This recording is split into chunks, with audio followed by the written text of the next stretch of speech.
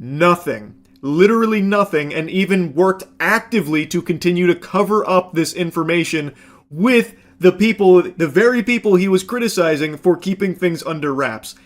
And yet he's still going to come back to podcasting like he's a big shot and did such tremendous work there. It's so crazy to me. He then has the gall to say, like, anyone still complaining about this kind of stuff is just black-pilled and it's so annoying, this and that. Really feels like a big betrayal of the people that were, like, propping him up, hyping him up, glazing him, excited that he was now in this position to start doing the things he was claiming he would do in that position. Which, again, was lobbying behind Dan because he was the one talking about how important this is to him and how he's going to fight tooth and nail to finally get the Epstein client list out there and get people, fucking thrown in the slammer. Start having deep space... Well, maybe deep space, but deep state agents arrested as well, and fucking deep space agents too. He's gonna start fucking arresting cosmic entities out there. I don't know. He was talking about all these things about how he's gonna, get all of these horrible people out of there, and it all starts with the Epstein file cover-up being blown wide open. Then when he finally gets there, he doesn't even begin to scratch the surface of that, and just goes with the flow. He doesn't rock the boat. He just becomes a good little puppet for them. And now he's back to podcasting. But the black pill, complaining and whining all the time about the administration of it, it's just like, man, what team are you on? Holy Moses, man. So you don't have to watch. It's okay. There's a door. Go find the freaking exits, because I don't really give a shit. I'm not here for anybody's money or anything like that. I'm too old for that shit. Well, we're all very excited to have you back. If you're excited to have him back, you need to hit yourself in the head with a hammer ASAP. Try and reset your neurons. This is a guy who has now proved to you that he is all lip service and will not actually fight for the truth or fight for you. He is not some patriot. He is now not in that position, and when he had that position, did nothing that he said he would do. Nothing he promised the people he would do. And now he's crawling back to podcasting. And then you have drones like her saying, "Oh, awesome, it's so good to have you back. We all can't wait to hear more from you." And this insight into the most unsuccessful stint in deputy director history. Yeehaw. It's crazy. It's fucking crazy. But on the bright side, now that he's gone back to podcasting, we're going to have more golden clips like this.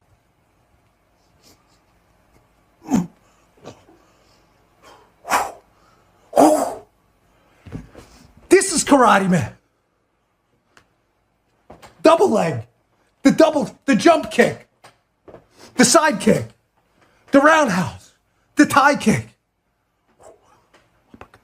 Body.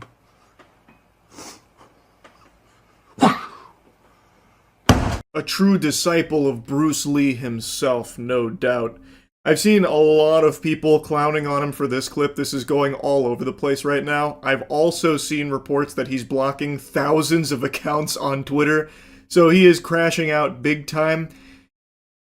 So, stand back, crooked FBI directors, because now you got Dan Bongino back with a microphone on a podcast where he is most dangerous. That's when he does his best work, not when he's actually in a position of power to start, holding people accountable, but when he can pretend that he will. That's when you gotta be careful. So Dan Bongino back in Ultra Instinct mode. Fucking clown, man. That's really about it. So yeah. Players for Sony, that is. I could see that argument in some capacity, but it's not the accessibility it's offering is more so we'll just complete it for you. That's kind of the antithesis to accessibility. I actually think all of the accessibility that Microsoft has done is in a good direction. I know I poo-poo on Microsoft all the time, but I am actually always impressed with how seriously they take accessibility controls for disabled gamers. This is not really that. This is just giving you the solutions or doing it for you. It's not really an accessibility tool. Why do we need this when they already have Atreus telling me how to solve a puzzle? That's true, they already did accomplish this without AI. They didn't need patents for Atreus just vomiting out every solution. What's the difference between watching a video and watching AI do it for the solution, though? The difference of millions and millions and millions of dollars in resources poured into the AI doing it for you when you can just for free right now without any big detrimental effect on the industry, type in YouTube Uncharted walkthrough for whatever you're stuck on. That's the big difference. You hear NVIDIA is reproducing 3060 GPUs? I saw the headline, I forgot to look into that. I wonder if they're going to be the same price that they were back when it first released. My gut tells me probably not. Why do you think Valve cares so much about something being AI or not compared to other companies? For me, it's a pretty obvious answer to that. I don't even know if it's the right answer, but maybe it's just because of my faith in the company. Valve has shown for almost 2 decades now that it really does value a good product. It values the consumer, and that's why it has a de facto monopoly on PC gaming. People just choose Valve despite there being alternatives. No one goes to them because Valve is just the gold standard. It actually is just the most consumer-friendly platform in the space, period. So I feel like Valve understands that the consumer wants to be informed on if the product uses AI. So Valve gives you the tools to see that yourself and make your own decisions if that means something to you. Whereas other companies, they make all those decisions and don't give a fuck about like what the consumers or players actually want. It's all about how they can squeeze money out of them. That's what I think. It could be wrong though.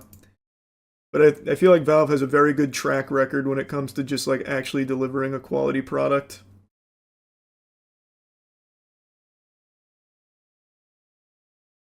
Because there is literally no reason why every company wouldn't just follow Valve's example when it comes to AI. Just tell the consumers if this is an AI game. If they don't like AI games, they won't play it. If they like AI games, they'll buy it and play it. There is nothing wrong with giving consumers more information. That is a good thing, no matter how you spin it. Keeping it a secret, that's shady, that's scummy. Remember, Valve started Battle Pass. Did they? I don't think they were the first. What they did start, though, is gaming gambling. The loot boxes. they started that one.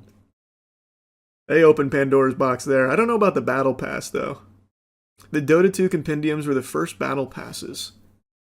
I think all of this started with Bethesda trying to sell us horse armor. It would have always ended up this way. Bethesda was just the first one to do it.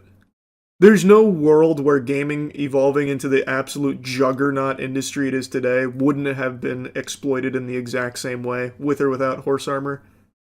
Yeah, that's how we got on this subject, was talking about Project Ava. That's how we went down this fucking rabbit hole. It is such... I hate it. It's so ass. I really do not even see who this in particular is for. I don't.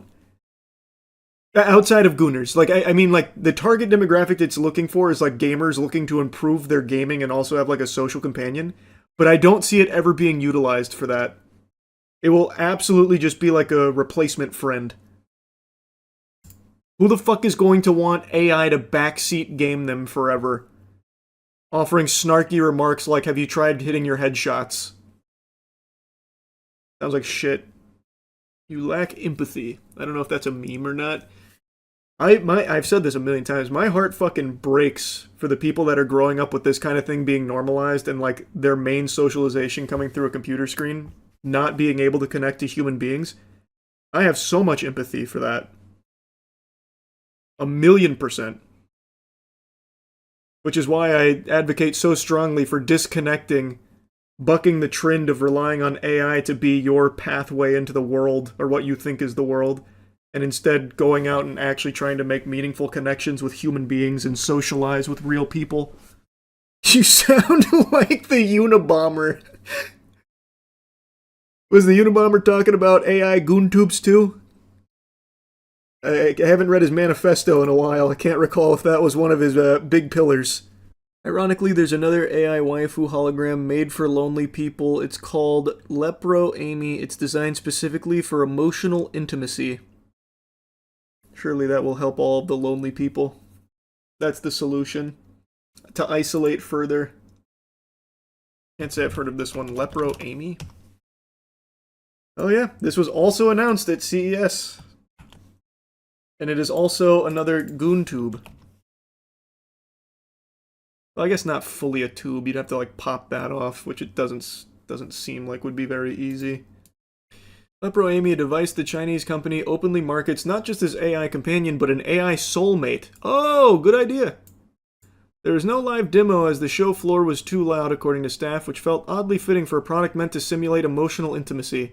Even silent, Amy drew a crowd. Very cool. What do you mean you remain unconvinced that people don't need an AI friend or soulmate?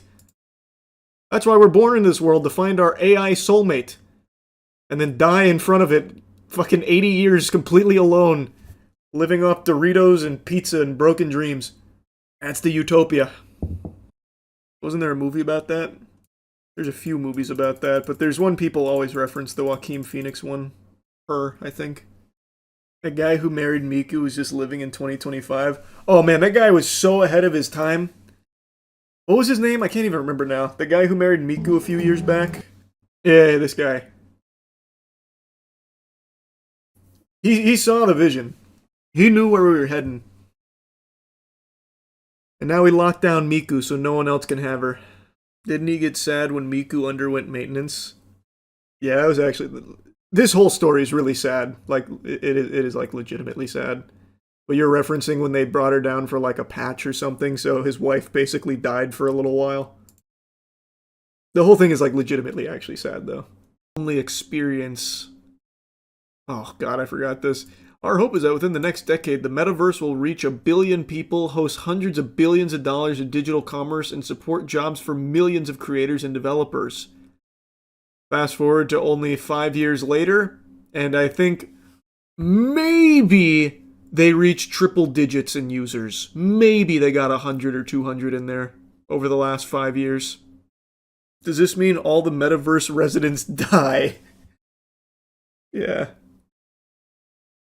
Unfortunately, they have to be sacrificed.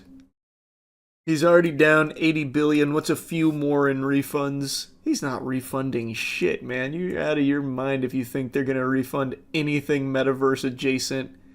The metaverse has proved to be a costly bet. Reality Labs unit posted billions in losses each quarter after its launch. In fourth quarter earnings posted in January, the unit reported at an operating loss of 6 billion. Holy shit. It's glorious, man. You love to see that. That's business, baby. They got the eye. They know what we want. R.I.P. Goodbye, Horizon Worlds. Well, it's going to mobile, so I guess it's not a goodbye. It's more of a see you later. Except I won't be doing that either. You should make a video in the metaverse during its last day. No. Not even as a joke. I hate, I actually despise everything about Horizon Worlds. It's so bad. Ugh. See if, yeah, here we go. Hats over there and clothes over there. I was wondering that clothes I bought 6 months ago, will I have a right to keep them? Only time will tell. You remember when they were launching this without legs? They couldn't quite get legs in there, something VR chat was doing for years prior. They couldn't even come in and do fucking legs. I saw it coming because Mark Zuckerberg discovered that in his precious Meta Horizon Worlds, there were only 900 users average daily. I was joking about the numbers. It didn't even make it to 1,000 daily users. Oh, what the fuck? That's like high guard level. Wow. So it's all, and he lost $37 billion of it. So Meta Horizon Worlds will exist, but only in 2 dimensions. So a lot of communities like Horizon France, Horizon Germany, and all the communities, well, they will lose a lot of money. Well, that's life, isn't it? So this guy's handling it well. Let's do a farewell tour.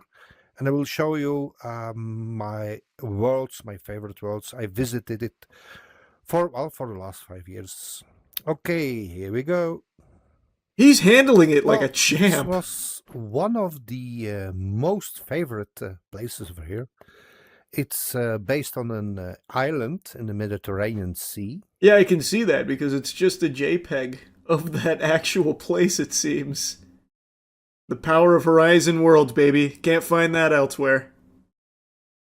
Capri, and the furniture is just grand. Just look at the furniture over here. I wouldn't really say it's grand. Those are It's like so real. normal IKEA wooden chairs. It's made by Kate Austin. So it's pure eye candy, so you cannot do much in here. But I find it beautiful. So let's visit the place. Brother, you gotta go to VR chat stat. If you find this beautiful, your mind will be blown with what people have made in VR chat over the years. This is a blessing in disguise for you, my friend. Well, they'll have a new home there in VR chat, and I think they're gonna like it a lot more. Just a hunch. Oh yeah, here's a video from 3 months ago. Metaverse only has 900 users.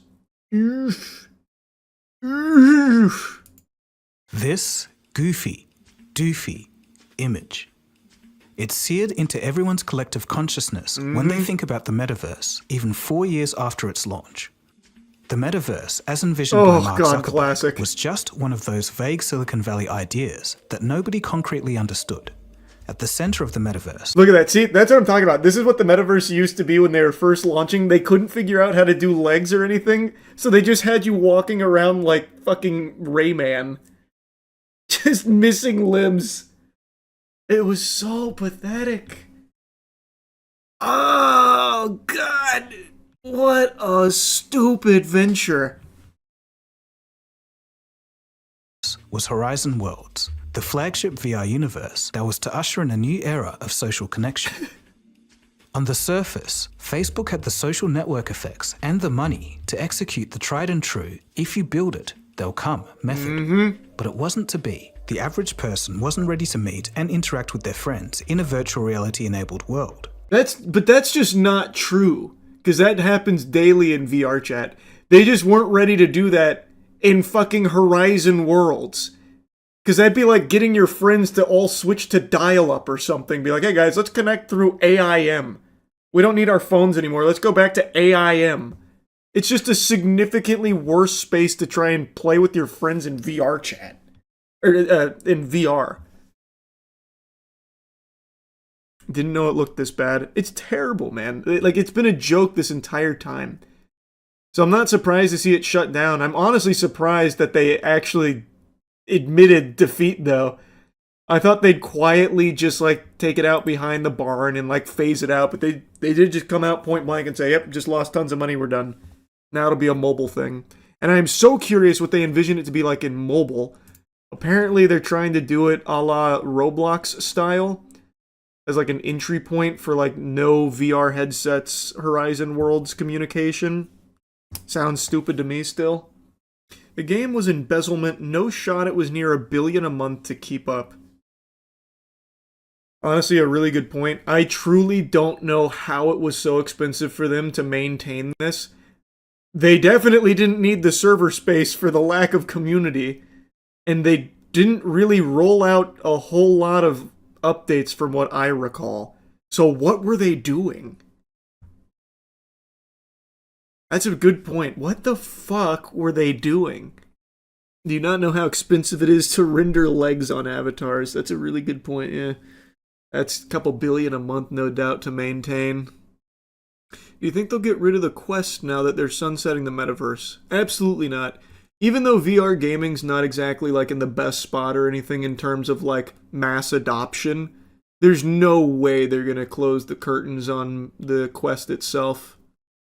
Absolutely no way. They put way too many resources into that. Where the light switch is here.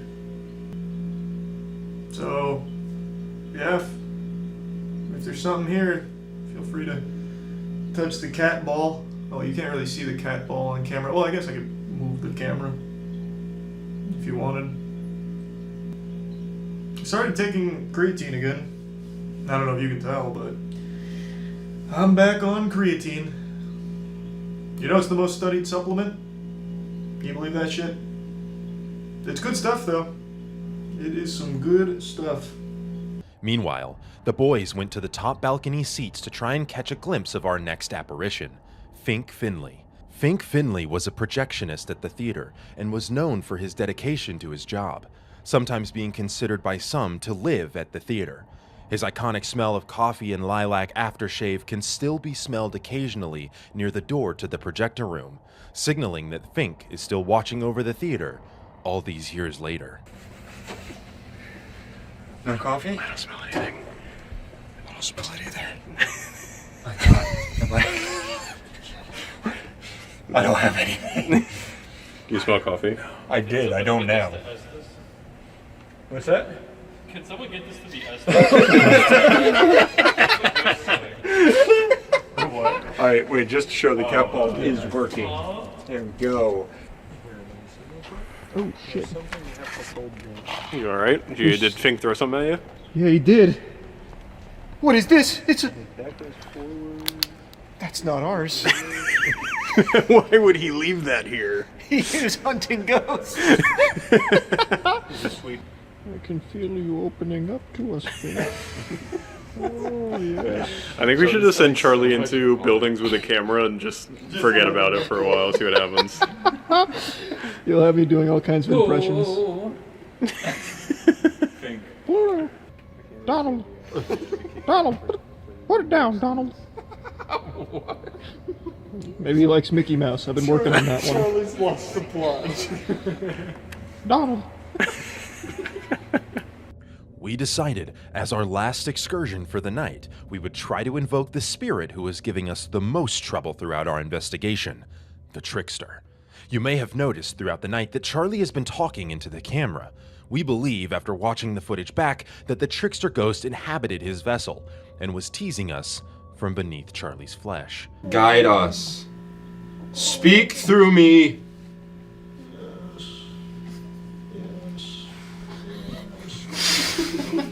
The video's gonna be fucking haunting just because Charlie's voice.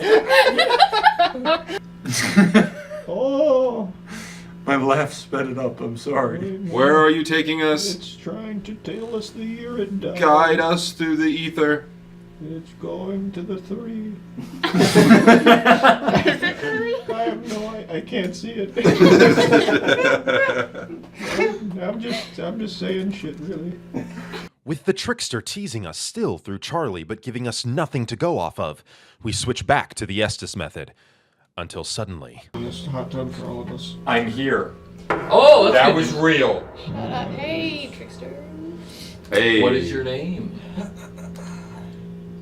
What is your name? Speak up. Workers' compensation. Jesus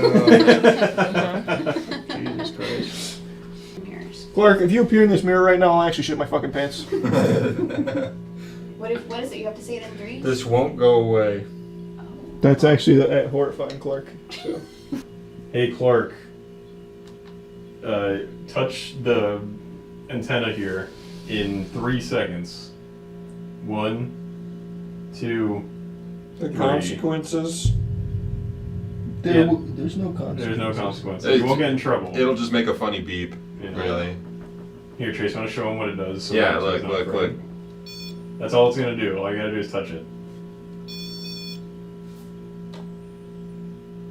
It's that easy. I didn't even touch it. Debut.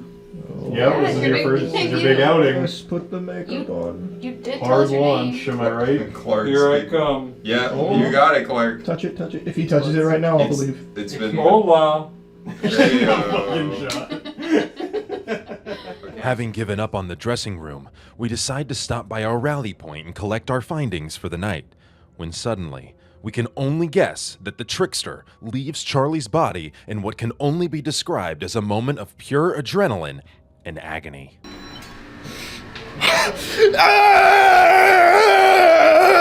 Ship Cohort 2, so this is the sequel, the Electric Boogaloo here. They're coming back around for second breakfast, so what this is a program that you pay thousands of dollars for, and they'll teach you how to make money off Pokemon cards.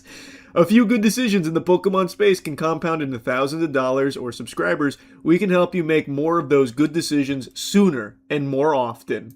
For the low, low price of $2,500, by the way, if you want their masterclass, which I know might sound like an alarmingly high amount of money, but look at the value you get from it. You're losing money not signing up, really.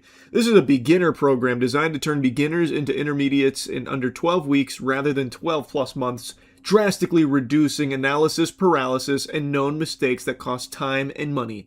The topic selection and depth may feel too basic for folks who have vended more than 5 card shows and or have already sold over 50K of Pokemon cards in a 12-month period. So no doubt this is going to jumpstart your business in the Pokemon space. This is going to send you right to the fucking moon here. Real quick, I want to slide a fun tiddlywink of lore here before going deeper into this absolute dogshit program for an outrageous price tag. The seemingly main guy behind it, Jarchomp, he's a YouTuber who, before getting into this Pokemon space, actually had a 6-figure salary. He had a very high-paying job, which he quit to pursue Pokemon. So he had a huge advantage entering the space, by the way. So you'll pay $2,500 for his infinite wisdom here, when really step 1 is be rich.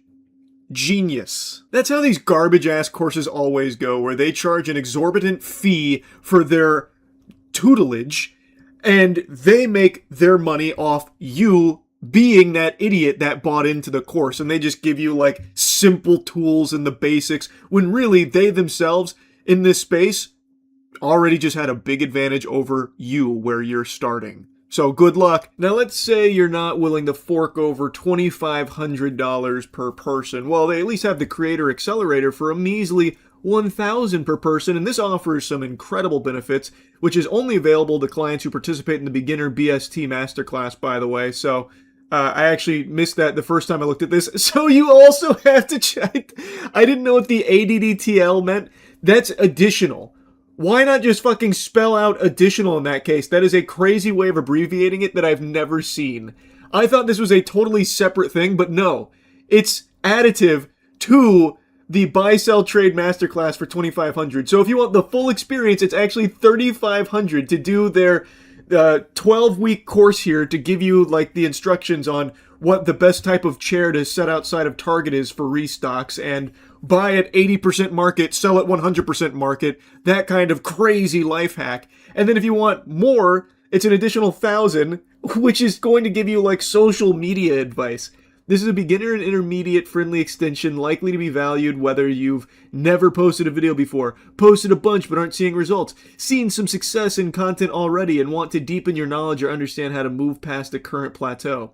Content will focus on long form versus short form. One session each dedicated to the key principles and actionable details that set apart simple making a video from creating something entertaining and or valuable enough to truly accelerate and enable your business and community building. So now they're the kingmakers.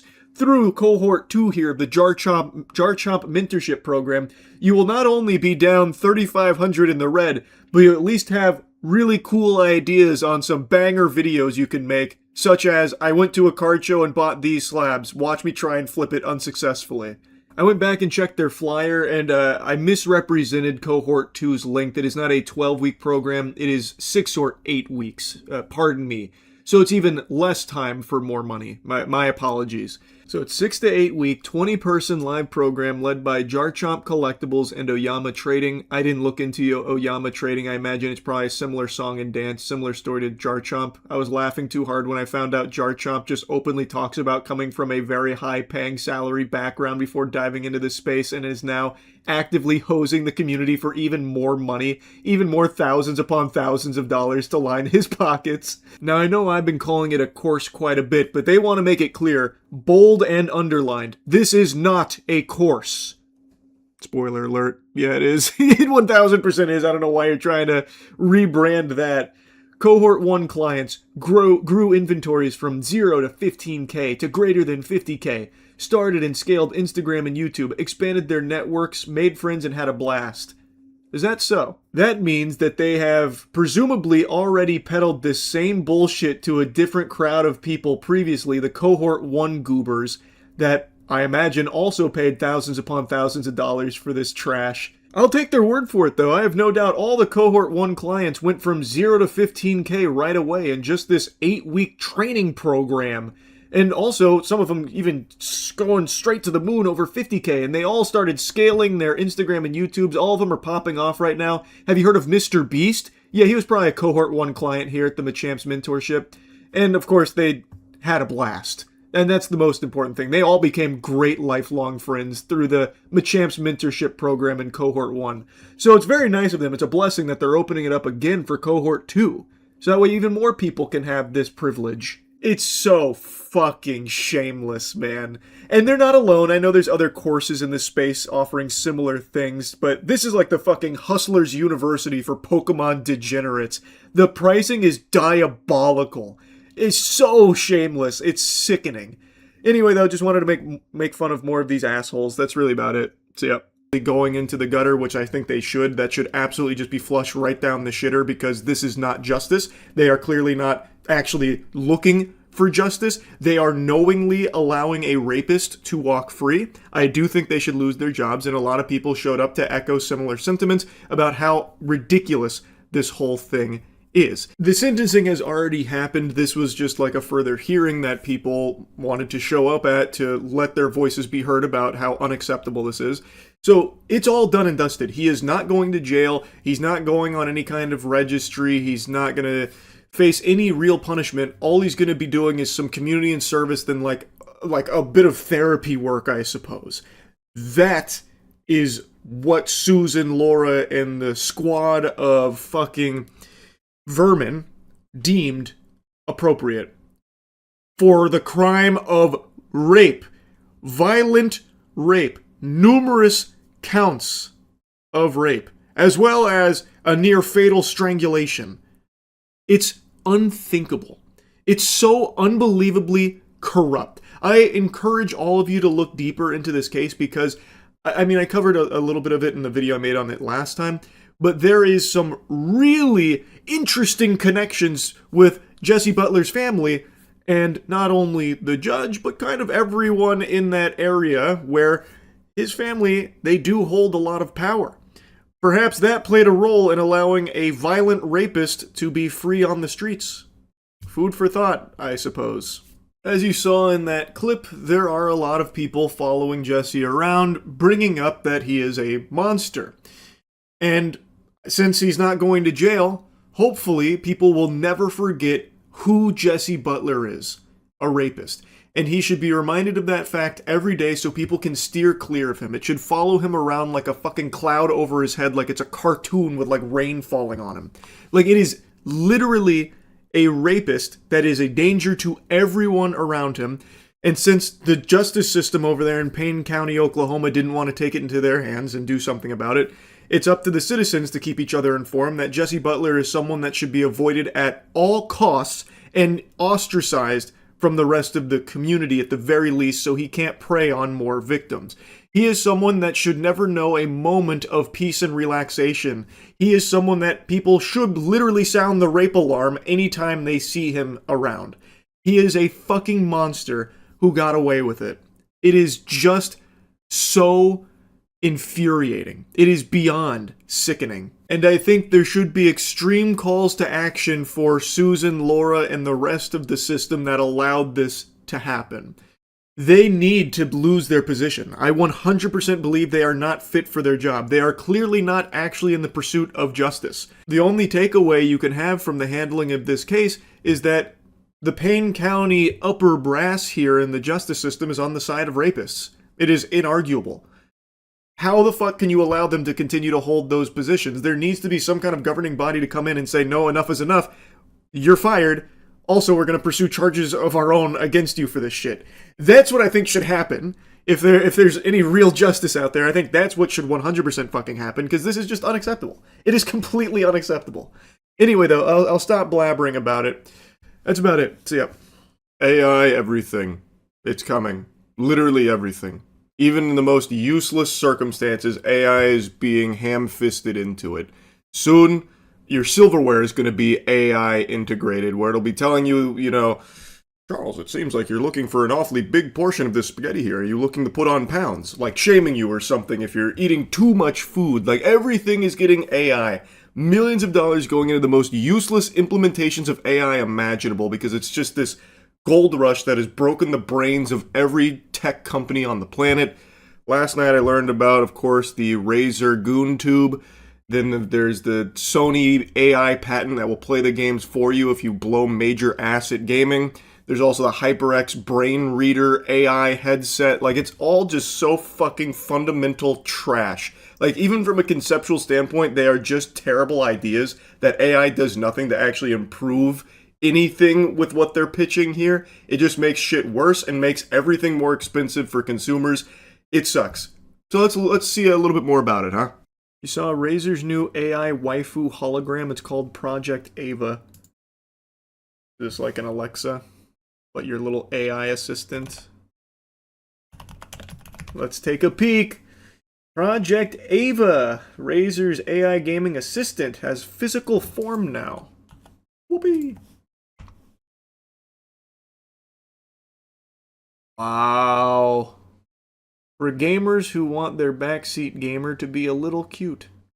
For those who need a refresher, Project Ava is Razer's real-time gaming co-pilot, an AI assistant that essentially acts as a backseat gamer for you. While you're playing, Ava, represented here by a character named Kira, offers live advice, tips, and commentary overlaid directly on your screen as the game unfolds. It's coaching, but with a personality and a face. There's a trailer for it. You can change the waifu into Faker. You can change the hold on, maybe I was too quick to judge. You can change the waifu into Faker.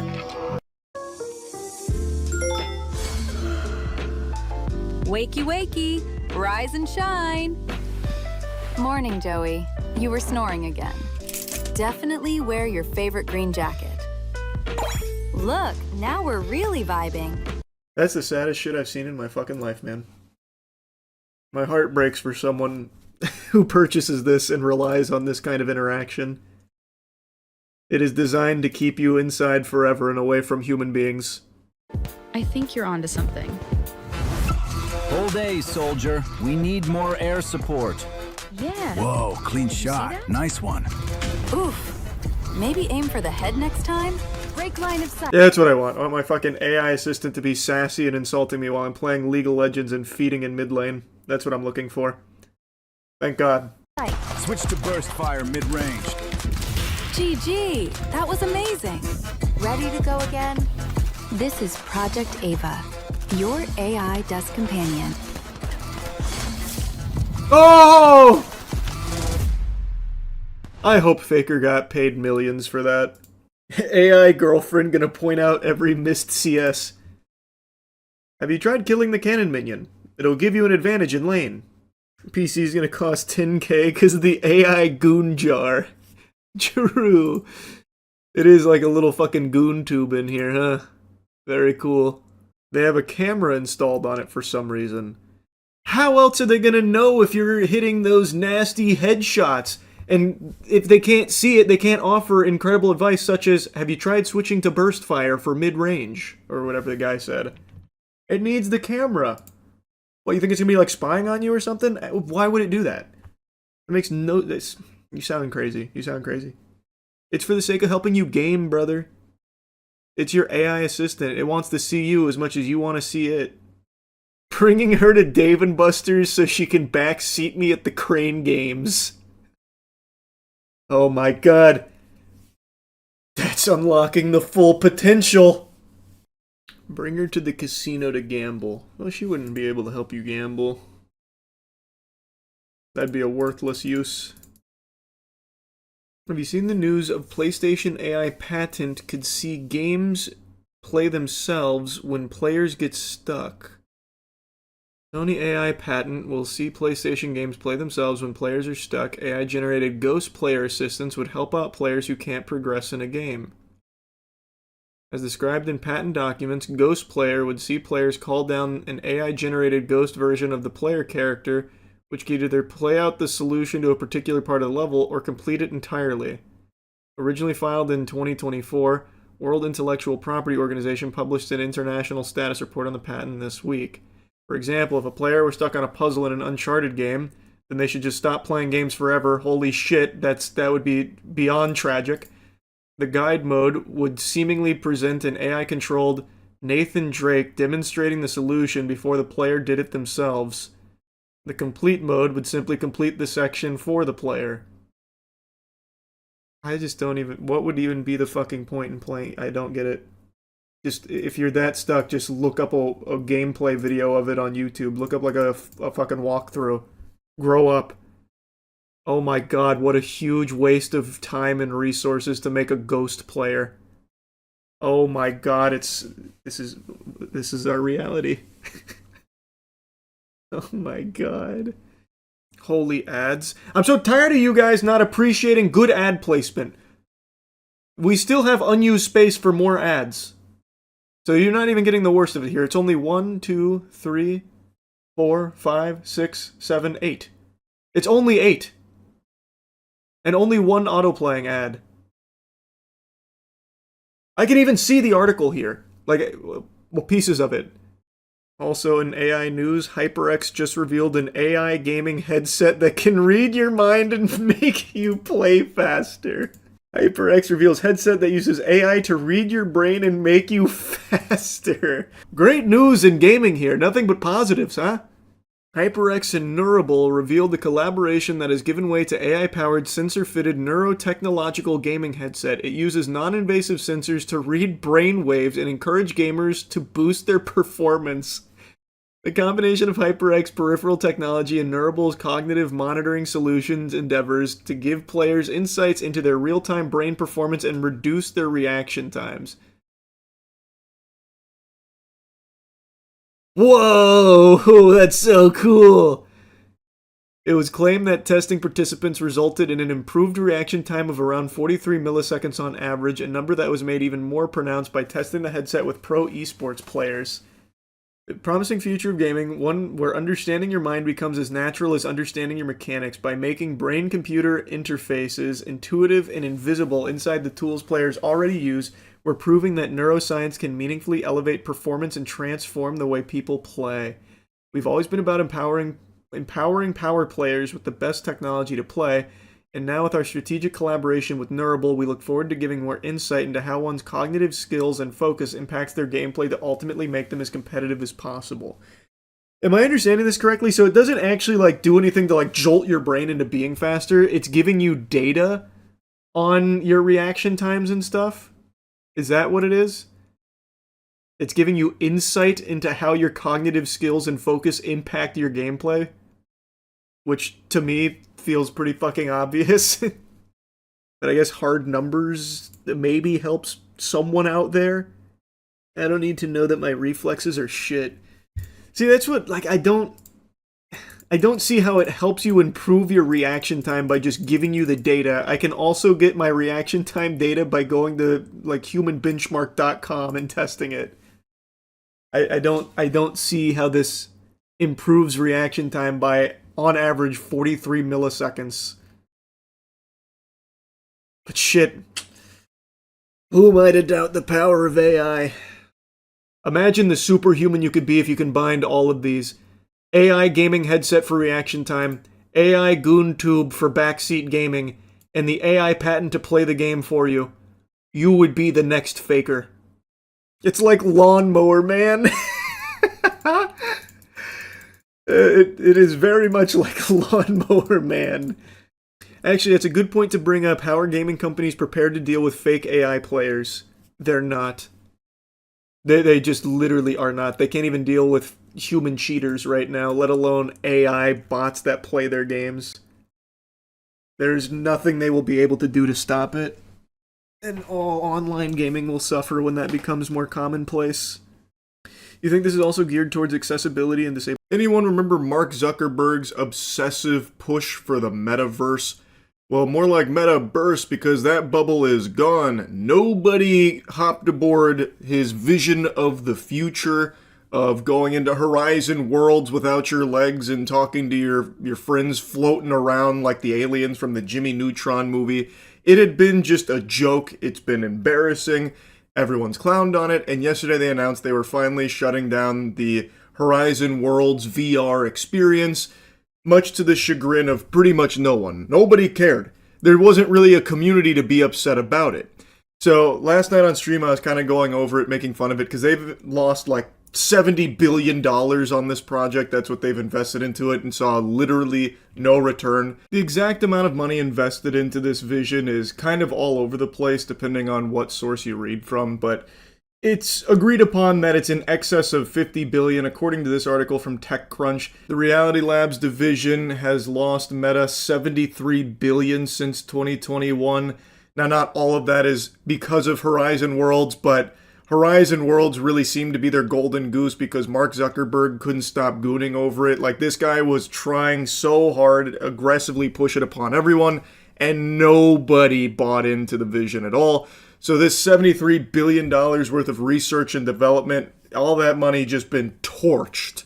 Just endlessly burning money. It would be like dumping $70 billion into production of fidget spinners in 2026. Just really out of touch.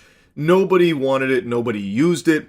And now, as I was rendering out that video, making fun of the Horizon Worlds and the shutdown and everything and going over it, they just announced that they are actually not shutting it down. This is brand spanking new here. From out of nowhere, they've now just rolled back that decision saying, you know what? We've decided to keep the VR experience available for Horizon Worlds. We've heard all of your cries. We know how much this means to you. And to me, that sounds like one of the surefire signs of psychosis, because even the few people that went into Horizon Worlds actively made videos on YouTube going like, yeah, this makes sense. I see why they're shutting it down. There was really no reason for them to keep it going. So even their handful of users on there were like, yeah, they really should pull the plug on life support here. You know, it doesn't really make sense why it's even still around. And it doesn't. Like, they've lost so much money on this, continue to lose so much money on this, and now they're like, okay, we see that this means a lot to you, so it's time that we just keep losing money on it. It will stick around in VR. Let's take a look at their statement. Meta's CTO Andrew Bosworth said that VR support for Horizon Worlds will not come to an end. We have decided just today, in fact, that we will keep Horizon Worlds working in VR. Yippee! Wow! I can't believe it! Our prayers have been answered! He said this as part of an Instagram Stories Q&A after a fan of the app reached out to say they were heartbroken about the decision. That is probably the only fan with that perspective, by the way. And that one fan has now just convinced this company to keep this going to the tune of billions of dollars down the shitter again. Actual hero. I'm not going to lie, that goes crazy. Just one guy was like, hey man, this kind of like hurt my feelings. So you turn it back on, they're like, yes, we have to do this for this one guy. I don't care how many billions are lost. We must make this guy happy. He liked Horizon Worlds. So then a Meta spokesperson confirmed the comments. And to reiterate the previous decision that is now moot, Meta, in an effort to stop losing like billions upon billions of dollars every couple of months, decided that it would stop supporting the social media or the social metaverse app Horizon Worlds.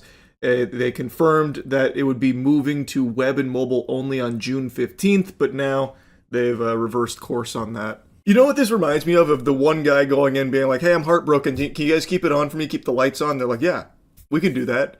It reminds me of the whole Morbius thing, where the studio just got deluded and thought if they re-released Morbius, it would do better the second time around because it was gathering a huge meme following.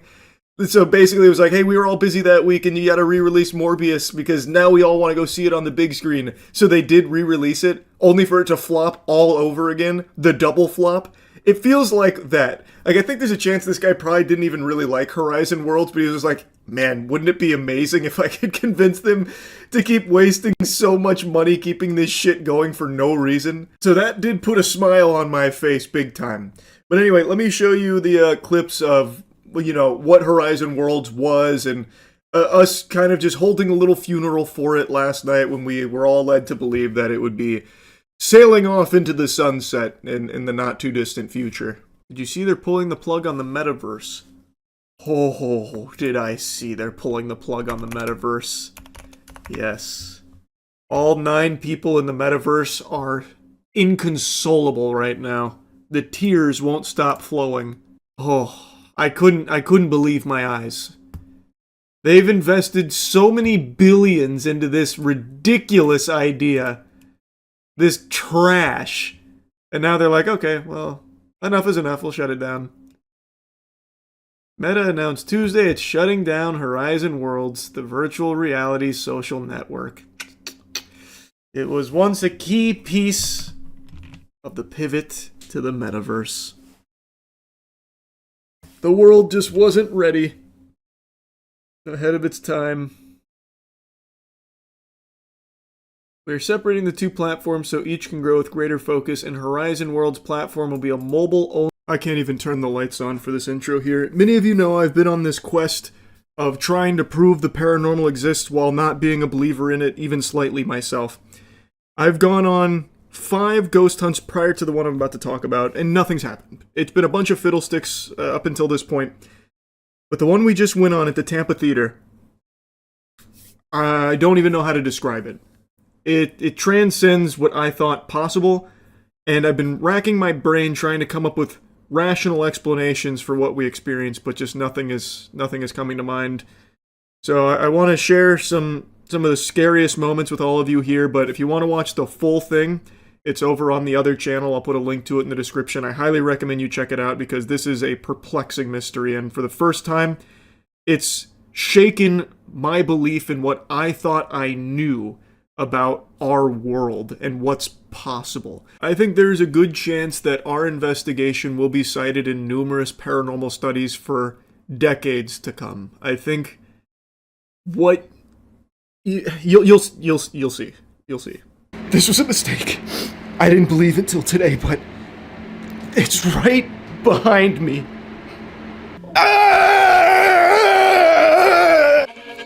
How's it going? I had to get the fuck out. That was... I'm not as light as a feather right now. I'm not moving. But there's something going on here. There's something fishy. You guys ever wonder why darkness scares us? Hello. Can we speak with you today? Bloody Mary! Bloody Mary! Bloody Mary! Good evening, and welcome back to the other channel. In this week's terrifying episode, we stepped back into the historic and haunted parts of Tampa's past. Since our time in Plant Hall a year ago, we had hopes to someday get to explore one of the oldest and most haunted locations in Tampa's heart. Today is that day. The historic Tampa Theater was built in 1925 and opened to the public in 1926. Throughout its almost 100 years of operation, it has become a hub for spirits and wandering souls to take up shop and watch the shows it's put on for almost a century. Hey, it's the Tampa Theater, and we're at the Tampa Theater hunting some ghosts. Yeah, we're back. I don't believe in those bitches. And I'm here to prove that I'm wrong for not believing in them. Yep, we want to find the ghosts. So this time we did something we've never done before. Research. Yep, that's we talked to experts in the field. We got new tools, new mindsets. Mm-hmm. That was the big thing. Everybody said it. You got to be positive. We're here respectfully, not to be assholes to the ghosts. And I started that hostility. I didn't. Matt hasn't shared his research with us. I didn't know. Let me tell you. I don't want to spoil too much. The first ghost is over there. We haven't crossed the barrier. That's right. They haven't heard anything. Oh, you're right. We're good. The dark souls falling behind. Yeah, the fog walls. Boys, let's find some ghosts. Yeah. Let's ghost hunting time. Ghosts. What we always say. 1, 2, 3. Get them! Is there anyone here with us? Tile. Oh, worth noting, this is the original tile. He died right where Danny's sitting, and apparently in a pool of blood. So that may mean something. Say. Hello, Robert. That would be mean.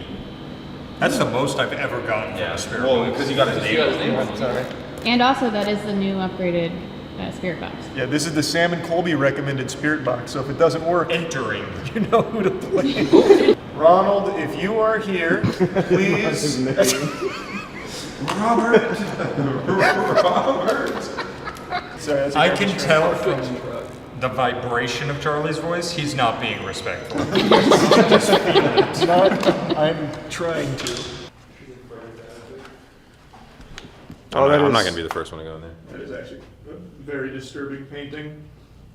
Let's do the ladies' bathroom. It's ridiculous. I'm not afraid. Well, this is not the ladies' bathroom. This is the ladies' smoking room. Yeah, that's true. Oh, that's right. Mm-hmm.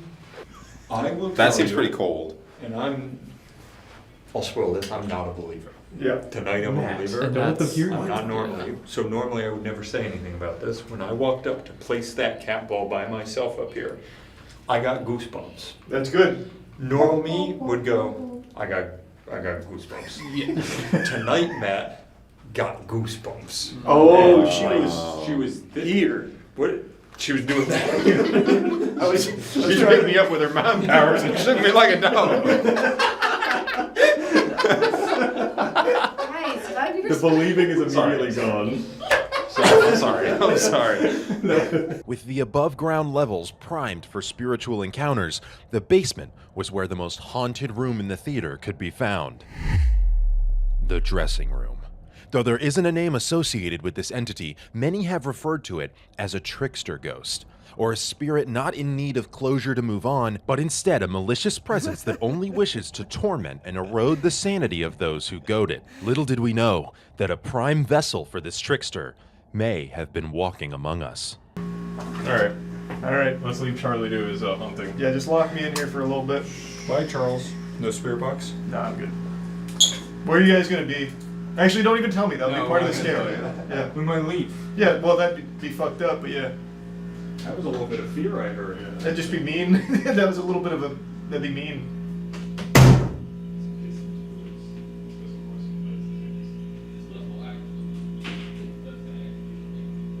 I have no idea.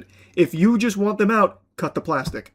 You don't hurt the normal customer, you only hurt the scalpers, which is a big W. But I think we are all smart enough to realize the real reason they have the prices through the fucking roof out the wazoo, it's because they want to just continue to financially capitalize off people's inability to control their spending when it comes to new Pokemon product.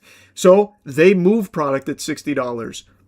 They're not going to drop the price down now. And the thing is, even if they did, they're not wrong. If they did sell at MSRP, it would be mainly scalpers and resellers gobbling most of it up because they are botting every time there's an MSRP drop for anything Pokemon related. They are camping out at the stores for 12 fucking hours to be first in line to grab every single one of them that they can fit in their fucking arms. And they're right, it would go to scalpers and resellers, which is why cut the plastic. They immediately stop. Cut the plastic on every Pokemon product you sell. Then it only ends up in the hands of people that actually want it, instead of the scalpers that just look to make a quick buck off of it. But again, they're not going to drop the price to MSRP. The point is, even if everyone was selling at MSRP, it would be mainly scalpers and resellers that continue to get the lion's share of it, because that's what it is right now. They're constantly botting. They're doing every underhanded tactic imaginable so they can have so much inventory to jack up the price to absurd heights. I truly wish that I had like a connection to a distributor to get wholesale product, because I would just perpetually sell at MSRP and cut the plastic off and do everything I could to face fuck these scalpers.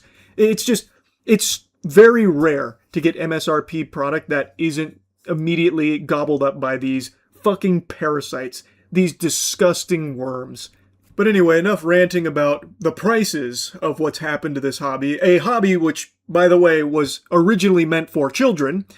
Let's go ahead and talk about, or show you rather, a guy who showed off a gun at the Pokemon vending machine to try and intimidate a child while he was trying to camp it out to get some Pokemon product of his own.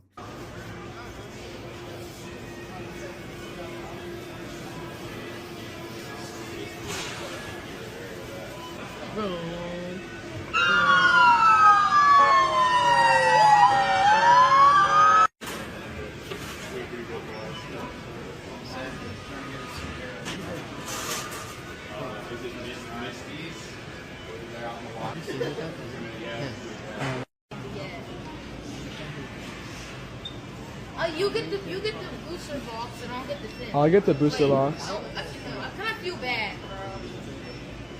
I kind of feel bad. If you guys want the box, we'll take the 10.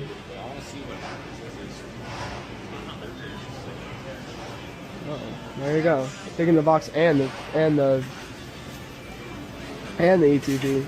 That's pretty cool, man. Methed out Slim Shady here, flashing a gun at the people waiting at the vending machine, including a child.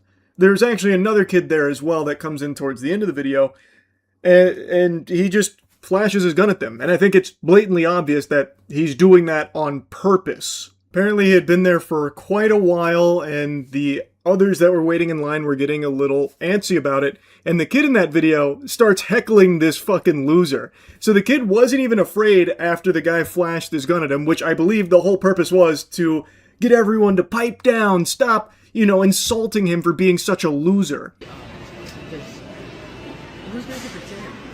guys get it, buddy. Good luck, guys. Thank you. Yeah, have a good one, guys.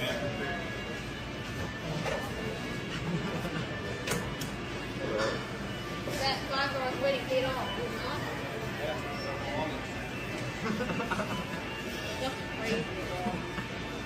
We'll leave you guys as singles.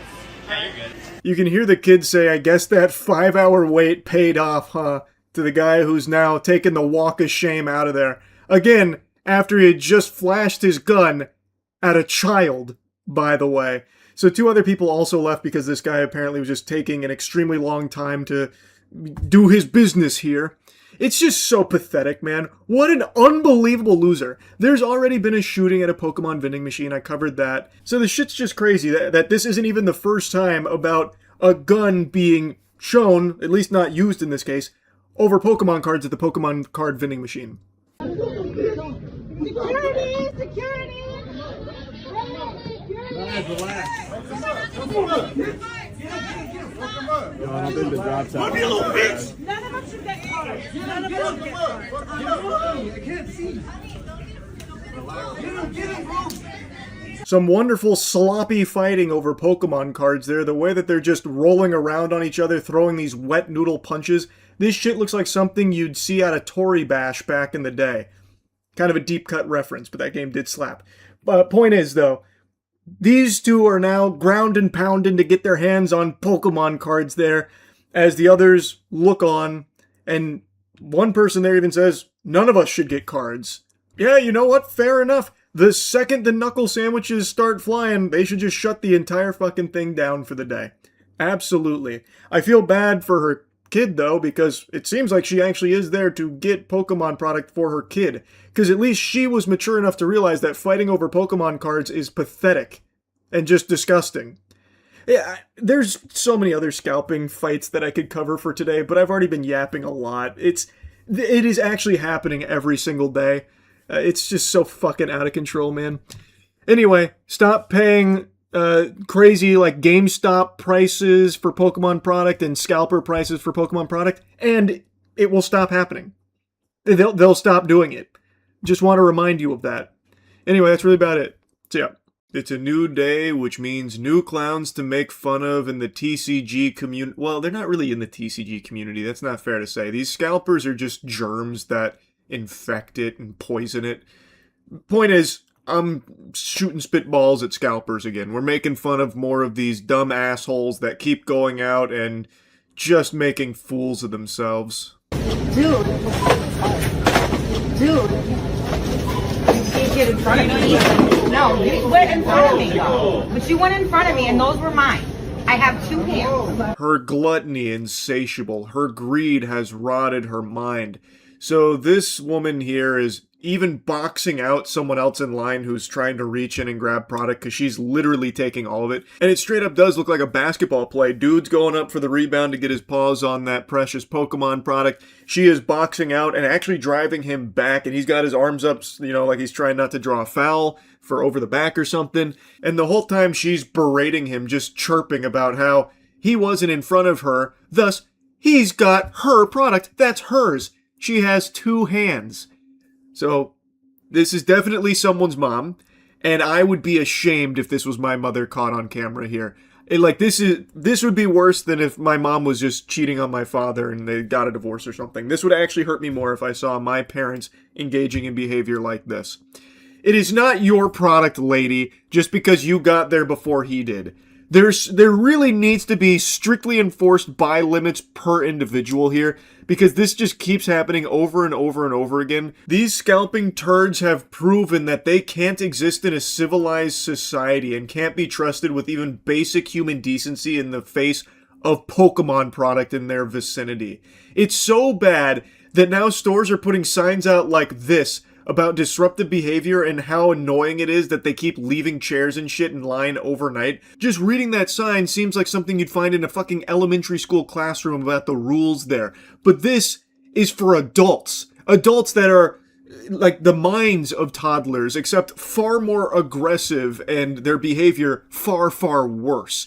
So they even have to say at the end of the sign that if you don't follow these rules, we're going to delay selling you the Pokemon product. Which, I mean, that's like 9/11 to scalpers. Like, anytime Pokemon product is delayed or, heaven help us, out of stock, all hell breaks loose. They start fighting and fucking. We've seen multiple times guns now. It's just pure pandemonium and chaos when it comes to Pokemon. And like I said, there's a lot of signs popping up at places that are hot spots for these scalpers to camp out because it's just so out of control. They also fight in line constantly too. Don't play with me. Don't play with me. No, you're right. I'll be nice, okay? I'll be nice, she says, as she continues to fully clear the shelves of Pokemon in front of all of the other people that are waiting there for it. Now, of course, my heart doesn't really break for those also in line, because I have no doubt they too are scalpers as well, who are just now getting salty and upset that she's beaten them to the punch and she's the one that's getting the kit and caboodle here of all the product. But still, just degenerate garbage here from someone's mama. Mommy out here is now grabbing all of this Pokemon product to try and flip on fucking Facebook Marketplace or whatnot or something. No, but that upset me. Don't upset me, please. That was very rude. Now I'm gonna pull you. Come on, go. Go ahead. Why are you waiting? I know how to it count. Don't go like that. 1, 2, buckle, motherfucking shit. Yeah, now you know shit's about to pop off. It's getting wild. She just dropped the 1, 2, buckle my shoe. We've entered the end game. There will be no survivors now. It actually grinds my gears so fucking much, just greases my cheeks, listening to her feel so self-righteous, like she's got the moral high ground, she's the moral authority, like, you are very rude. I'm just here shopping, buying all of this Pokemon product to ensure none of you have it, and you're very rude for trying to take one. You're not allowed. They're all mine. Don't you know that? I was here first, so thus, I am entitled to every single one of these, in fact. And lecturing them about it. It's so annoying. It's so unbelievably cringe. Damn. Yeah, well, that was very rude. You're like, look, 1. Okay? Yeah. All right, you're good. 2. But they're just standing there, just letting her take all the shit. But that's called a line, dude. Yeah, but you have to move though. You can't stand right there. I don't need to move, says who? Says sane human beings that you shouldn't just be camping in that spot, taking every single product there while others are actively waiting for it as well, you greedy asshole. You greedy parasite. I really wish they just went into her cart and started taking her products. They're not hers. Just because she puts them in the cart doesn't mean that they're hers. And I have appreciated the trend where some individuals have gone into scalpers' carts and just started taking some of it and walking out with it. Because what are they going to do? They don't have some legal right to it. It is not theirs. So, I wish they had just started taking from her cart. Like a scene out of the fucking Walking Dead where they start like reaching into the intestines and eating them. I wish the other scalpers just came in there and started cannibalizing her cart there. Taking all of her Pokemon products since she cleared the shelves. It's just so dumb, man. It's so out of control. And further evidence of that is just how many ancillary scalper-adjacent things are being spawned here from this Pokemon hysteria. So this is the Machamp's Mentor. I've talked about some deplorable evil people on this channel, and a lot of the times the people I cover do face, like, very real punishment for being monsters. That's not always the case, though. Last month I made a video talking about Jesse Butler, the rapist. Jesse Butler, the rapist, was facing 10 rape-related charges, looking at a potential 78-year sentence, and this isn't a case of he was framed, turns out he was innocent, completely blameless, it was the damn deep state working on a crazy conspiracy to throw an innocent man behind bars. No, there's overwhelming evidence to confirm this, including a video he himself took of a strangulation on one of his victims that, according to experts, would have literally killed her if he continued for even seconds longer. He is a rapist. He is a turbo rapist, in fact. And you would expect, given that this is so cut and dry, he would be behind bars for the rest of his life. Well, you'd be wrong to assume that, bozo, because it turns out his family, they've got some real leverage over there in Oklahoma. So much so that the judge and everyone involved in this case thought it was appropriate that he doesn't go to the slammer. Instead, they came up with a fate worse than death. Community service. Yep. His punishment will be no jail time, no nothing. He continues to breathe the free air, be a free man, and all he has to do is complete some community and service, do like a phone call check-in weekly, and then some sex offender treatment. They're treating this animal like he stole a balloon on Free Balloon Day. This is absolutely preposterous, and in a sane society, it would lead to everyone involved in this catastrophic ruling not only fired, but also thrown in jail themselves, and then re-sentencing Jesse Butler to a life in prison. Like, it's not a matter of if he did it. They know he did it, and they just don't care.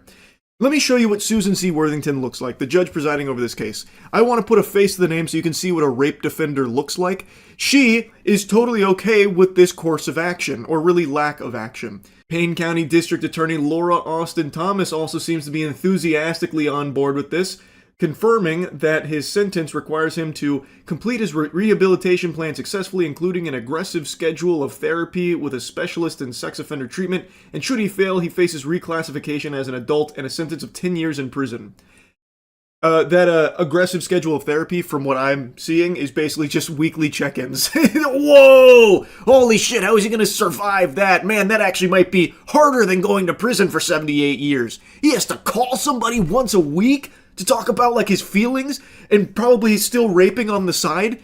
Like I said in the last video covering this, him getting away with this, the only lesson he's learned is that he can literally do whatever he wants, and he's untouchable, he's invincible. So I imagine, not long into the future, he will rape again, and this time, he might kill his victim. He got very close to a fatal strangulation on his last one, and maybe the lesson he took away is that the reason he got caught is because his victims survived. So, maybe next time around, he won't let them survive. I think there is going to be blood on all of these people's hands. Now, I want to also show you a picture of Lauren Austin Thomas because I think it's important you see all of the rape defenders here. Now, of course, it's not just these two worms responsible. This is a long process with tons of clowns in the circus that led to this disaster, but these were the only two pictures I could find to associate with them. But, yeah. Jesse Butler is free. He doesn't even have to register on anything, by the way, so he's going to go completely under the radar, incognito. He could be in your backyard raping your dog right now if you're in Oklahoma. Sleep in fear. Just sickening, disgusting stuff. Susan and Laura have sent a very clear, very loud message to the entire world. That if you're a rapist, come on down to Payne County, Oklahoma. That's a place you can call home. They'll even pop champagne to welcome you and do everything in their power to protect the rapists. Now anyway, the reason why I'm yapping about this again is because Jesse Butler, the rapist, just had another hearing where a lot of people turned up to protest this complete affront to God that has unfolded here. In the courthouse, Jesse, why did you rape those girls, Jesse? Jesse, why did you rape the girls? You have anything to say to the victims, Jesse? Do you have anything to say to the victims? Being loud is not a violation. Sir, do you have anything to say to the victims? Do you have anything to say to the victims, Jesse? Why did you rape them, Jesse? Why did you rape the victims, Jesse? Why did you rape those girls? Why did you strangle them, Jesse? You raped those girls, Jesse. Do you have anything to say to the victims, Jesse? Why did you rape those girls? Are you as dumb as they say you are, Jesse? Is that why you were adjudicated a juvenile, because you're that stupid? Are you that dumb, Jesse? Why did you rape the girls? Jackie, why are you defending your rapist son? Why'd you rape him? Do you feel bad for being a rapist, Jesse? Why'd you rape him? From what I've read and what I understand, there were a lot of people that showed up to express their outrage over this whole situation here. Payne County is very upset. But it doesn't seem like anything's happening at an upper level with Susan or Laura's jobs potentially. Anyone remember from back in the day that whole thing about yelling fire in a crowded area being like a big no-no because of, you know, how dangerous it can be to do something like that? Well, I think there is a word more powerful that instills more fear, and it's Pokemon. If you say Pokemon in a crowded area, get ready for dead bodies to just start hitting the floor. If you covered yourself in raw meat and dove into the middle of open water in the ocean, there would be less sharks that eat you alive than had you covered yourself in Pokemon packs and walked into a Target. You are just surrounded and completely devoured by scalpers. Like, it's piranhas that just attack you from out of nowhere. If they smell that you have a Pokemon pack nearby, it's like a Looney Tunes scene where they come in and just eat all your flesh off, and then it's just a pile of bones that collapse. Now, before I start passionately shitting and spitting about the terrible state of Pokemon and the scalpers that infest it, I do want to put something positive on your radar. Right now at Starforge, we're doing our big summer sale, so if you've been looking to upgrade your PC, now's the perfect time to do so. Huge savings across the board on everything at Starforge. There's a link in the description if you're interested. So obviously, I'm going to be yapping about some more scalper degeneracy where they go out in public and fight and fuck each other to get their hands on some of these cards in order to flip it online for a slight profit. But before doing that, I want to show you just how out of control this is across the board from companies as well that are trying to capitalize off the Pokemon hysteria. A new product from Pokemon here, First Partner Illustration Collection Series 2, launched yesterday with an MSRP of $15. That means that's the price you should expect to pay for that product through retailers. It's the manufacturer suggested retail price. And this new collection here was suggested at $15. But as you can imagine, that's a fairy tale. That's a fucking pipe dream. I'm more likely to hit a growth spurt in my 30s than you are to find this product for anywhere close to 15 clams.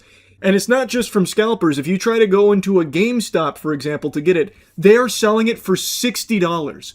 That is shameful. That is downright embarrassing.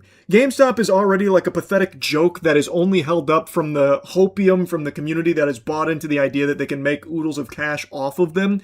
But the actual store itself is complete dog shit. It's garbage. The only thing it's good for is like retro game prices, or if you're a gambling addict and you just do the fucking GameStop power packs for Pokemon cards. But they can't even do that competitively. Compared to the other Gamba Pokemon packs out there, the power packs from GameStop are far and away the worst value you can find. So even if you are just like oozing grease and like heavily addicted to Pokemon pack gambling, GameStop power packs are your worst fucking option. They can't even be competitive in that space. There's still trash there too. It's so cringe how bad GameStop is. So now they unapologetically have these collection series 2 going up for $60 when MSRP is $15. Of course, they're not the only losers doing that, but it's not like this is across the board everyone's doing it, because take, for example, Best Buy, they are selling it at MSRP, $15. So it's not like, so I don't think that argument works in defense of GameStop, the hiding in numbers, like, oh, we're blanket protected because it's just common practice. Everyone's doing it. Everyone's smoking these doinks, so we had to smoke it too. It's just extraordinarily shameless companies like GameStop that are okay, proudly marking up to $60 to match the standard scalper prices, which are right now $60. If you go to TCG Player, there is not a single listing at MSRP, and a lot of these come from real, legitimate card shops that are just now all gung-ho, all aboard the huge markup train to capitalize off the Pokemon hysteria, because the simple fact is, people keep buying it. It's MSRP at 15, but there's tons of people that are still buying at 60. Stop. Just fucking stop. I promise you're gonna be okay not just throwing 60 doubloons down the shitter to get your hands on this new product here. You're not gonna be arrested for refusing to pay scalper prices. It's not a requirement. And get this, if you stop buying at that price, they'll stop marking it up to that price. They only get away with doing that because there are people that still gluttonously just consume no matter how big the markup on this new product is. I've seen a lot of people discussing the GameStop inflated prices in particular, and I saw this post here about how this individual apparently asked the manager why they jacked the price up so much. And of course, take all of this with a grain of salt. It's a fucking Facebook post. This could have just been him in a K-hole and fucking falling asleep and coming up with this dream, but this is something I have seen expressed throughout the last few months about certain scalpers and companies justifying their huge markups. So, according to this post, she said it's to keep all the resellers and scalpers out of the stores and buying, and to give all the non-resellers a chance to buy Pokemon products.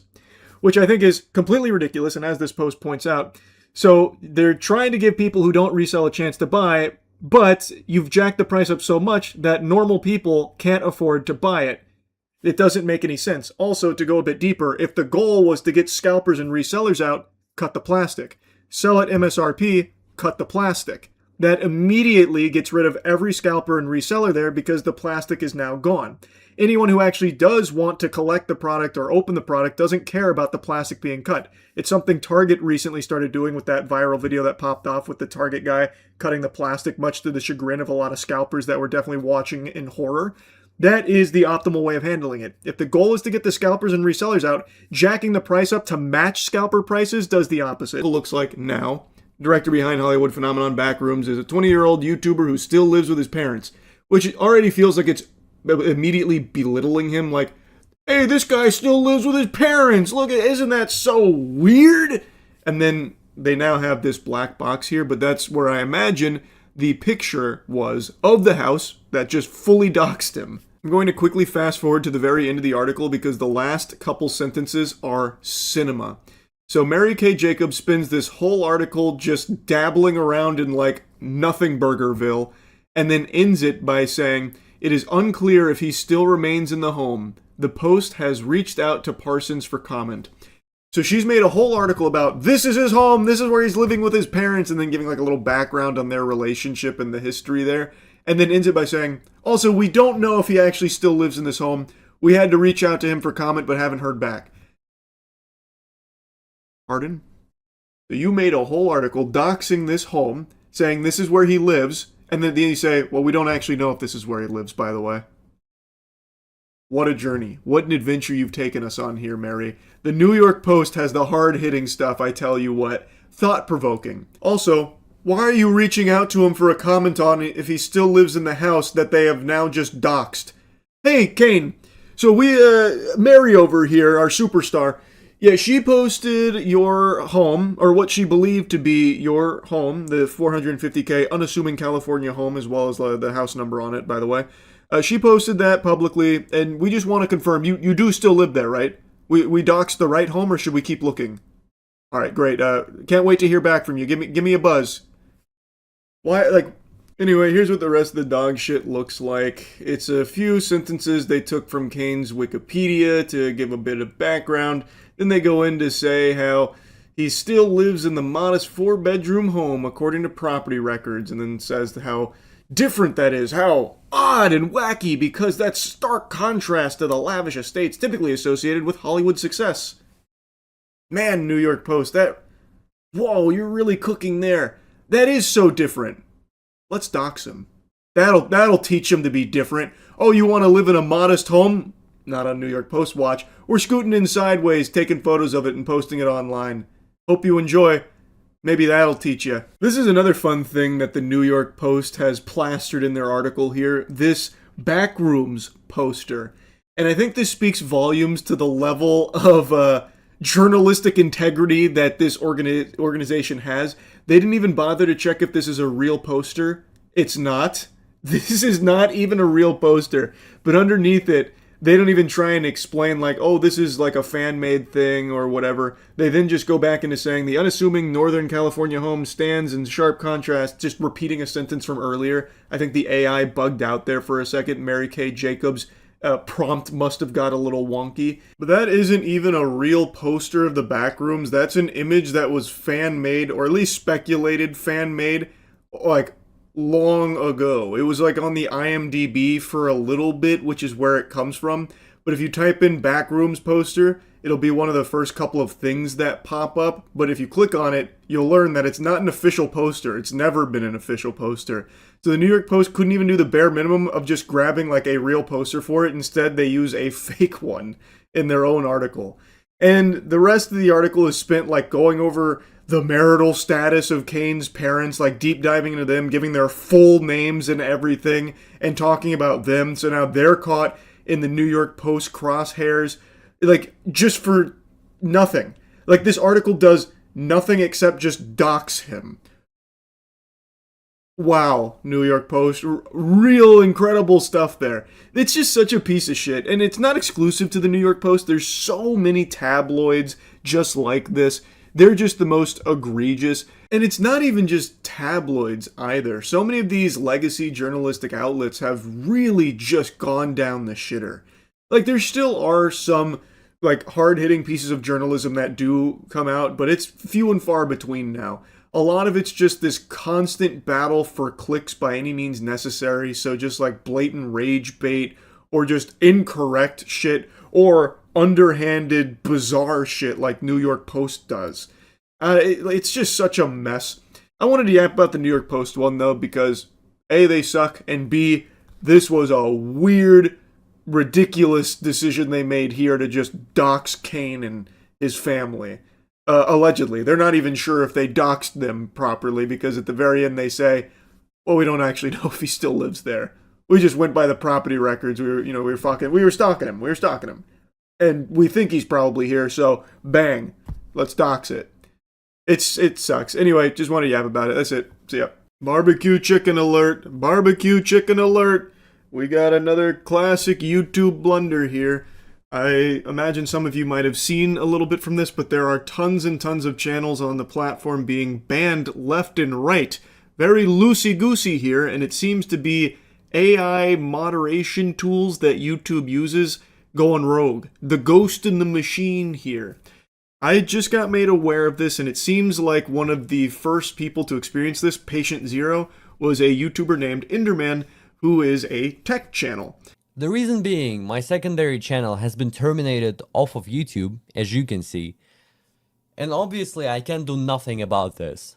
We're going to submit the appeal together and see how far it gets us now. The reason for this happening is AI. It wrongfully concluded my channel was associated with a channel that was terminated for 3 copyright strikes. If we look at what Enderman has provided here, the reason for the termination here is this linked channel, which is a Japanese channel that is in no way actually associated with Enderman at all. It feels like it's a big old boo-boo here from the AI moderation tools, and he is not the only channel that experienced this. There were a few other notable examples of channels also being linked to this Japanese channel falsely, and thus having their channel terminated as a result. It's anyone's guess why. Maybe that Japanese channel is like a yawn, it's just contagious, and now it's spreading across YouTube, where for some reason on the back end, the AI has had a fucking conniption here and is associating like tons of channels on YouTube with that account and then just immediately banishing them to the Shadow Realm, which in and of itself is a huge problem, because why is there no human being coming to review a channel termination? Why would AI have that ability? Why would it be given that much unrestricted power and authority where it could not only flag these channels for being linked to this channel, but then also ban them for it without a human being ever stepping in? That's very concerning, because there is clearly a lot of wiggle room for errors with AI moderation. And it's not just with this linked channel epidemic here. We're going to get into a couple other examples, and of course we've already seen some in the past with it just kind of freaking out and going like bananas, actually just going ballistic for no reason. But in classic YouTube fashion, appeals are more useless than the hairs on my ass. So Enderman even made a video doing the appeals, which of course led to no results, which unfortunately is par for the course. I feel like I can count on one hand the amount of times in my own personal experience too that appeals have ever led to anything. Like, I've never even really heard whispers of someone having a successful appeal on my entire 18, 19, whatever-ish years on YouTube. It feels like that system just doesn't work. That's just all smoke and mirrors. Like, maybe the appeal system is there kind of as like an internal joke at the YouTube HQ. Like, the appeals, once you finish filling them out, what it actually does is just print out a piece of paper that goes straight into the trash can at the YouTube HQ. Like, I don't even know what it's there for. It never actually leads to anything that I've ever experienced, nor ever heard of. It is truly just like, you do this only to reaffirm that a human being is not looking at it, or if they are, they're not actually giving a fuck and just maintaining the original ruling that may be incorrect. In this case, being linked to a Japanese YouTube channel that was terminated long ago. This kind of thing would take someone actually 4 seconds to realize it's a mistake. This is a big ol' whoops-a-daisy. But since the appeal system it needs a drastic overhaul. It is just archaic, and I truly think that it might just not even function the way it's advertised. It didn't work for any of these channels that were experiencing this termination, this wrongful termination. So they did the only recourse they could. Make noise on Twitter. That, and I've said this for years, that is the only way to get actual YouTube help here, it seems, for most channels on the platform, is to go make a big hoopla, big stink about it on Twitter or any other social media, because then they actually do see it, and then a human being does actually step in, and it takes them a very short amount of time to fix it. In this case, it did get solved. Enderman did get his channel back. Both of his channels got reinstated. It was very clearly a mistake that this happened in the first place, and the second a human being actually is alerted to it and does take the time to take a peek, it's pretty quickly resolved. But there's a couple of problems here. One, AI should not have the ability, I got a little something special to make you happy this Friday morning, so clear a little space in your room and get ready to bust out the old hot dog dance. You're going to be cutting the rug when you hear this. U.S. Supreme Court declines to hear dispute over copyrights for AI-generated material. That's right. They are not folding like origami here on this topic. There has already been a precedent set that you cannot copyright AI-generated work. And despite AI dweebs constantly trying to fight tooth and nail for copyright protections for their sludge and slop of AI art and that shit, the U.S. Supreme Court is saying, nuh-uh, no, this is dumb, this is barnacles, which is exactly what they should be doing. Under no circumstances should AI-generated work be eligible for copyright protection. That's such an outlandish notion. This can just put the smile on the face of even the biggest Grinch. Supreme Court declined on Monday to take up the issue of whether art generated by artificial intelligence can be copyrighted under U.S. law, turning away a case involving a computer scientist from Missouri who was denied a copyright for a piece of visual art made by his AI system. Plaintiff Stephen Thaler had appealed to the justices after lower courts upheld a U.S. Copyright Office decision that the AI-crafted visual art at issue in this case was ineligible for copyright protection because it did not have a human creator. Music to my ears. That is exactly right. Pin the tail on the donkey. That is the truth with some cheese on it. AI-generated shit like this, these AI hemorrhoids, are not actual human creations at all. It isn't something that should be copyrightable, especially because what gets generated is based off of other people's work, already existing works. It's just derivative of that, what it was trained on. So I am happy to see that common sense is prevailing here in this case. And also, I've seen some people bemoaning this decision here about like how this is so bad for AI artists. Won't someone think of the struggling AI artists? And it's interesting because one of the core arguments I've seen from that community is that IP is a scam. No one should own IP. It should be freely and readily accessible to everyone to steal and iterate on. And yet, then they turn around and try and copyright their own AI trash, their own AI IP, so they can keep it under lock and key. Goddamn hypocrites. It's ridiculous. Also, that whole argument is stupid in the first place. If there was no such thing as IP, then you know who benefits? It's not the little guy. It's not like the average Joe Schmo. It's the big corporations. They can just take all of your shit and pump out endless content far better than any normal person ever could. So while there definitely are some very real problems with current IP law, the whole idea of IP is sensible and necessary, because if it didn't exist, what stops Disney from just going online and just taking everyone's shit, right? Like, let's say they stumble across Godslap, our comic book IP, as well as upcoming animated feature film. They could easily just be like, okay, well, we'll just go ahead and take that and we'll beat Charles and his team to it. What takes them years will take us months, and we'll just start making tons of money off Godslap. Fuck them. And if there's no such thing as IP, what am I going to do? They could just biblically smack me down. But because there are protections in place, I could absolutely blast those cheeks in a court of law about the violations there. So there is a real merit to IP existing. Yes, there are problems, but it is a necessary thing, because if it didn't exist, the people that benefit are not you, me, or any other person. It's companies that would benefit from just taking your shit and capitalizing off it, and you get in return nothing, absolutely nothing. So it's a brain-dead argument from a brain-dead community of AI jingling keys enthusiasts that clearly don't fucking think for themselves anymore. They just ask Grok to do it for them. It's so degenerate and so cringe, and I love seeing news like this where there's a bit of a reality check there. And yet they still can't have that come to Jesus moment about, maybe we're the fucking idiots.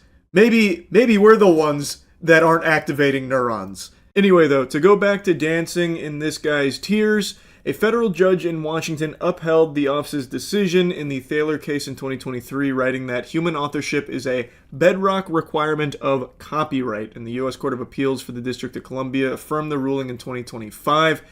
Thaler's lawyers told the Supreme Court in a filing that his case was of paramount importance. Anyone remember the plot to Kingsman where the bad guy had that special technology that had people's brains just kind of get fried and they all couldn't resist the urge to just kill each other? Just violence out the wazoo. Yeah, that technology exists right now. It's called Pokemon cards. There are so many fights breaking out from Pokemon scalpers, and there's some new ones that I want to show you today. I know I've already covered quite a few, but these are 3 brand new ones, fresh out of the oven here. These muffins are still steaming, and one of them gets pretty bloody. What started as a wholesome hobby for children has been completely hijacked by the stinkiest, greasiest, most aggressive losers you could ever possibly imagine. And they love to fight. You know, there's chemicals in the water turning the frogs gay and the scalpers violent, because it's getting brutal now.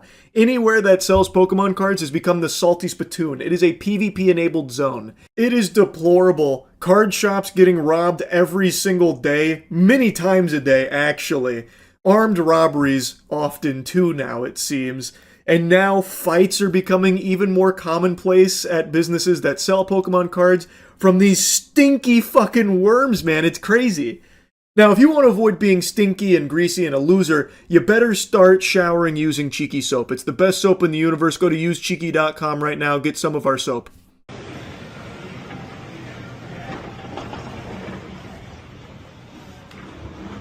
Everyone just gonna look. I'll look. No. Nope, you didn't hit it, bud. No, get the fuck out of here. For real? Are you for real? Are you fucking kidding me? Chill. We were sitting here for an hour. Chill. One of those rare scenarios where everything and everyone in here seems peculiar. So this guy rolls up, I'm guessing he's got like his meta glasses on, so Dweeb kind of rolls up, scoots in sideways after locating the Pokemon card vending machine, and then goes to get a box out of it. There were 3 dudes standing in front of it, all on their phone, but they're not interacting with it. Even though the machine is on, it's functional, they're just standing there idly. I guess they all entered low power mode or something. So, like, it's clear they're there for the machine, but this guy cuts in front of them and goes for a box, and then one of the other guys activates and he says, nope, that's not going to happen, and then instantly, like, throws him against the shopping carts, like it's the WWE, so he's throwing him against the turnbuckle.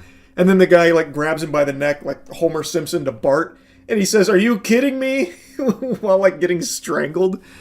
Now, the guy who went for the box was also instantly aggressive because the other guy's like, no, not going to happen. He's like, you didn't touch it, dude.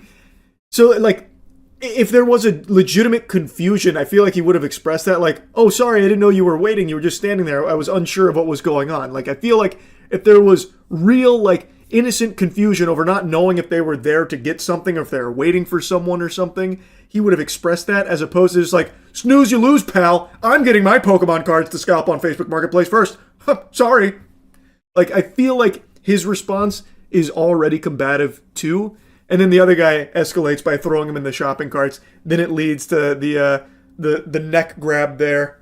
Chill with that, bro. You really gonna do that? Are you really doing this? Fuck the Falcons, by the way. Keep pounding, bro. Oh, real cool. What the Gabers sitting here fucking clutching shit. Oh, good one, buddy. You can actually hear the lump in this guy's throat starting to develop as the tears are welling there. Good one, buddy, he said, sniffling on the way out. Like, what do you even mean good one? All he did was call you a pussy. Like, that's all. It's not like he was trying to roast you or anything. He just said you were a pussy. That's all. And he walked away saying, like, gay birds here talking shit, I think is what he said. Like, now, I again don't really understand what they were doing there. The guy said they'd been waiting for an hour. To do what? Like, the machine is still just sitting right there. Are they waiting for, like, a restock on the machine or something? Like, they're sitting there trying to spawn camp it, which has become extremely normal, by the way, for these fucking losers to stand around these Pokemon card vending machines like it's the magic conch out of SpongeBob. So I think maybe that's what they were doing. They were sitting there for an hour waiting for it to be restocked with the product they wanted. But in that case, why would it matter if this guy came up and got one of the boxes that none of them were interacting with in the first place? I don't really get it. It doesn't make sense to me unless I'm misunderstanding what they were doing there for an hour. This whole thing is so odd, and I can't even imagine the shamelessness to get handsy and, like, pugilistic over your placement in the Pokemon card vending machine queue, or, like, trying to cut in there to desperately get your paws on a Pokemon box there. Like, to start, like, fighting over it is so cringe, man. These scalpers, like, I don't know how they don't have any shame at all. It's impressive.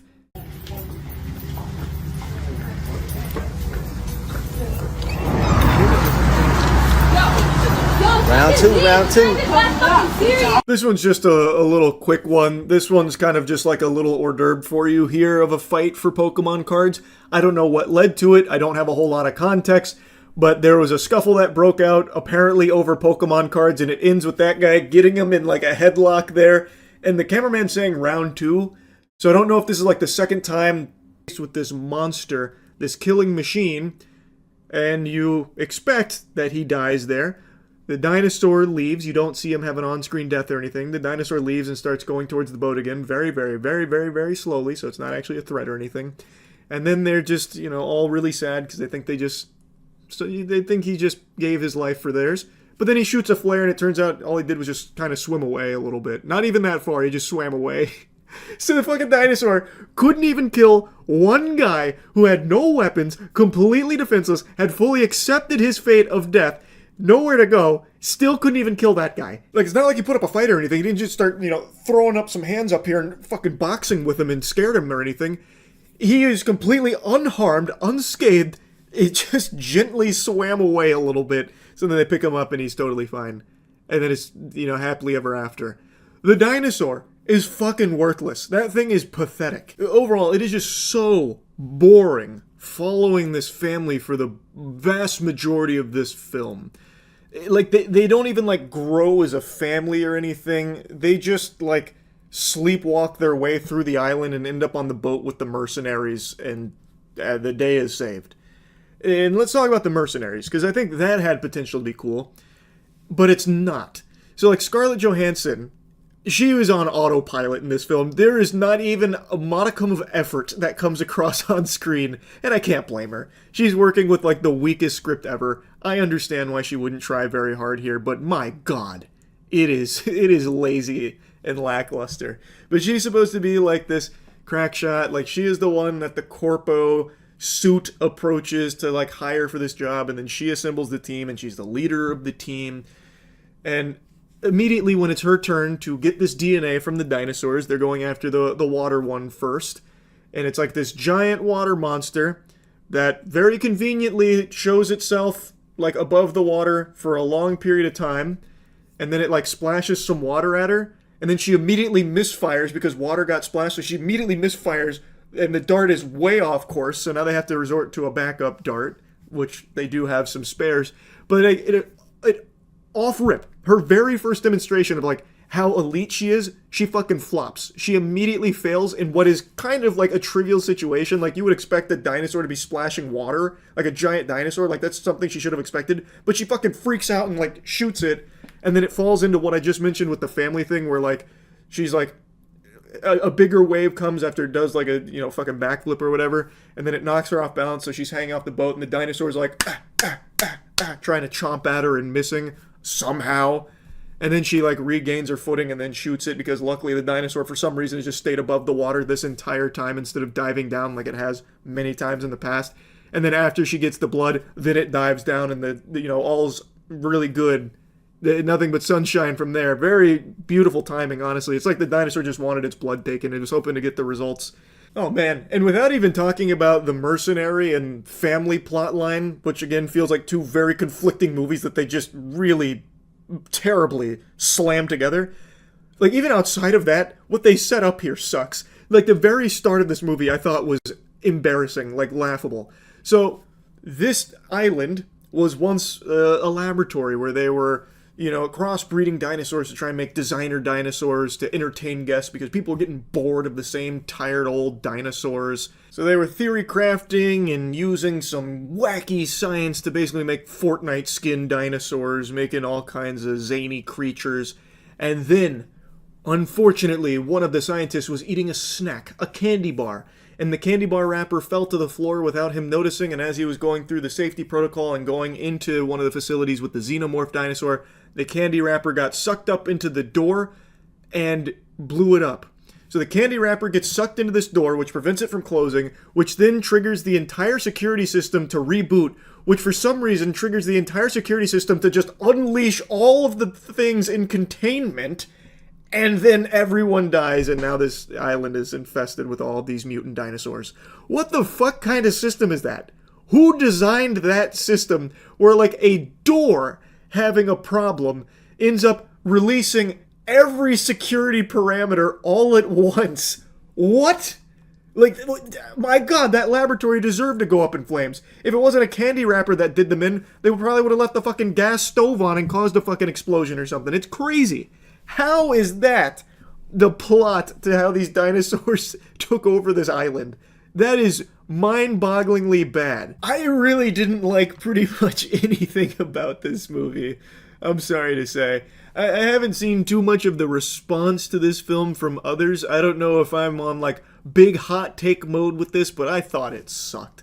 I thought there was maybe, like, a couple of decent scenes where, like, the dinosaurs, like, were somewhat intimidating. It was mainly when the dinosaurs were interacting with each other as opposed to the humans, because once the humans were there, it just felt like you were on, like, a fucking Universal theme park ride or something.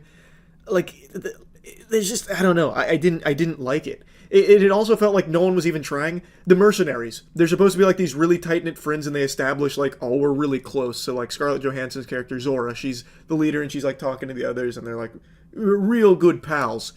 Two of them die in, like, their first encounter with that water dinosaur, and she doesn't give a fuck. She couldn't care less. She's just like, alright, so they're gone, let's move on. Who cares? What? Big whoop. You want to fight about it? Meanwhile, the other mercenary, who's, like, kind of another main character, he's like, wow, these were my friends and now they're gone. And, like, he at least somewhat gets emotional. Scarlett Johansson, it's like she didn't even know them. They were complete strangers. It was like a mosquito got killed or something. That's how little she gave a shit. It's just, it really feels like this movie had no reason to even get made other than they knew Jurassic World slapped on anything would make money. So they just shipped out the easiest to produce, by the numbers, boring, uninspired dinosaur movie you could possibly envision. It also borrows blatantly from some good Jurassic Park moments and does them worse in this movie. Like, there are some recognizable scenes you will see that they emulate here to a much worse degree. There's just really nothing in this movie I thought that it did a great job with, especially when you compare it to, like, good Jurassic Park, which I guess maybe is just not fair to do anymore with the state of how this franchise is. But I just can't help but to. And, like, even in the confines of this own movie, on its own two legs, it doesn't even follow through with some of the shit it itself seems to have wanted to get to. Like, I already mentioned the boyfriend. The boyfriend is a character that, like, they kind of just forgot about towards the end, because they were building up like he's trying to earn the father's respect. By the end, all they did is have him talk less, so you, as the viewer, stop getting as annoyed with him. Like, that was the character arc. He learned to shut the fuck up. Like, they set this up as like, oh, okay, this character's going to evolve into maybe more of like a hero character who cares about this family a lot, and the dad's going to respect him by the end. But then you get to the end of the movie, that doesn't happen. All that happens is the boyfriend, he forgets words, and the dad forgets he's there. The end of how that story element plays out. Like, it doesn't go anywhere. Like, I guess it's kind of implied the dad respects him a little more because the boyfriend survived and did try and help the daughter and the family. The point is, the movie doesn't even really follow through on a lot of these characters and their development or anything in general. Like, I just don't like the movie. I'll stop yapping about it. I didn't come in here with high expectations, but somehow I found myself even more uninterested than I expected to be, and even less satisfied with the 2 hours I spent there than I expected I would be. And that's really about it. So yeah. Considering the rapid rise of generative AI. Oh yeah, I'm sure this is a big life or death moment here. This case we're going to be talking about for eons to come, no doubt. About this one fucking stupid asshole's dumb AI-generated piece of art of train tracks going to a portal. Like, yeah, I'm sure this is the one of paramount importance. Oh my god, it's so cringe. With the refusal by the court to hear the appeal, Thaler's lawyer said, even if it later overturns the Copyright Office's test in another case, it will be too late. The Copyright Office will have irreversibly and negatively impacted AI development and use in the creative industry during critically important years. Stop, no! I can only come so hard. I can only handle so much good news all at once. Oh, that just sounds so wonderful. Smooth silk in my ears. Although the Copyright Act does not define the term author, multiple provisions of the Act make clear that the term refers to a human rather than a machine, the administration said. The Supreme Court previously rejected Thaler's request to hear his argument in a separate case involving prototypes for a beverage holder and a light beacon concerning whether AI-generated inventions should be eligible for U.S. patent protections. This guy just sucks. What a loser. His patent applications were rejected by the U.S. Patent and Trademark Office on similar grounds. You don't say! This guy just keeps hawking anything AI generated and taking it to Big Daddy government. Hey guys, can we get some patents and protections for this trash, please? Oh, come on! AI worked so hard on it. I'm a prompt engineer. Think about me. Please copyright it. Please! The desperation is like a tasty treat here. This guy wants copyright protection for his AI-generated trash, yet believes that it's totally fine to take from other real human beings' work in order to make his shit. So it's like, okay, I can steal from you, but if anyone tries to take my train tracks to a portal, it's getting pugilistic, okay? Government, back me up, please. What do you mean, no?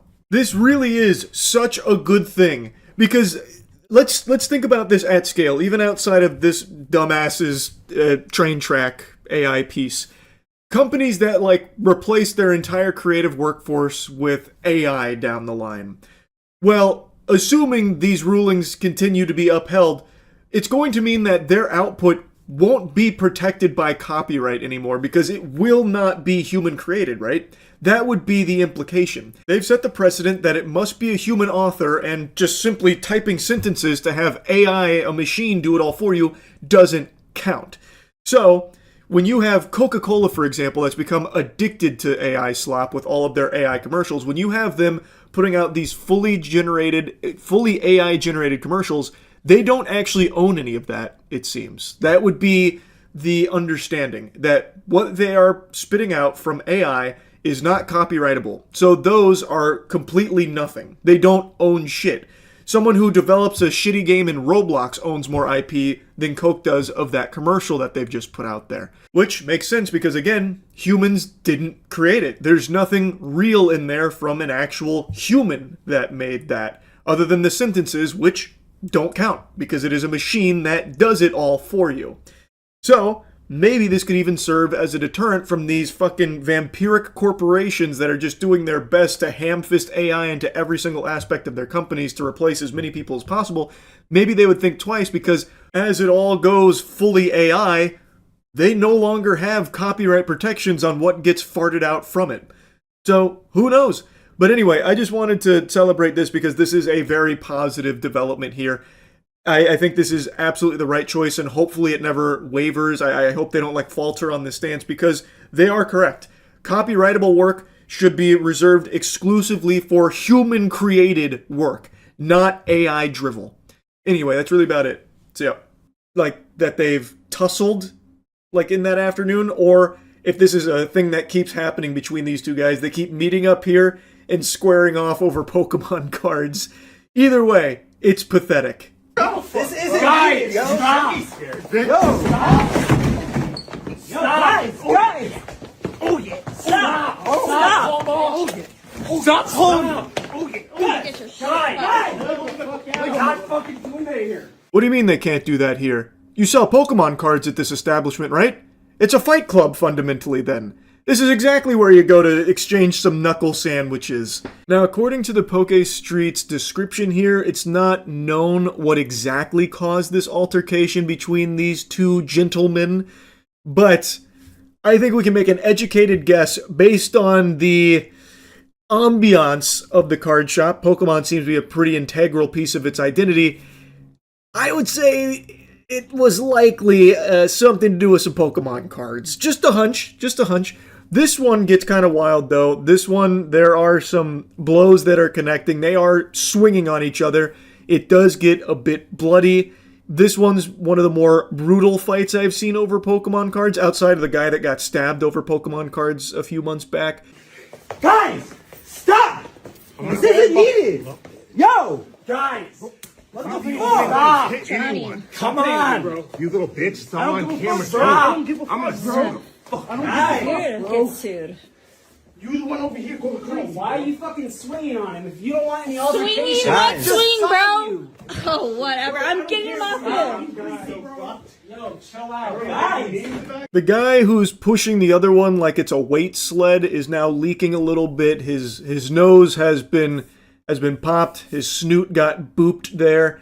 So he's now dripping blood all over the floor of the card shop here. And the guy who's pushing him back and eating punches like it's a bowl of cereal is threatening to sue him. He makes that threat multiple times.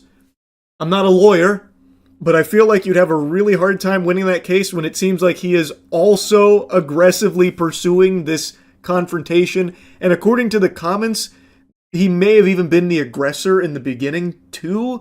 Again, it's not entirely confirmed or not, but I think you'd have a really hard time winning that lawsuit there. He'd have to really fucking get Saul on the horn. Bro, I don't care. Oh, this is gonna be so good for me. Guys! Stop! Guys! Stop this! Guys, come on! Guys, come on! Guys! We don't need any of this. Chill. Your life is so fucked. Chill. You're like that? Stop. Andrew, You don't know me, dog. Stop. Yo. Get your stuff.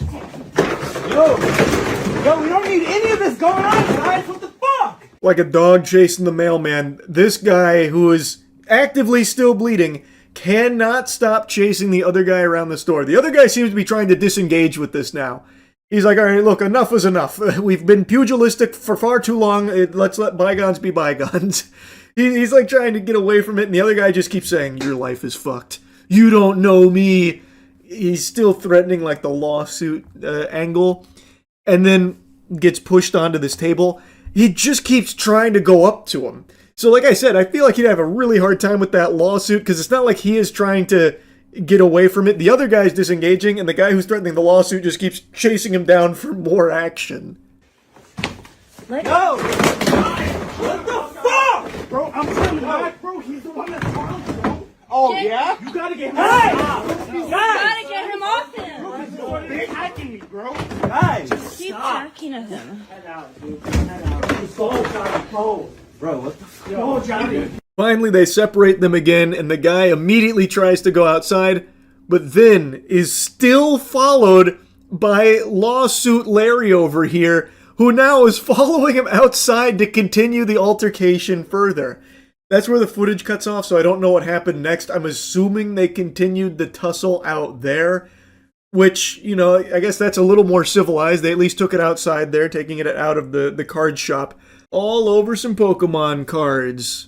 Well, most likely. We don't know for sure what was the catalyst, but I really think we can make a good guess here. Just look at the spot. It is a card shop that clearly has a strong Pokemon presence. They're both, I think, in the Pokemon card collecting or scalping community. I think it probably stemmed from that. Anyway, though, just wanted to show you some of the more recent Pokemon card fights. The hobby is not improving at all. It is still being completely fucking destroyed by scalpers, and it's just a disaster. That's really about it. So, yeah.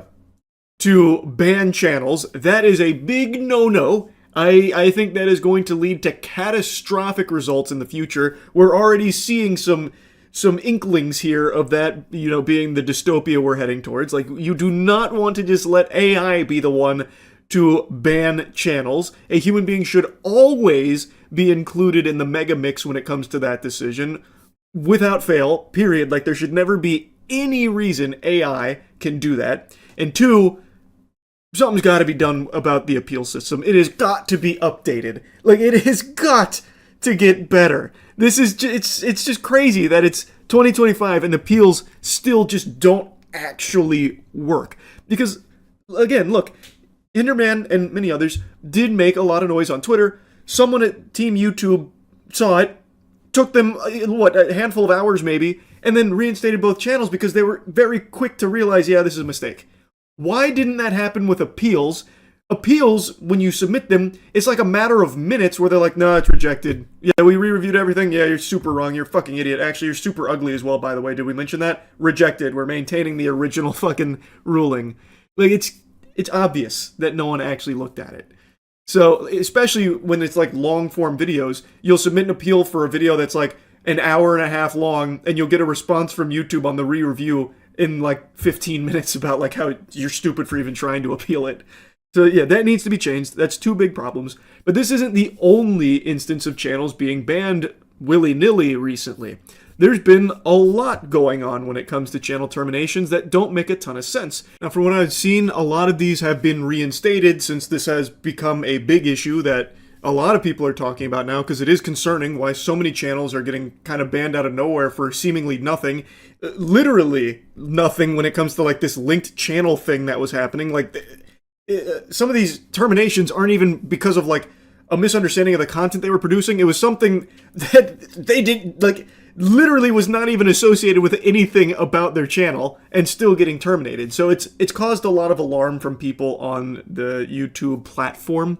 And from what I've seen, some of them have been reinstated, but not all of them. There's also been a lot of bans for like this really weird enforcement of YouTube policies that don't really seem to apply. The big one has been like scams and deceptive practices, which I think right now is out of control on YouTube with ads. Like, the biggest culprit of scams and deceptive practices are YouTube's own ads. I just made a video going over many of the AI ads on YouTube that are peddling legitimately fake products. Fraudulent advertising is plaguing the platform. That and like AI porn shit and like a lot of weird things have been advertised on YouTube directly that are very much against YouTube's own terms when it comes to scams and deceptive practices. But those don't seem to be getting hit nearly as much as just channels that aren't actually promoting scams or deceptive practices. It's just really ass backwards right now. And I was reading from the community with some other channels. A lot of them were tech-based, where they were like showcasing different things in the tech sector that maybe the AI moderation tool was getting confused by, thinking that they were trying to promote workarounds for certain things, and they just immediately slapped them down for it. I don't know. But either way, it is a problem. There, under no circumstances, should be the possibility for AI to just ban a channel, like outright. Even if a channel is in violation of rules and AI moderation tools flag it internally, a human being needs to be involved in this conversation about whether or not that channel needs to be banned. It should not be the AI that's the judge, jury, and executioner on it. That is a big problem, and one that is highlighted big time with this wave of bans hitting the platform. So yeah, I wanted to yap about this for a little bit. It seems like it's getting resolved slowly but surely, and I really hope YouTube learns from this and improves their systems, appeals, and getting rid of this immense power that they're lending to AI. Unchecked power, unlimited power. That's concerning. Anyway, though, that's really about it. Hopefully everyone else that's been like falsely flagged and terminated or got a strike or something, hopefully all of that gets resolved as well going forward. Hopefully it won't take too much longer. And yeah, that's really about it. See ya. Guinness World Records are pretty meaningless anyway, to be fair. I could buy that. Where's the collection from? Is this about money? We're honestly just a normal family from Switzerland. Nope, not true. Very, very, very rich. I don't know why she's trying to pretend otherwise. This collection didn't come from being some super creepy rich family, but from a lot of time, dedication, and consistency over many years. Of course, it costs money, but most of the cards were bought a long time ago, long before they reached the values they have today. That being said, I know I'm very lucky. My parents have always raised me to stay grounded and humble. They both started with very little and worked really hard for everything they have, so for us, this was never about money at all. It was simply a shared passion for Pokemon, and we never expected it to become this valuable one day. So when I first asked my dad if we could collect all the Pokemon cards in the world, I had no idea what that actually meant. I wasn't aware that Pokemon cards could be so expensive. I was just a 10-year-old completely obsessed with Pokemon, and somehow that obsession ended up taking over my dad as well. Why Pokemon? Seems like she's telling the same story that she told in that interview about helping her make friends. About her favorite Pokemon. Okay, here's something interesting. We've had the collection for a bit more than 10 years. And although Pokemon is still huge and pretty emotional part of our lives, we feel like we would be ready to pass it on to someone else. Okay, hold on. That being said, we would only sell it as a whole. A collection like this took an incredible amount of time and effort to build, and we don't want to break it apart. But of course, my own personal cards are something I will always keep, and I'll share those very soon. Alright, now it's looking significantly more fishy. They've had this collection for only a bit more than 10 years. That kind of flies in the face of like collecting it for a long, long time. Again, these cards are still...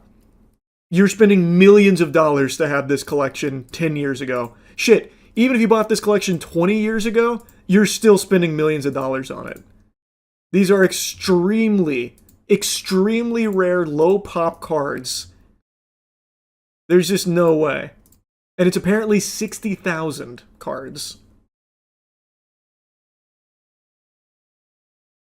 So now it's seeming like they are looking to try and find a buyer for it. Which to me is probably the impetus for why they came forward with this collection video at all.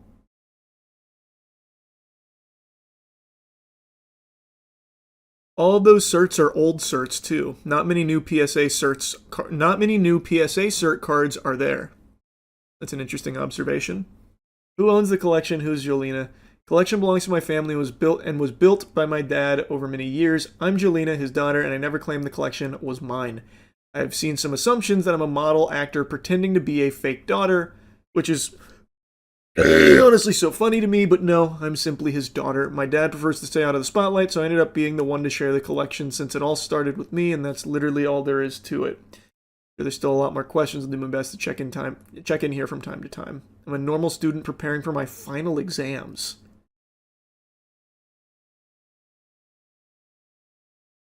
Huh. I don't know what the Reddit stuff is that she's referring to here. You think the cards are fake or just the story? The cards are not fake. I truly don't believe the cards are fake because, again, you can check the certs yourself. It would be very difficult to fake that. Even if you were trying to do, like, slab switching, it would still be a hard sell. Because you'd have to... For this, it would be noticeable. So, the cards are not fake. I do not believe these are fake at all. The story and everything kind of around it, that's where I believe there's a lot of red flags. I like how she says she never claimed the collection was hers, yet it's officially called the Jolina Giselle collection. The people they follow on Instagram range from Logan Paul to Crypto Dudes. If you look at the playlist on the channel, they made an entire short film for this. All very sad. An entire short film. Oh, wow.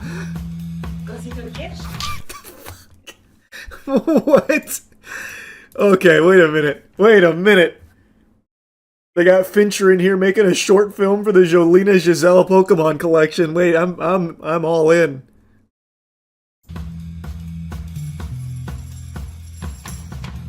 On action.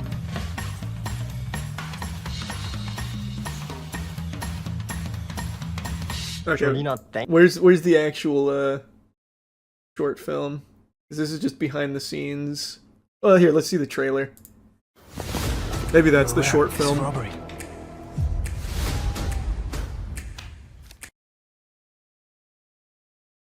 Not rich, by the way. Normal Switzerland family, by the way. I'm all in. This isn't just a collection, it's a legacy. Ready for round 2? Huh. Wow, this really is peculiar. Imagine they got Neil Blomkamp to direct this. That'd be cool. The energy on set, it was so much fun, and especially during the robbery scene, Kevin and I laughed all the time. It was so funny.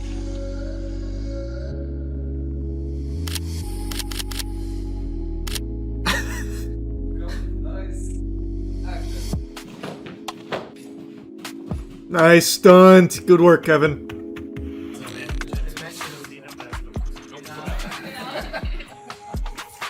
So this is definitely just her house.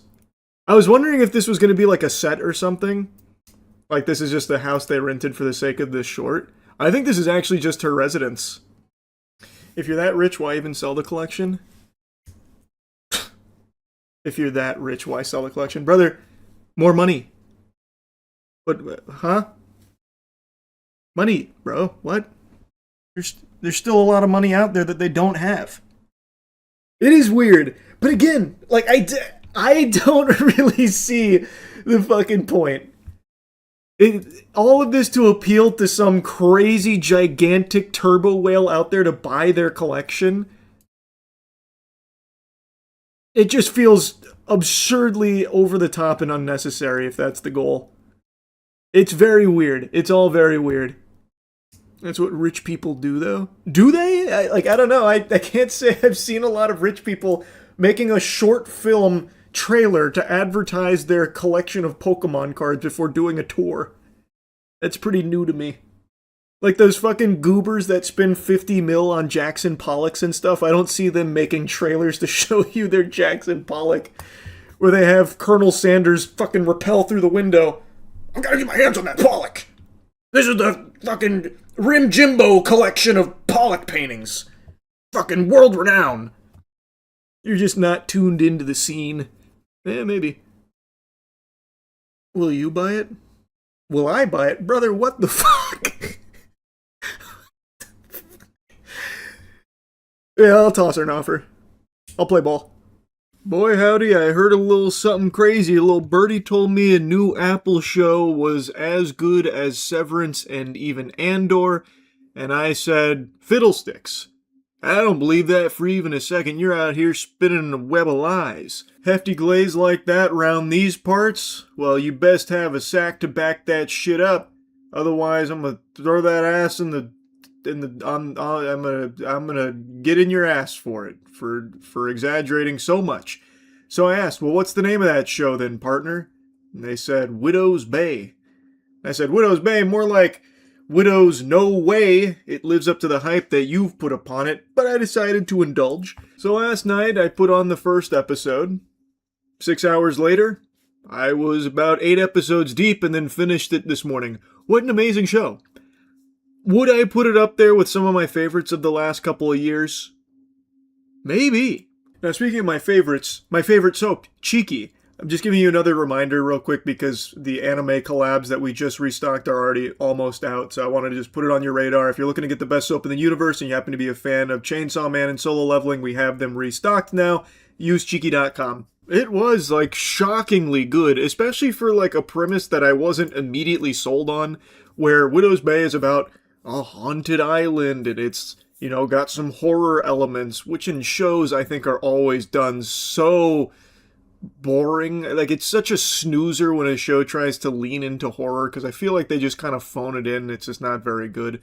And while I still think, even after finishing season 1, the horror wasn't like, you know, the superstar, like, you're not going to go into this and be biting at your fingernails like you just watched fucking Hereditary, or feeling uneasy or super tense like you just watched Obsession. But it's such a fun atmosphere it builds up with the horror, and it complements the humor really well. Like, I actually audibly giggled quite a few times throughout this season, which is pretty rare for me. Not many shows make me, like, actually laugh. Widow's Bay did.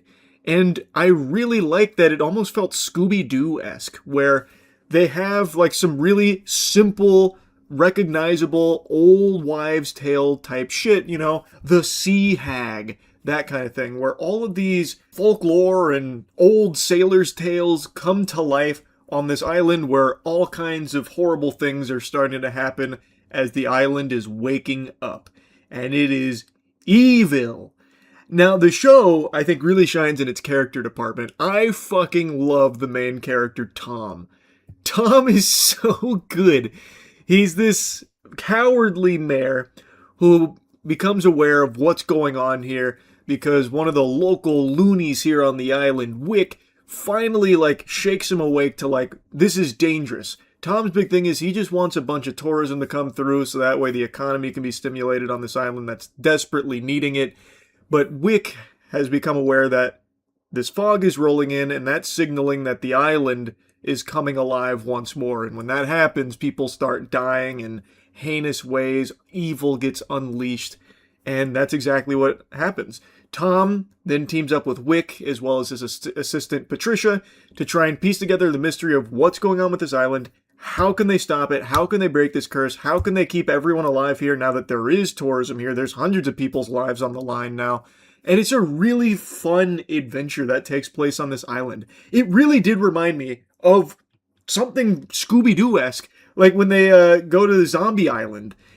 I don't know, it worked so well for me, and I think it's because it doesn't try too hard. As I mentioned, it's mainly horror adjacent, like it is a horror-themed show, but in a different way where I don't think anyone's going to watch this and be like terrified, you know, shivering and all of that, needing to cover their eyes. It does build tension, sure, and there are some very tense scenes in it, but it's not afraid to be silly with it. So, like, you know, maybe there's a monster who kills their prey by sitting on their face. Betwixt her thighs, your final sin. And that's how they kill the victims. And then they have to fight against that monster, that kind of stuff. So, like, they'll have some tense scenes and, like, even some, like, creepy imagery built up, some good visuals. But they're okay to lean into the silliness of it. And it works really well, I think. So, like, yeah, it's not, like, the scariest thing, but it doesn't want to be. I think it's really clear that it doesn't want to really, you know, put the fear of God in you or anything. It just wants you to, you know, get invested in these characters, get invested in how they're going to fight back against these ancient evils that are popping up. Like, there's a fucking episode where one of the characters basically reads from the Necronomicon and, like, brainwashes people, and they're about to, you know, become sacrifices and stuff. Like, how do you fight that? And how do you know, what do you do there? And it's fun to watch them figure it out and fight back against this island that's been terrorizing its inhabitants for hundreds of years. And along the way, they're making jokes, not like quirky one-liner jokes or anything, but like very grounded, real dialogue that friends would be bantering back and forth with that I think works really. I'm not exactly a huge fan of the recent Jurassic World movies. That's not a surprise for anyone to hear. I've talked about it before. But I am happy to report that with the new Jurassic World movie, Rebirth, the tradition has been kept alive of me falling asleep during these films. I dozed off for a handful of minutes during their third rodeo trying to gather some blood from a dino. It was the final one they were getting the blood of. So, let's just get into it. I think it's stinky. I think there's so little to like about the movie. The question on everyone's mind, though, is it worse than Dominion? No, it is a little better than Dominion. Is that a compliment? Not exactly. Again, this is like saying poop is better than shit. It is better than Dominion, so if that's all you want, then maybe you'll be pleased with the film in that respect. I don't know. Basically, the movie is two films. You have a really very predictable plot of these mercenaries are contacted by Big Corpo to go on this mission to dangerous Dino Island that's prohibited for travel. Human beings aren't allowed to set foot there. It's too dangerous. They need to go there to gather blood from 3 really big dinosaurs because they have big hearts, and gathering blood from them can lead to a big cure to cardiovascular diseases and stuff like that. Very simple. So you get a ragtag team of mercenaries together. They're wisecracking and they're badass and going to a Dinosaur Island to shoot syringes in dinosaurs, and that's that. That's fine. That doesn't bother me at all. But what does bother me is that the other half of this film is you follow a family who takes a vacation to Dinosaur Island, basically. And that becomes the focal point of the film. That family, this boring family, is what you follow start to finish. And it's not like you even get like character arcs, like with this family dynamic. You get actually nothing. You don't get morsels of anything. You get like actually... That's all you get with this film. So the family, they were going on a little adventure on their boat through dinosaur territory for some reason. I don't know why. Naturally, they ran into a dinosaur and they're shocked by it and then got rescued by this mercenary team. So now they're field tripping with them to the Dinosaur Island, and now they're all trying to survive there. It sucks. Let's get into spoilers. I really want to talk about it in depth. So here's your spoiler warning. Spoiler warning. Alright, now it's over. Let's start with my biggest problem here, which is how uninteresting it is watching this family just go through the jungle and do nothing, and lightly jog away from dinosaurs sometimes. The characters there aren't even interesting. They're just so flat. The closest thing you have to a character that develops is the daughter's boyfriend is a huge douchebag. They established that early on, like he's really lazy. He's like, "Oh, Pops, I'm tired. Can you just handle the wheel?" He's like, "Oh, no, but I've been up like all night. You know, I really would like you to kind of take the helm for a minute while I go to sleep." He's like, "No, you got it, right? you fucking got it. Let me go touch on those nipples or something. Yeah, I'm real weird and I'm douchey." And that's that character. That's all he is. And the dad doesn't respect him, doesn't understand what his daughter sees in him. Then they end up on Dino Island, and he does like one thing where he like puts himself in danger to try and save the daughter, and then goes right back to just being a douchebag, and the dad's like, "I respect you for what you did," and he's like, "I'm gonna go take a piss." And then nothing even happens, like, with that character. He just stays a douchebag the whole time, and none of the family is ever in any actual danger. Like, it feels like they're playing with God mode on, like they have cheats enabled. They are never actually in danger, and every fucking scene where they try and, like, set up tension with dinosaurs is so lackluster. It's such a wet fart of tension. Because it always is just, they're like scrambling slowly to get away from a dinosaur, and the dinosaur inexplicably like starts entering 0.5 speed. So it's like kind of moving like this, and then it'll like chomp at them a little bit and always miss by quite a bit. Like it's not even really trying. And it just doesn't compute. It's so silly because it doesn't build tension when you know these characters aren't actually in danger. Because these dinosaurs are fucking lobotomized. And they're not even dinosaurs. They're basically just like these weird amalgamations of like dinosaur DNA and like mumbo jumbo mythical beasts. So you have like these pseudo dinosaurs that are like the threats. And they're just terrible at eating people. Like, they're actually awful at hunting. It's a miracle that they're even surviving on their own on this island, because they can't even hunt, like, a child that doesn't even know that the dinosaur is there. It's stupid, man. Like, it's not tense. The dinosaur designs, I think, are cool. Like, if I was to give a compliment to the movie, I actually think they crushed the dinosaur designs. Like, they have this xenomorph dinosaur, which I think is a big improvement over the Jokersaurus Rex from the previous film. If anyone remembers that, the director came out and said that this new dinosaur is a lot like the Joker. It just wants to watch the world burn. Cringest shit ever.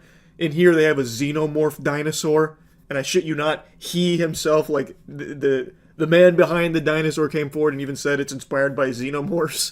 And it's a cool design, but it's also, like, the world's most inefficient dinosaur ever. It can't move at a top speed faster than your geriatric grandfather.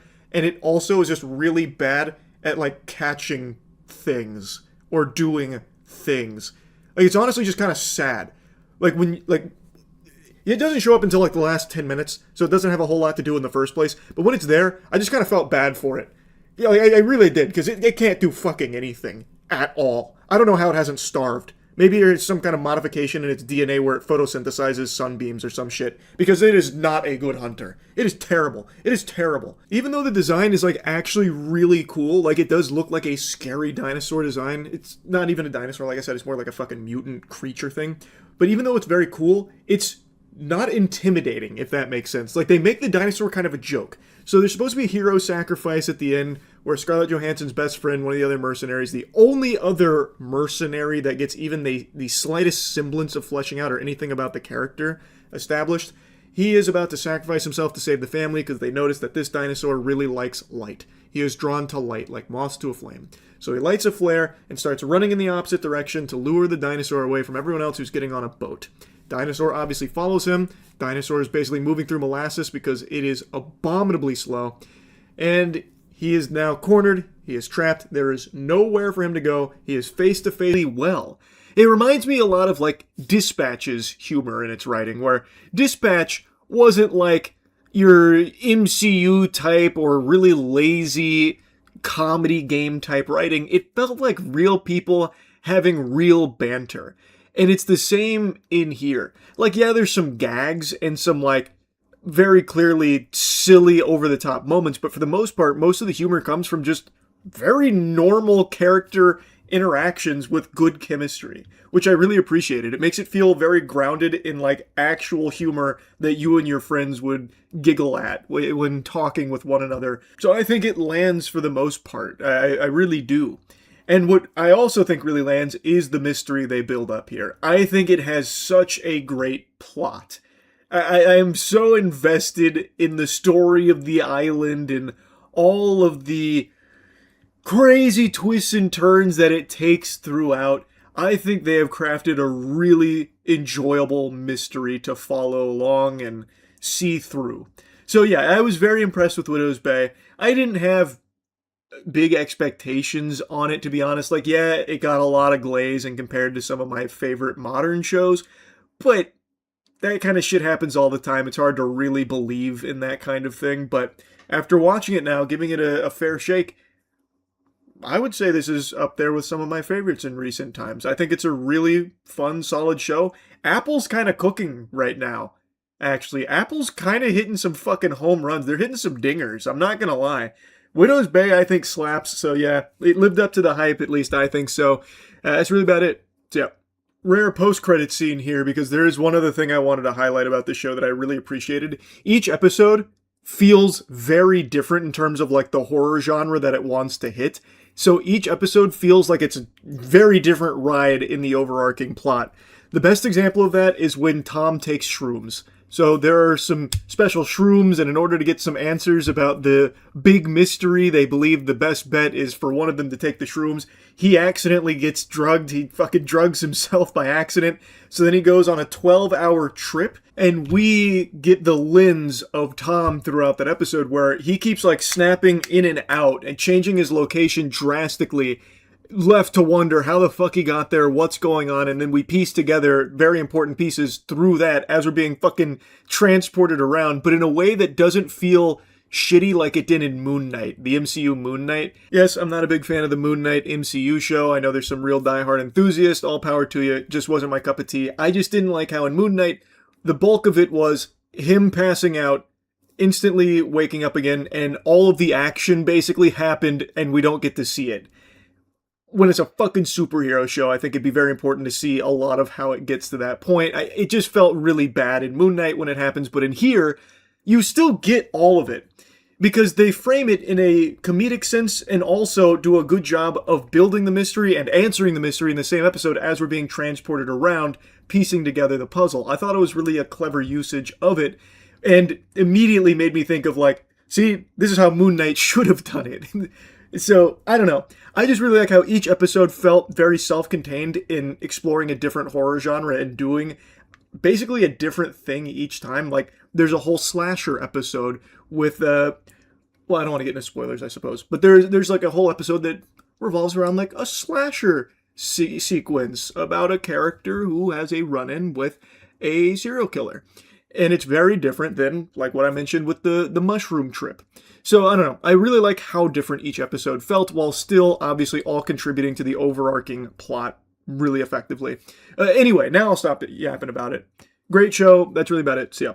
I recognize this isn't a new phenomenon with grown adults stealing items from children at sporting events, but I would make the argument that it's becoming more and more common now. Maybe all those 5G towers really did take a toll on some people's brains here, because it is crazy how often I am seeing footage of these grown-ass adults just stealing candy from babies, like literally at these sporting events. I just learned about another one from last week at a Chiefs game where Patrick Mahomes was giving his headband to a 10-year-old who was actually there celebrating his birthday, apparently.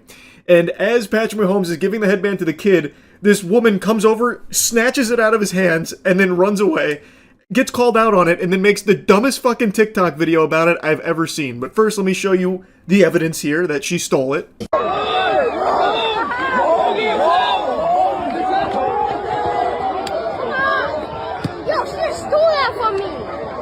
I think that's pretty obvious. There's other angles that show it even more clearly. I don't think it's necessary. I think that's pretty cut and dry there. But she then made a TikTok video after people were giving her shit for it. To make something straight, I did not steal a headband from a little kid.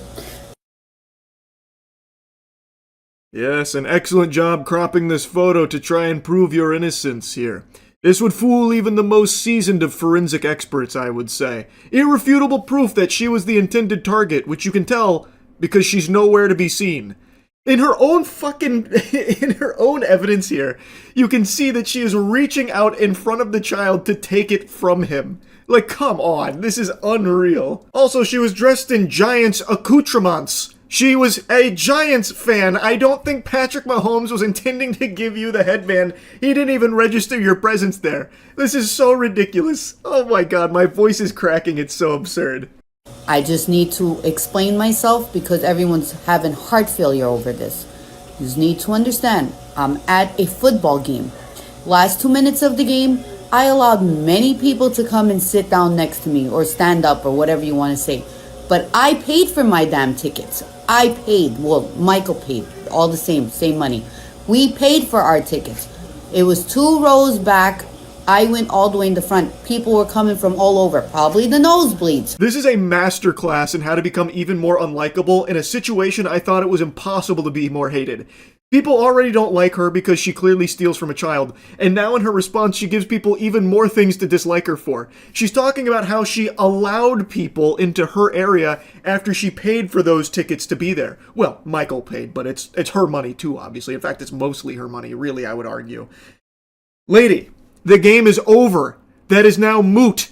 You can go wherever you want in that area. You don't own it. But she's talking about it as if it's her fucking stadium. And being the benevolent saint she is, the angel, she allowed them with her grace to be in this vicinity with her. That's crazy. That is actually crazy, the delusion. And she even says she was 2 rows back, so she also went up. But then she's like, talking about how, like, these people came from everywhere, probably the fucking nosebleeds or something. Those plebeians, these heathens, invaded my space. I don't know if that kid was from the nosebleeds. I don't know if those were his seats or whatever.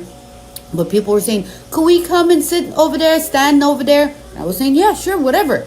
Last 2 minutes of the game, they were all KC fans because the Giants lost, so all the Giants fans left. But I wanted to stay there and see if anyone's going to come down.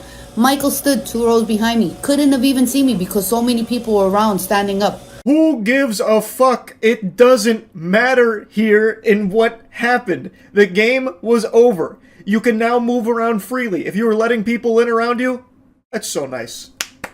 What a superstar you are. Oh my goodness, that's the sweetest thing I've ever heard. But it also has nothing to do with you stealing the headband intended for a 10-year-old. At the ending of the game, the KC players was coming.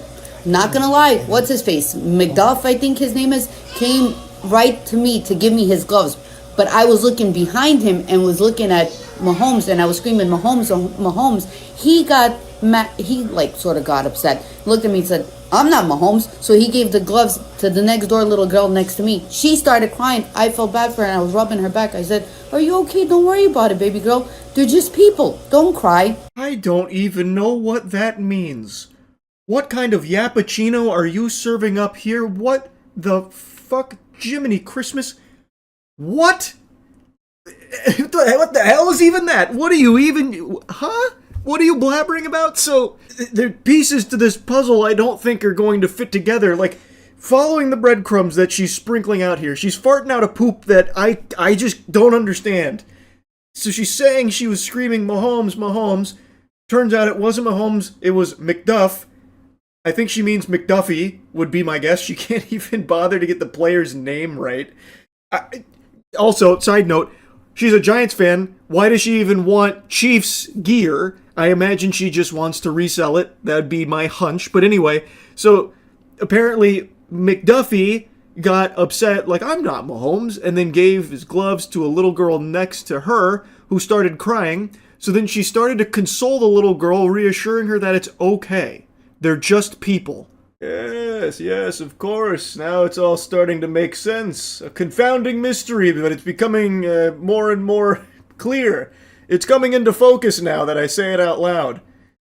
This must be how it feels to, like, do whippets. Like, listening to her speak actually makes me stupider. I am not a thief. That little boy, when Mahomes came, if you look at the video, both of our hands was on it. He was right to the left of me. I didn't look in Mahomes' eyes to see where is he looking. I just seen he's handing out something. I put my hand, both of our hands was on it. I took it. Yeah, but you definitely knew. The kid even said the lady just stole that from me. Like, you definitely did know you reached out to put your hand on it. He didn't just, like, set it in both your hands and say, like, good luck. It wasn't like the Dark Knight with the Joker doing an initiation. Daddy, every Pokemon card, please. I don't know, it's not exactly the most wholesome of promises. That shouldn't really be the story or the message behind it. Today it is the Jolina Giselle. That's in her words, by the way. I'm not just making shit up. That is literally part of the history. Dad, couldn't you simply buy all the Pokemon cards? It'd be really cool. Pokemon collection, the most exclusive and complete in the world. Okay, so yeah, it doesn't explain where the money comes from. This lady literally didn't exist till last week. I know, actually popped out of nowhere with the video.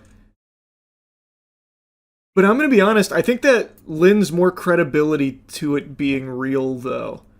Because if Jolina Giselle was like some kind of influencer, or like, I don't know, had some failed like schemes in the past, and then all of a sudden happens to have the most valuable Pokemon collection ever publicly seen, then I'd be like, this is very sketchy, this is clearly a fucking sham, look at her history.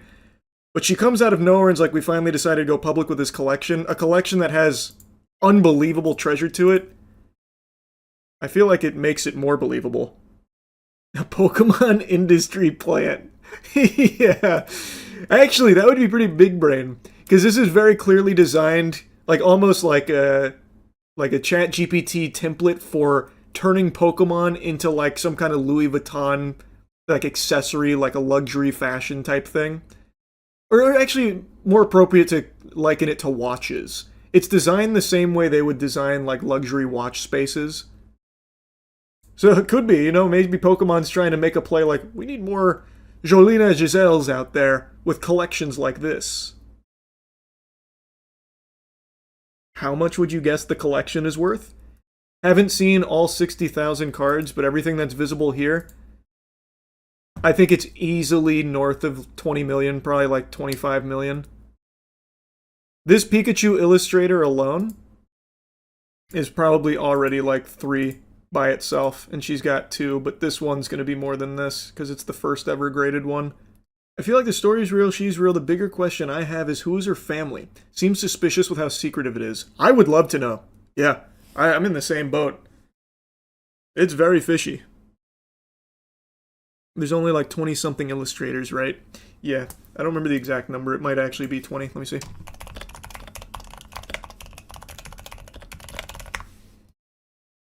$39. There are 39 verified Pikachu illustrator cards.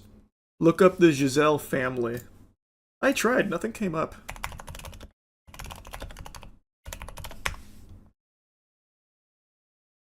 Because like when you look up Giselle, this is what I saw earlier. When you look up Giselle family Sweden, the first thing is Sweden charges man for selling wife to 120 men.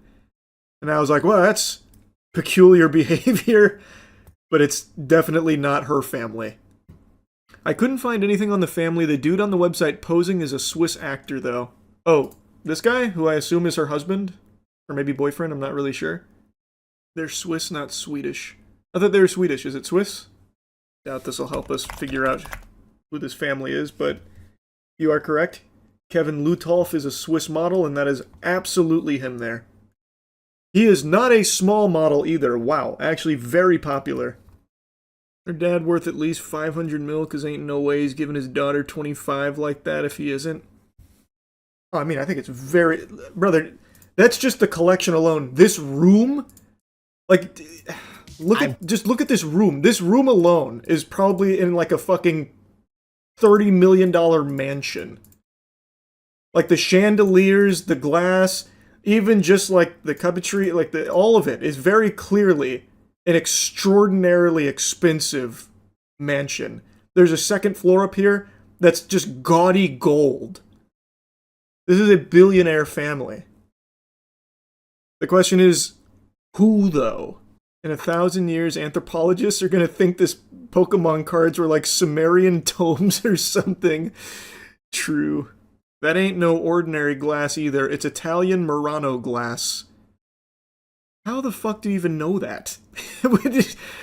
I'll take your word for it because you're speaking like an authority on the matter, but you can just immediately identify glass on sight? He made it. Yeah, dude out here glass maxing. Actually, I designed those for it. Also, it's sitting on top of pure obsidian. If you stack those up, you can go to the nether. The earliest mention of her Pokemon cards is on his Instagram, February 18th. It's got to be some kind of psyop. What was the mention? Was it like a hype-up thing? Or is it like a... So we just started collecting these Pokemon cards, me and my wife. Like, what is the mention? I mean, I feel like we could probably track it, right? By some of these purchases, these are very low pop cards. So, this is a relatively new video. I imagine as some of the, like, real OG collectors look at this, they'll be able to figure out who this is. So, like, this Pikachu Illustrator card, I have no doubt you can trace the transactional history of it. Or this PSA 8 Illustrator. These are incredibly low pop cards. People keep their eyes on these all the time. I'm just not deep into it like that, so I don't know where I'd be looking to find all of that info, but the real collectors know. So you could easily find out if this is some kind of like psyop and these are just like, I don't know, extremely wealthy zombies that are instantly trying to flip this to like a, you know, Saudi royal family member looking to expand their collection. Or if it is like she says, and it's been like this lifelong journey over 30 years collecting this. Entirely possible they hired him for that shoot. Oh, yeah. Oh, that's really true. Can you come pretend to be like my boyfriend or something for my Jolina Giselle Pokemon collection tour? I'm crafting a fine narrative. That's very true. I didn't think of that either. That'd be so fucking sad. Jolina apparently did an interview on a Pokemon forum where she said the collection doesn't belong to her, it belongs to her father, who wants to remain private. She also said her family's not rich, they've just been collecting cards for over 10 years. Wait, where's that forum? I've got to see that. That's the biggest fucking load of barnacles I've ever heard. Family's not rich, just been collecting for 10 years. Golden Mansion, by the way. Even 10 years ago, by the way, these cards are still hundreds of thousands of dollars. Pokemon blew up recently, but these are still extremely expensive cards 10 years ago.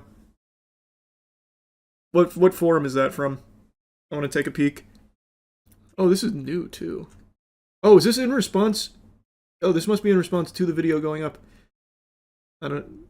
No confirmation that this is actually her, but I guess still read it. Hi everyone, so sorry for the delay. We've been so overwhelmed with everything, but now I'm finally here to answer your questions. Guinness World Record, would you apply? Yes, technically we could apply. We've decided not to. It's a long process. We also don't want to take a title away from anyone. To be honest, we're also just not that interested in it. What matters to us is sharing the collection with the public, as many collections like this stay hidden for years. Again, making fun of an IGN review is like breathing. Everyone does it.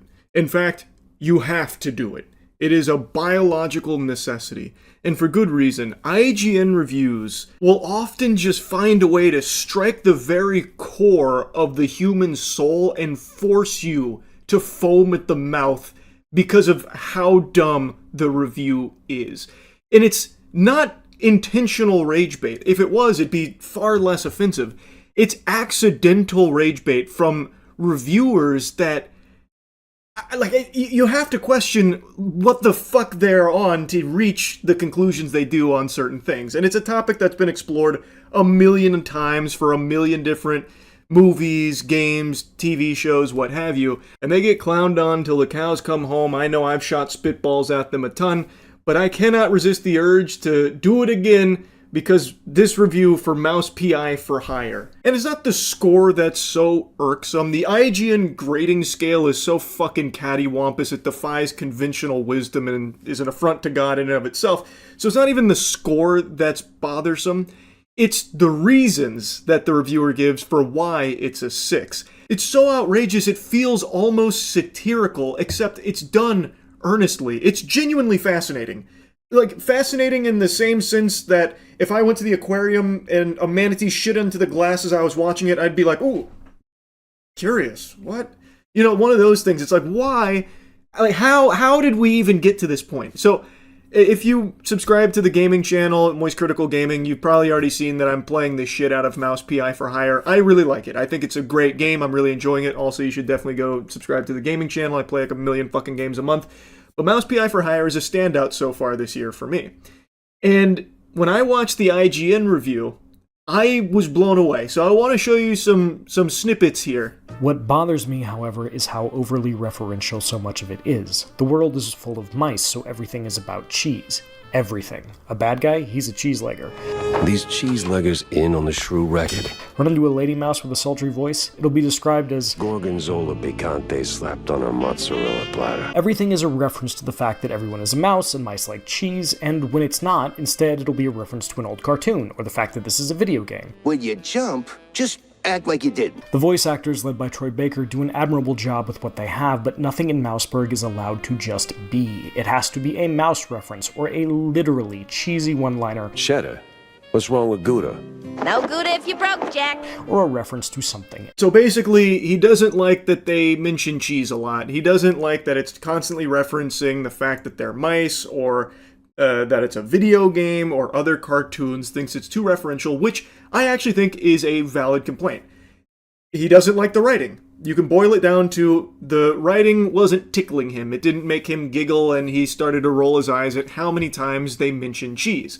I actually think that's totally fine. The writing isn't going to hit for everybody. There's nothing wrong with that. But as the review goes on, the complaint becomes more, it wasn't noir the way I wanted it to be. It wasn't serious enough. And then starts picking out logical inconsistencies with this world. And that's where things get real fucking goofy. Like, that's turbo wacko sauce right there. This game is a love letter to the old rubber hose cartoons and noir. It is not meant to be like a serious fucking pipe-smoking noir experience that's gonna have you sitting there thinking in your chair like this hard-boiled detective, real big thinker piece or anything like that the reviewer seems to want it to be. And that's like the main gripe. He starts pointing out these logical inconsistencies in the world. He does mention the cheese a lot, which I think is weird because I think it's a fine complaint to say, like, I started to get annoyed with all this cheese stuff. But it makes sense in the world because these are fucking mice. So of course cheese is going to be a big part of like that society in the world they have built. I should have probably guessed the former when one of the first things I saw was a steamboat named Willie, but at least that and the reference-heavy power-ups are cute. Constant callbacks to classic films or other video games? Not so much. And it doesn't end there. A boss fight in the sewers? It's a literal alligator because of course it is. If you're looking for the cheese-liking foreman, Jack will quip that he doesn't look like much of a boss. More like a mini boss. And then laugh at his own joke. Just listen to the way he talks about it. He fucking hated this. I think he wanted to go lower than a 6, but then felt like the response would be too ferocious if he did. It seems like he actually loathed it, just by the way he's talking about it. I don't even understand the complaint about the alligator boss fight. Did he have the same complaint for Resident Evil 2 when you fought a sewer gator there? It actually feels like it's doing the IGN meme of too much water, if you remember that one. This one is too much cheese. Even here, though, I have issues. Weapons can feel weak, especially the shotgun. It's got the audio kick of a pop gun, and there's a strange disconnect to seeing something that sounds like a kid's toy blow off some poor mouse's head as you paint the white of the world with black ichor that spews from his neck. I honestly have no idea what this complaint means. I'm not gonna lie. He was going on to compliment the gameplay. It's a boomer shooter. It's a very competent one at that. It's a fun one, which he was also mentioning, but then said like he also has complaints here, and then notes the shotgun sounding like a kid's toy and then blowing off bad guys' heads in the game. It's a cartoon, man. What? Like, it sounds like a cartoon shotgun from fucking some kind of WB cartoon back in the day. Like, what do you, like, what is it supposed to sound like? And why does that matter? Like, I truly don't think that was worth mentioning. I really think he was fishing for anything else to critique, so that way it seemed like there were more complaints he had outside of just not liking that it was silly noir instead of serious noir. Enemies mostly come out of doors marked with a skull that you can't enter, robbing these areas of anything remotely resembling a sense of place. Levels also really like to pull the "we're gonna lock you in a room and throw baddies at you until they're dead or you are" shtick, a little too much for my taste. None of this is game-breaking. The combat is fundamentally good enough to carry you to the end of the roughly 12-hour campaign, but sometimes it feels like being at a show that's never quite bad enough to leave. Here's another complaint that I think is truly pulled out of his ass just for the sake of trying to find anything else to be negative about to justify a 6. What do you mean that there were too many rooms of just killing enemies to progress? It's a boomer shooter. You know it's a boomer shooter. You have even made a mention of that. That is the core gameplay loop of a boomer shooter. You go into a corridor and you fucking blast ass until there's no one left, and then you move forward. Did he have the same complaint for Doom? I doubt it, like, because that is what boomer shooters are. So I don't know why he's saying there was too much of that here for his taste, as he never played a boomer shooter. I don't know. It seems like he has, because he made a mention.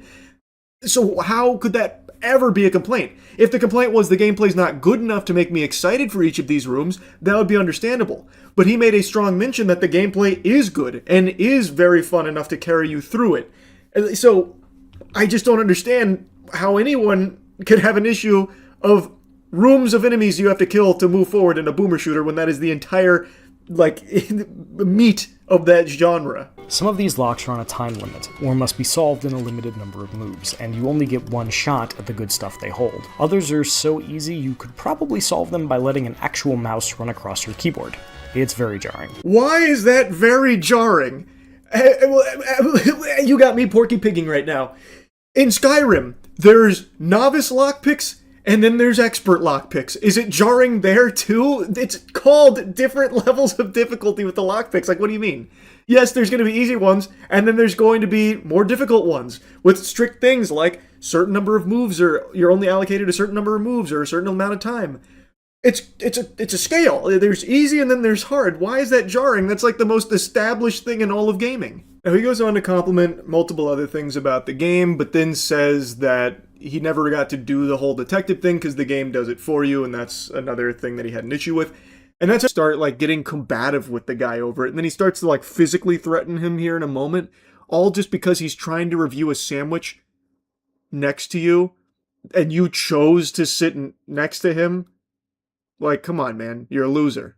You're running out of work. Oh, I have a great job. I have a great job. I make 6 figures. Oh, yeah, I'm here. I come here and I complain about other people eating their lunch. Yeah. I don't have a job myself, but I complain about other people. Oh, yeah. Oh, great. Other people were there first, and I tell them that they have to leave because they were there first because I want them to leave because I don't give a shit. All that matters is that I get what I want. I get what I want. That's all you get. That's all you got. Oh, that's great. I didn't come here to hear a lecture, man. You started it. You started it. You started it. Sit over there. You'll be fine. I'll be done in literally 3 minutes. I love that line from that douchebag. I didn't come here to hear a lecture. You started the lecture, professor. You're the one that brought it here and started lecturing him. Like, what are you talking about, man? So he kept mocking UA Eats, so UA Eats started mocking him back. And that's when it starts to bubble over a little bit. He slams his drink down, his fucking Diet Dr. Kelp. He slams it on the table, and now he threatens him. You're gonna keep going. You're gonna be sorry. You're gonna be very sorry. You're f***ing threatening me? I'm doing exactly what I'm doing. You can shut the f*** up, you know, and let everyone eat in peace, or you can get the f*** out of here. They said I could sit here. Don't speak for everyone. He asked. I asked everybody. They were here. To move close to him when you could have sat somewhere else. There was nothing going on He at that wasn't point. speaking when we first sat I down. have a right. I was speaking before. I was. I was speaking. Watch out, no more Mr. Nice Guy. You keep talking all that crud, he's gonna right in the kisser. He sounds like fucking Dino Spumoni from Hey Arnold. Like, he is just not intimidating at all, just from like the sound of his voice and the way he's like carrying himself. I really respect that the YouTuber UA Eats is just standing his ground. He's not letting him just waltz all over him. I think UA Eats is in the right and this guy's a piece of shit. And now, during his threats, another patron here in the deli comes forward and says, don't speak for all of us, he asked. And then points out again that they chose to sit there. And then they said, oh, he wasn't yapping then. But apparently, even according to the lady that came up, he was. So, like, he was already actively doing these reviews, and they still chose to sit there and then get upset about it. The world, it doesn't have to be under. But yeah, but you know what? I have a right to sit here in peace and eat. I have a right to sit. Yelling about food. I have this right to sit here. It's a public place. Public spot, so I get to do what I do as well. Okay, same exact way. Your rules don't apply to a public space. And his rules don't apply to me. And You want to stand up for it's a something, public right? Don't stand up for that. It's not public space. This is a private business. This is a private. But you're not the owner. No, I'm not. I'm just telling you. This is a public place. He said so himself. Listen, she's a lawyer and I'm a surgeon. Okay? Yeah, I thought you said you didn't have a job. Yeah, because it's not for you to know what I do. All right. Okay? It's All right. not for you to know what I do. All right. Yeah. All right. Believe me. All right. I actually do something for a living. All right. Wonderful. Wonderful, yeah. Wonderful. Hope you catch up with that. All right. Wonderful. All right. Unemployed guy all of a sudden got promoted to surgeon there throughout the course of this argument. That's incredible. Wow, what a come up. He's pulling that out of his ass. He's not a surgeon. We all know you're not a surgeon, man. You backed yourself into a corner with that whole day job shit and you look real stupid and silly, so now you're just grasping at like a respectable career. You're not a surgeon. Maybe his girlfriend's a lawyer. I don't know. Who's to say? There's really no telling. She only said like 3 words in between this guy's tantrum. Anyway, they do leave after that and go somewhere else to terrorize some other innocent people at whatever other diner feels their wrath. And then UA Eats has like a brief conversation with the individual that, you know, stood up with him against those assholes. And that was pretty wholesome. But yeah, this kind of interaction is always so peculiar to me because there are a lot of cases where a streamer or YouTuber is very much in the wrong in public spaces and the behavior that they're exhibiting around others. And it's very easy to see that. This is one of the very few cases where that's just not what happened. Like in this instance, the YouTuber did nothing wrong. Got permission from everyone there, apparently, to do that. Was not being loud, disruptive, or filming anyone without their permission, not showing anyone. Even during this argument, he didn't even, like, turn the camera so we could see this douchebag, which, in a lot of cases, most other YouTubers probably would, to, like, show you, look at this asshole, can you believe this shit? He didn't even do that. This was like a very strong class act from this guy. Like, yeah, he mocked him a little bit, which he absolutely should. This guy was being a child. And he stood his ground, which he absolutely should, because this guy was being a fucking loser. So I think he did everything right in the way that he handled himself here. But yeah, anyway, just wanted to yap about this a little bit. That's it. Yep. I'm not someone who typically believes in the supernatural. You all know that. I am an active ghost hunter. I battle the unknown. I've been on 5 expeditions into paranormal territory with some of the most haunted locations in this country, and all 5 times have turned up without a single shred of evidence to anything unexplainable. No hauntings or anything like that. Which means one of 2 things. There's only 2 possible explanations here, 2 conclusions to draw. 1, I am an extremely powerful psychic and I just don't know my own strength. So when I walk into a haunted facility, I immediately exorcise all the spirits there. Or 2, there is no such thing as the paranormal.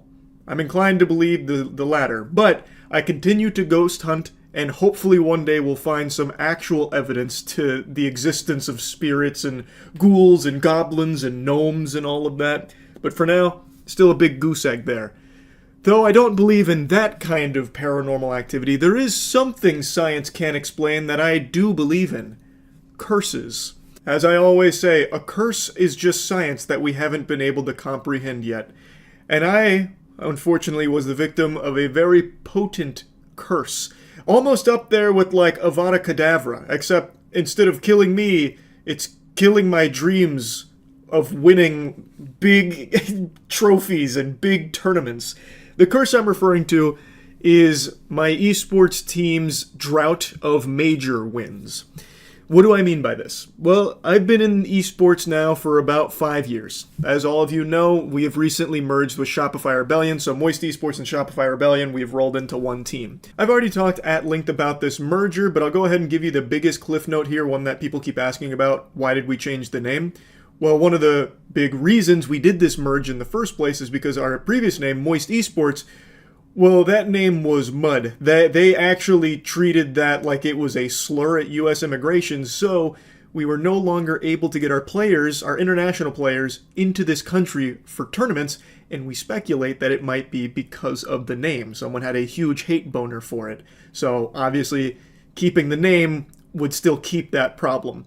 With Shopify Rebellion, that issue has been completely resolved, and it's been extremely exciting, it's been a lot of fun, but unfortunately, the curse has persisted, or at least it did, past tense. The curse latched onto my very soul. We were still in a major drought for the last 6 months, but I'm happy to say, this week, we finally broke it. And not only did we win a major, we won a super major as well. And then we won another big tournament that qualified us for the World Championship in another game. So in 1 week, the curse was lifted, and then we blew its ass wide open. Now, some of you may have noticed I wasn't watch partying any of the tournaments over the last week, and it's by design. I've become very superstitious over the years. I think a lot of you have noticed that. So I wanted to try not watch partying these huge tournaments to see what would happen. And lo and behold, we won every tournament. So I think there was some kind of voodoo magic placed on my watch parties to ensure that we only ever got second place. And now that I didn't watch party it, we got first place in multiple tournaments. Huge tournaments. I'm hoping the breaking of the seal here means I can safely watch party our teams and watch us win these tournaments again. So I just wanted to make a mention of that, and I also want to just show you some highlights from this last week of wins because it has just been so incredible. Our teams have been amazing. I want to start with the most recent one. This one happened only a couple hours ago. Zane took first place at Supernova, the largest Super Smash Bros. Melee tournament of all time in terms of participation, in terms of attendance. It was the largest ever held, and Zane absolutely slapped. He Gangnam Styled all the way to Grand Finals and won Grand Finals through winner's side. He looked untouchable. Yeah, big thing. Okay. Cody has to stay confident on his edge guard routes, even though he has one stock left. You gotta be careful there too, because I thought Zane was gonna tech that. Nice shine grab, okay. That might be it. This might be it.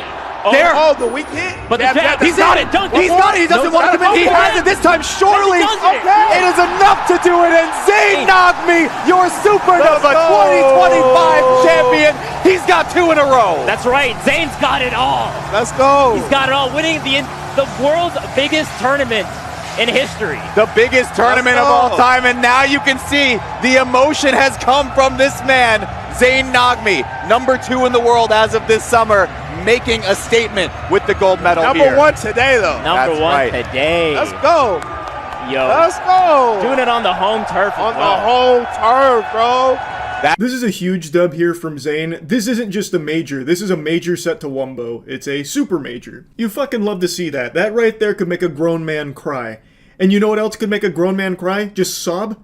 Doing this, a huge win here, after we had also won big time at a Halo major. Our Halo squad took home first place at the most recent HCS major over Optic Gaming. And a fucking nail-biter. This one was a real ass greaser. Shopify even made a whole documentary about this one. The documentary slaps, by the way. I'm gonna show you a little piece of this from the grand finals because holy. This series was a roller coaster. Game 1 got me real nervous. They put the stink on us in Game 1, unfortunately. First battle against Formal. They knew exactly where Formal was, and they have continued to rack up the kills since. Cycle now will be last alive. Optic Gaming, fresh 4 dead from Shopify. Formal will hold the ball. He will watch his teammates do the heavy lifting. And Optic Gaming will take game number 1 here at our grand finals. 3 dead for Shopify. Optic Gaming heating up here. Shopify focusing on the spawners, but Frosty just felt there was something up. Optic need to put runs together now. Trading will only mean Shopify closing this game out quicker. Ooh. Switches to the Bandit, should be able to clean that up. This kill onto Bound, it's a killing spree for him. After trailing, they're now 2 kills away from closing out the game. Here comes the push. Formal might be the 49th, 50th! Shopify tie things up, it's 1-1. That game 2 was a different story, right? Another thing I think is totally understandable to be like, I'm a little disappointed, because the game doesn't make you solve anything. It does do it for you. You gather the clues, you put them on the board, and it connects the dots, solves it, and then you just do the mission. But I think that's totally fine. The game is a boomer shooter. It is not really a detective game. It is a noir aesthetic, a love letter to noir. It is not putting you as like a detective needing to do like an LA Noire style investigation to figure things out. It is a boomer shooter at its core, so it doesn't bother me, but I think maybe he's not alone. Maybe some other people also wanted to have more like detective elements to it. So that's okay to be a little let down there. I think that's somewhat reasonable. I don't think that's a huge, weird complaint to have there. But then we get to the section here that made me really want to yap about this because it kind of just blew my mind listening to it. That brings me to one of my major problems with Mouse PI for Hire. Look, I hate to be that guy who brings up ludonarrative dissonance in a video game review in the year of our Lord 2026, and if you're rolling your eyes right now, I can't blame you, but it's an actual issue here. Jack Pepper is a PI who kills more people in a single mission than Philip Marlowe has in every book Raymond Chandler ever wrote combined. I don't care how corrupt the cops are. A private detective can't break into a police station and slaughter them en masse and then go about his day. It's actually not a problem here at all. Because it's a cartoon.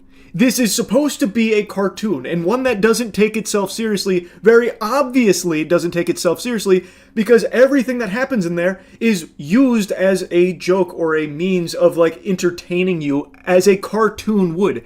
Does he have the same complaint with Ed, Edd, and Eddy? Well, surely they would have broken bones in that scuffle there with that last scam from Ed. This doesn't make any sense. How could they possibly have survived something like that? Like, it's silly. That is a silly complaint.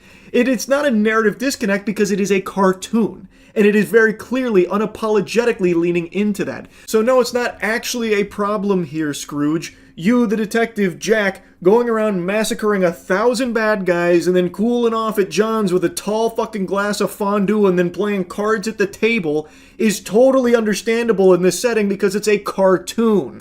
In one particularly nonsensical scenario, Jack inadvertently burns down an opera house to save a guy running for mayor, and he ends up fighting an opera singer and shoots her. Is she dead? Did I just kill an actress for being angry I burned down her workplace? If I didn't, have I left her alive and unconscious inside a burning building? Well, Billy still did get blown to Kingdom Come. Mouse PI for Hire doesn't tell me, and it doesn't seem to care either way. This is to say that noir cannot or should not be violent, but the violence usually has a purpose. Much of Elliot Chase's seminal novel Black Wings Has My Angel is about robbing an armored car, but the book builds to that. It's a big deal when it finally happens, and the characters have to reckon with the fallout once it does. Jack Pepper, on the other hand, is a walking catastrophe, and nobody in Mouseburg seems to care. Because it is a cartoon. Why didn't Wile E. Coyote end up in jail for life for being a fucking terrorist blowing up everything? Why did Elmer Fudd not die 1,000,000 times with everything Bugs Bunny did to him? Why does every cartoon character that have an anvil or grand piano fall on their head like Pepe Le Pew not die right there? Why do they come back? Because it's a cartoon, man. And this is not supposed to be a serious noir comparable to the actual noir properties that he's referencing. This is more a cartoon than a noir, and it's using that aesthetic blending both of them together, and I think it does it extremely well. It's such a weird complaint. Like, I really think this is just so odd. Again, the score isn't even that bothersome to me, because I'm sure people have played this and they're like, it's not really for me. The writing, doesn't make me laugh, and I don't love the shooting, and, it's the same enemies are repeated tons of times. It's not like there's a ton of enemy variety, and it doesn't really challenge you to be switching weapons constantly like other boomer shooters, so, maybe I'd give it a 6. I could understand that, and I'm sure there are people that have that take. That's not the issue. The reason why this review is getting dunked on by a lot of people, and now I'm yapping about it so much, is because the reason that he's giving for it being a 6 is solely because, it seems, he just really wanted to be a serious noir, and the fact that it's silly and plays by cartoon rules instead of noir rules bothered him so much that it knocks it all the way to a 6, despite everything else being good, like all of the actual gameplay, which he makes a mention of. It's just odd. It's so weird. He largely gets to go about his business and is portrayed as a down-on-his-luck everyman PI, like the characters who inspired him, when he is, at best, a mass murderer. Does that make for a more fun video game? Maybe. But it's bad noir and a worse detective tale. There's no maybe there. It does make for a better game when the game is supposed to be entirely revolving around boomer shooter action. That is the main meat here. And no, it doesn't make it a bad detective game, because very few people are going to be looking at it through this lens of, ruined my immersion in the mouse world here, because Jack killed so many bad guys and he didn't go to jail, and no one even really seemed to care about all the bad guys that were dying. And then when he was talking to that brain in the jar, it's like brains can't even speak. Like, how does that make sense? It's dumb to even have that complaint, man. It doesn't make it a bad detective story. It is fully sensible in this cartoon world. But Will, you might say, this is a goofy Looney Tunes FPS. Why should I care about any of that? And the answer is because Mouse wants you to. It wants you to believe that this is important. You spend a lot of time talking about these characters, about putting together the clues you need to get to the bottom of what's going on, about Jack's motivation for doing the work. He allegedly needs the money, which both leads him to taking cases and doesn't track when I'm super rich from all the killing. Oh my god, it's like it's the first video game he's ever played. He is now using the fact that you collect currency when you kill the bad guys as a way of saying, now the story doesn't make sense because I'm no longer down on my luck. I got so much money, I'm rich, look at my inventory. Brother, what? And he's dreadfully misunderstood the game if he thinks that it's taking itself seriously. At no point throughout the 10 hours I've spent with it so far have I even had a whiff, the slightest huff of something that's supposed to be taken seriously as like an emotional beat. Because at every step of the way, even during like a big reveal and like a big betrayal of someone that we looked up to, it is used as slapstick comedy when you actually get there and confront them. It is always being silly, because that's what cartoons do. Well, at least the cartoons that this is paying homage to. And like he mentions, it tries to get you invested because you spend a lot of time with them. Yeah, man. That's because that's called a good game that has a lot to do. You get to interact with the characters, you get to talk to them, you get to learn about them, and that's fun. And it's always entertaining camaraderie between them. But that doesn't mean that it needs to be taken to the utmost level of seriousness, like in the noir properties that you're referencing, because that's not what it goes for. And I don't know how he could possibly get that impression when he was playing it. I really don't know. I don't get it. Mouse PI for Hire nails the aesthetics of both the 1930s cartoons and the detective stories that inspired it. And it's also an amusing boomer shooter that largely feels good as you're playing it. But its haphazard marriage of noir storytelling tropes and shooter gameplay are often at odds with each other in uncomfortable ways that weaken both aspects. And the writing is so busy making references to other things that it's actually painful to sit through at times. This FPS is solid enough if you just want to blast some cartoon mice and not think about it too hard. But once you do, all you'll see are the seams where disparate ideas have been fused together, and no trench coat can hide the stink of that moldy cheese. The only stink here is this review. It is so silly. Again, the score is not the problem. I'm sure there's plenty of people that played this and find it to be like a 6, because maybe they got tired of fighting the same enemies a lot, or like I said, maybe the writing just didn't hit for them either. And his complaint of like, too much cheese, not enough substance, I didn't like the writing, I wasn't laughing, I think is fine. But that's like the only actual complaint here. The rest I just think is baloney. Too many rooms where you have to kill all the enemies to progress. It's a fucking boomer shooter. How could that possibly be a complaint? You could just say, like, you don't like boomer shooters then in that case, but that's not even the impression I got from his review. It seems like he likes boomer shooters. So how would you ever have this complaint in that case? And then, like, the other things are, it's not logical. How could Jack be a hero detective when he's killed all of these people and no one takes that seriously, all this death? It doesn't make sense. It's like it's a cartoon or something. It's ridiculous. Anyway, I'll stop blabbering about it. This review was just wild. I had to talk about it a bit more. I was talking about it a bit last night on stream when I was going through the IGN review before playing some more Mouse PI for Hire, and it was something, man. It really was. So anyway, that's really about it. See ya. Well, good morning and happy 4th of July. You're looking awfully chipper. I imagine you have some big plans for today. Just be safe with the fireworks. Don't blow your fingers off or blow your cheeks off when you grease your cheeks and stick a Roman candle in your ass. Just make sure to have a good old time celebrating today. And also, in order to get in the spirit, at Starforge we're doing a huge sale for the 4th of July, so if you're looking to upgrade your PC or get the best PCs in the universe off rip, go to Starforge and pick those puppies up. Sometimes there are some body cam titles that are just irresistible, and yesterday there was such a case when it came to a man that tricked officers into letting him escape. When I heard that, I had a very odd picture in my head about what that would look like. I was expecting something a la like mind control, like an X-Men mutation or something. Or like Code Geass, where he gave them the command to let him go. But that's not exactly how it unfolded, not to take anything away from such a valiant attempt at evading officers, but it's a pretty wacky one that watched on stream last night from EWU Bodycam that I wanted to just share with you here as well. Man tricks cops into letting him escape. What a beautiful title that is. What did he do? The Jedi mind trick? Hit him with the hard sell? Like, what? I've got to see that. Or did he, like, change his disguise or something? Like Agent 47. I'm too curious. We'll do some Steam dumpster diving in a minute. When deputies in New Mexico arrest a suspected con man, they're caught off guard when he goes... I'm gonna tell you, if he tricked them into letting him escape, he's no longer a suspected con man. He is an extremely successful con man. Very persuasive. ...goes to extraordinary heights to avoid jail. Steven! Get down! He's in the ceiling.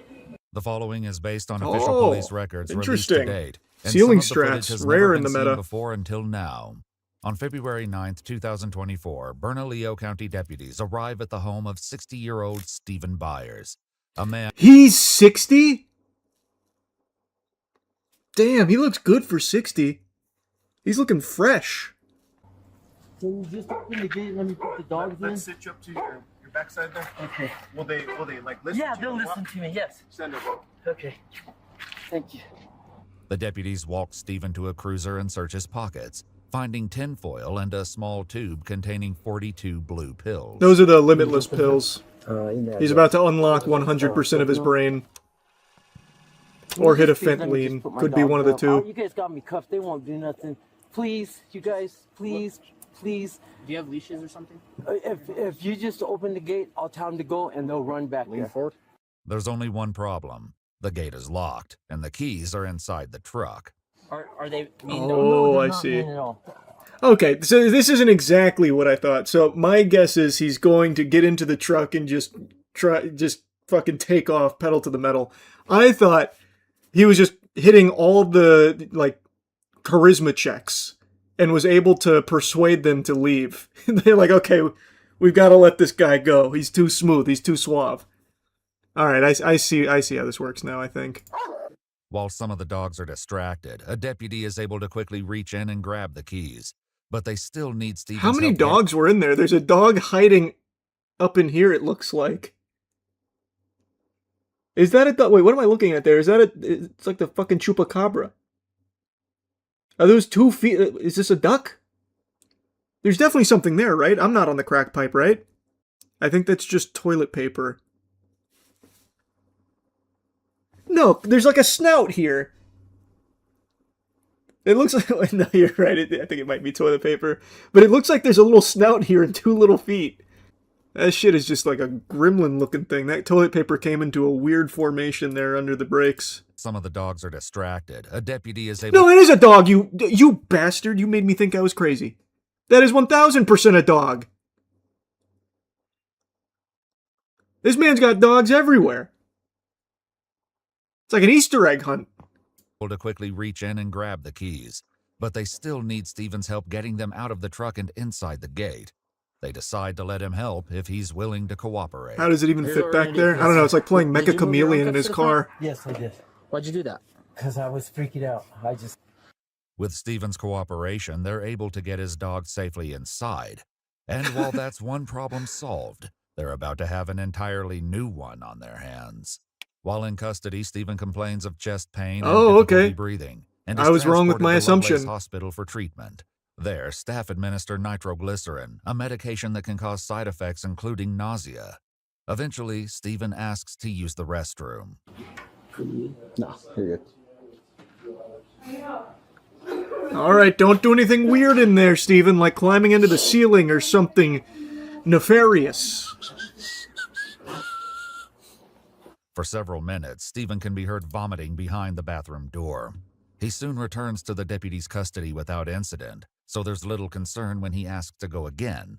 But it's during this next trip to the restroom that a strange noise catches a staff member's attention, signaling that things are about to take an unexpected turn. Hear what? Like a, I don't know, loud sound. I don't think so. Steven, have you vanished in there? All good in there? Steven, you alright?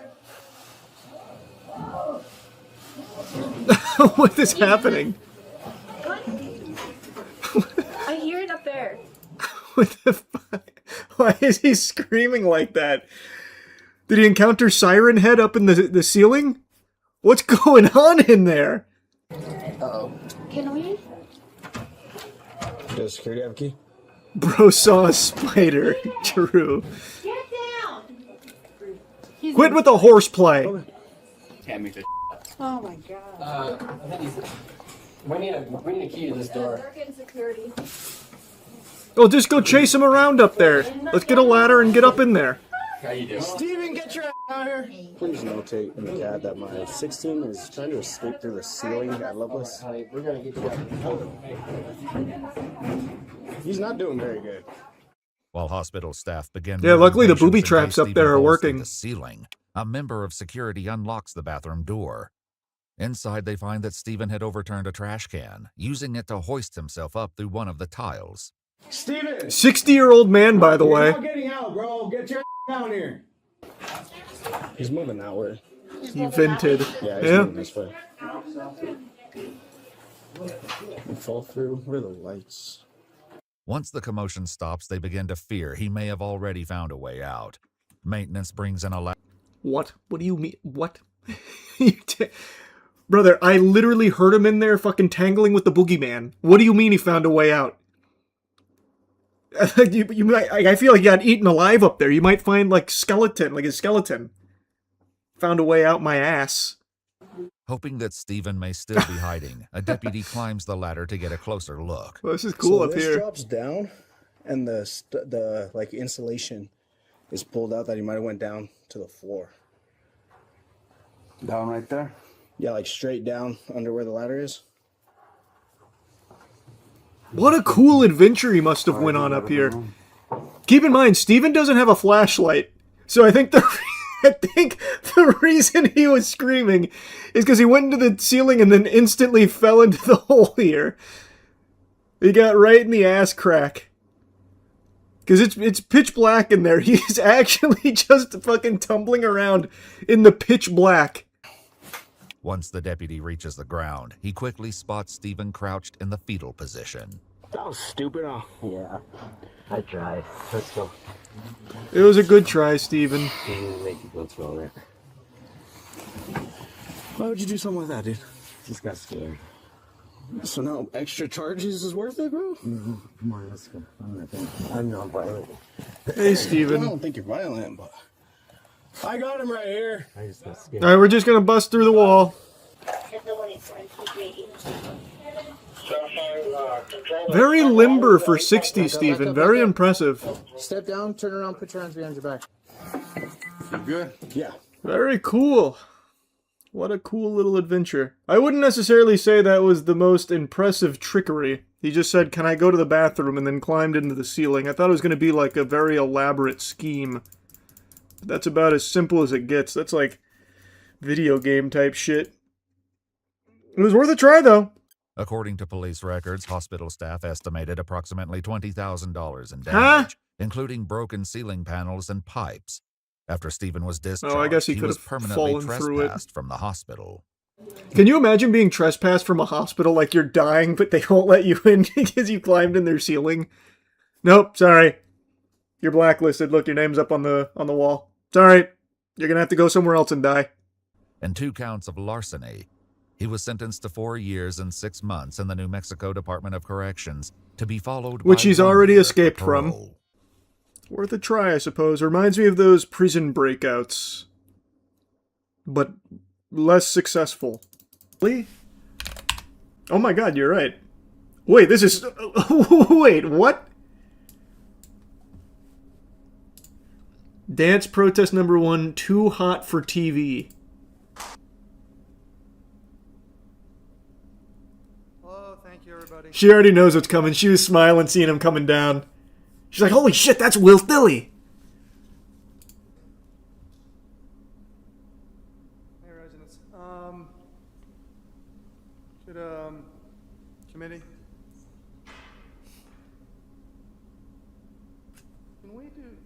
I wanted to try something fun to kind of, we talked about ending divisiveness and building community and stuff.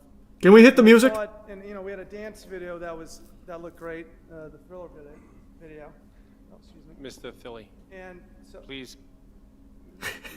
address your comments. You're allowed to make comments. Mr. You're Thilly, allowed to please, make God. comments. You're not allowed to make a spectacle. Don't do it. Township committee. sorry, So We can't handle another if you wanna serving. make comments, you can make comments, but you can't involve 10 other people in your comments. oh, I'm gonna talk to whoever I wish. I appreciate it. I think thank you so much. And so I thought for fun, as a community building, that'd be a really fun thing for us all to do together and show positivity in our town. If you would join me in standing up and a little awkward at first. Hey, wait a minute. This is a much more energetic crowd. Yeah! Let's go! Get it with the hokey pokey.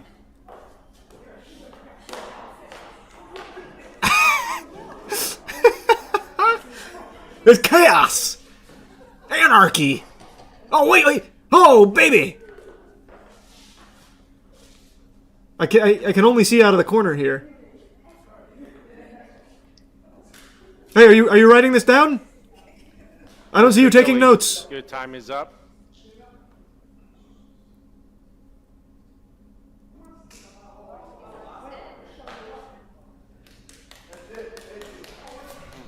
Philly! Do we have any further public comments? I'm not sure if I'll watch that or not, but we'll see. No, Rita. That's awesome, Cooper. You're more than welcome to come up. Go He's to the given up his- he's MTG given up the Reddit microphone. for help. Wait, who's this guy now?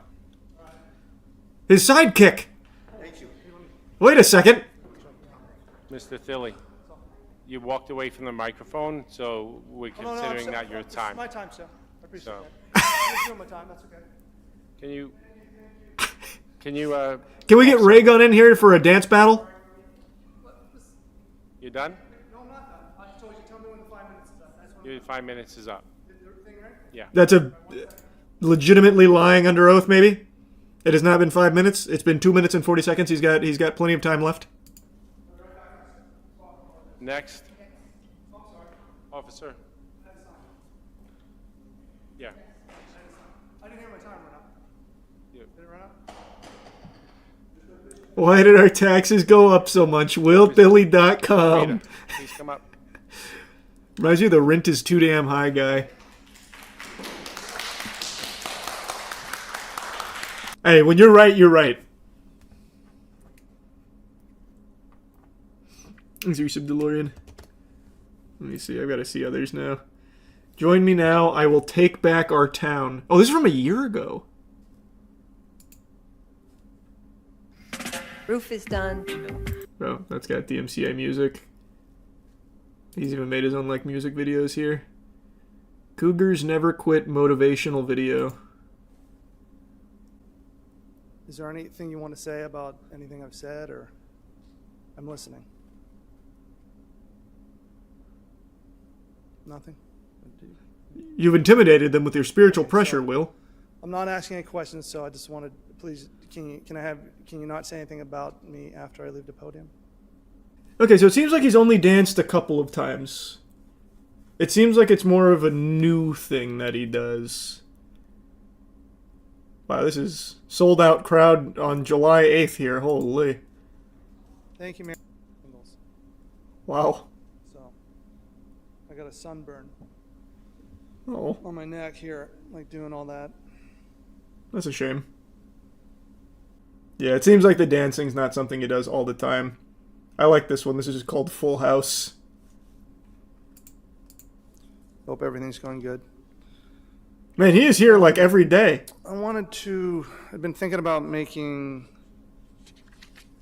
it'd be really great to make these meetings, get more residents to come to the meetings, and I know that's tough to get people to come to anything. So it's not against anyone here, but I thought, the goal would be to make government fun. Make meetings fun. And that, I think, What's the plan? How do we do that? would be more fun. Not that they're not really fun right now, but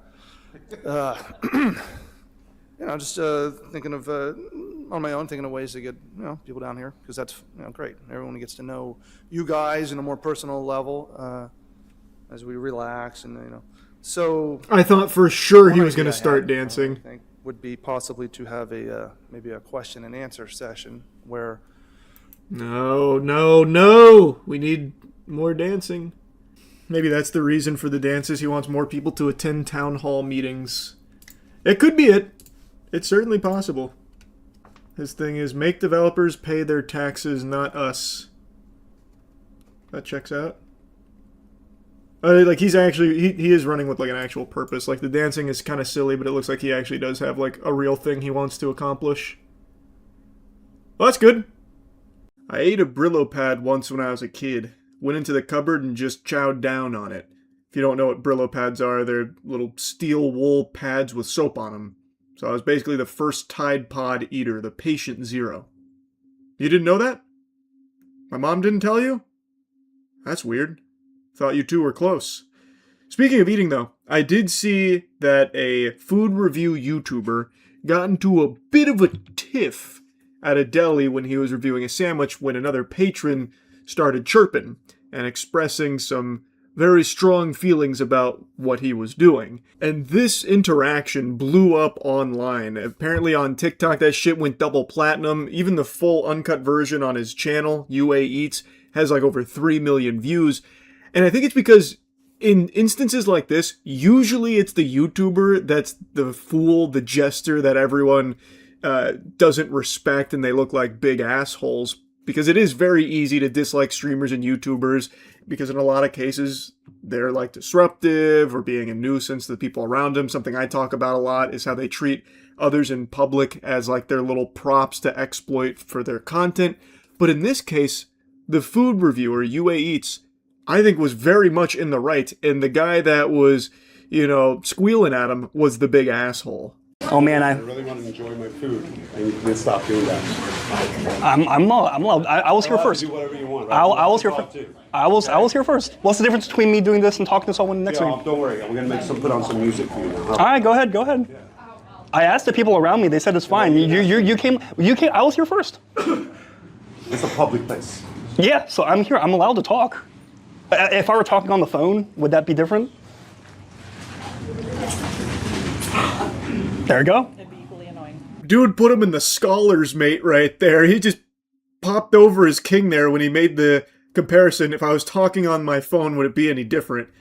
Goober had no response. That was crickets right there. But then his girlfriend said it'd be equally as annoying, which desperately fishing for something to respond with when she knows that's not true, because you can literally hear other people in the deli talking to each other or potentially talking on the phone. So how would him being on the phone be equally as annoying unless he was being really loud? Which, if he was, I would be more understanding of, but he wasn't, and you'll see that here in a moment.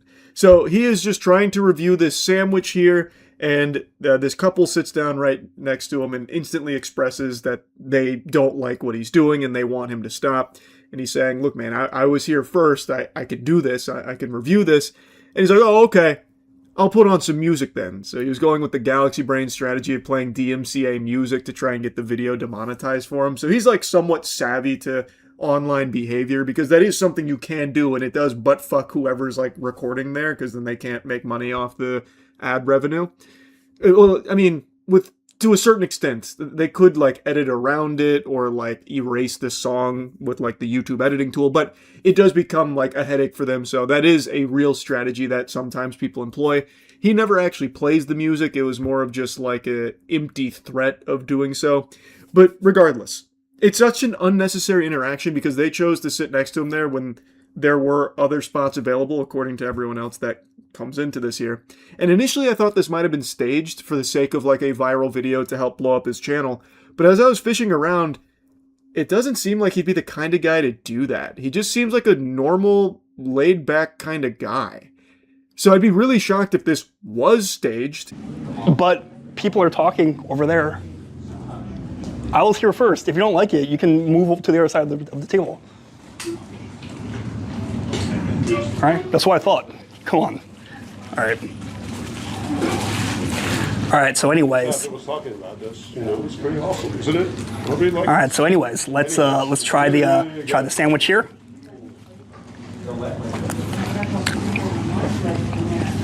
I hope you have a day job. I do have a day job. This is my day job. This is a very empty day job, if I would say. This is my day job. This is my day job. This is what I do. I came here to Chicago just for this. It's pretty empty. What is your day job? Let me ask. What is your day job? I don't have a job. You don't have a job? No. Oh, that's wonderful. So you're going to lecture me about a job when you don't even have one yourself? My cheeks were getting red when he said, I don't have a job. So he wanted to try to go down that route here in the dialogue tree, but has no job himself. Quite a tactic. That is one hell of a maneuver there, bud. So he, like, when he's reviewing the sandwich, he's not being loud. Nobody else is in the shot. It is just him. If he was like showing the rest of the restaurant, like without their permission or anything, that'd be one thing. Like if they sat down and now all of a sudden they're part of the content without their consent, I would get that. That's not the case. And before they sat down, he asked the other people around if it was okay. He got their permission to film here at Mr. Beef, which is, I mean, that's kind of a banger name for a spot, especially for something like this to start spawning like an actual beef here between customers over him just reviewing a fucking sandwich pretty tamely. Like he's not being, you know, bombastic or anything. He's not standing on the table fucking hitting TikTok dances or the cyber goth or something or shaking it all around. Like he's just hanging out and giving his thoughts on a fucking sandwich, and this guy has such a huge issue with it. And then he's calling it like a really empty day job. That's cool, brother. I'm sure he was really asking for your perspective on his work, especially from someone as educated on employment as you are, clearly. Like, what the fuck, man? You can not like what he does for a living, but why make a big issue out of it? Like, I don't understand. It's completely useless. You look like a fool. You look like an absolute clown, and I can't even see you, but I can actually hear what your face most likely looks like, and it's a big old fucking frown and a bunch of misery. Yeah. All right, so you just walk around telling people what they can do, what they can say, and what they can't? Absolutely. All right, great. Yeah. Great. Awesome. All right, would you let me do my job then? I'll eat, I'll leave, then you guys can enjoy. Yeah. Sound good? Why don't you go outside and do this? Because I'm in a public place. You said so yourself. I'm in a public place. I'm allowed to do this. So I asked the people around me. They said it's fine. I was here first. If you don't like it, you should go outside. I'm allowed to do this. What's that? Oh, it's okay. All right. Let's give this a try. That beefy boy sandwich don't mean shit right now. That's not the star of the show anymore. Now it's a battle between UA Eats and this stranger who's now come in here slinging his meat. And let me tell you something, that shit is raw and it is tiny. So he's now saying, why don't you go outside and do this? But as UA Eats says, why don't you go outside? Like, he was there first. He was already talking to the camera when they chose to sit next to him at those seats. Why do that then? Just either go to the other side where you can't really hear him, or eat outside like you just said he should do. Why do you waltz in there, sit down, and then say, all right, now you have to leave because we're here now? That's some cringe, stupid brain shit, bro. That is embarrassing garbage. You know, it's pretty good. It's very, very juicy. I think I probably feel like maybe I'm comparing it too much to Al's when I came here a few years ago to Chicago. I think that the flavor could be a little bit stronger. Like the other things they put in, The Saint was gracious enough to let him continue with his sandwich review for a little bit there. And it's pretty clear this guy is not disruptive at all. He's talking very normally, like a normal volume. He's not being, a nuisance or anything like that. If I was sitting next to this guy at that deli, I probably wouldn't even fucking hear him with everyone else talking as well. So this guy has gone out of his way to be an asshole to him.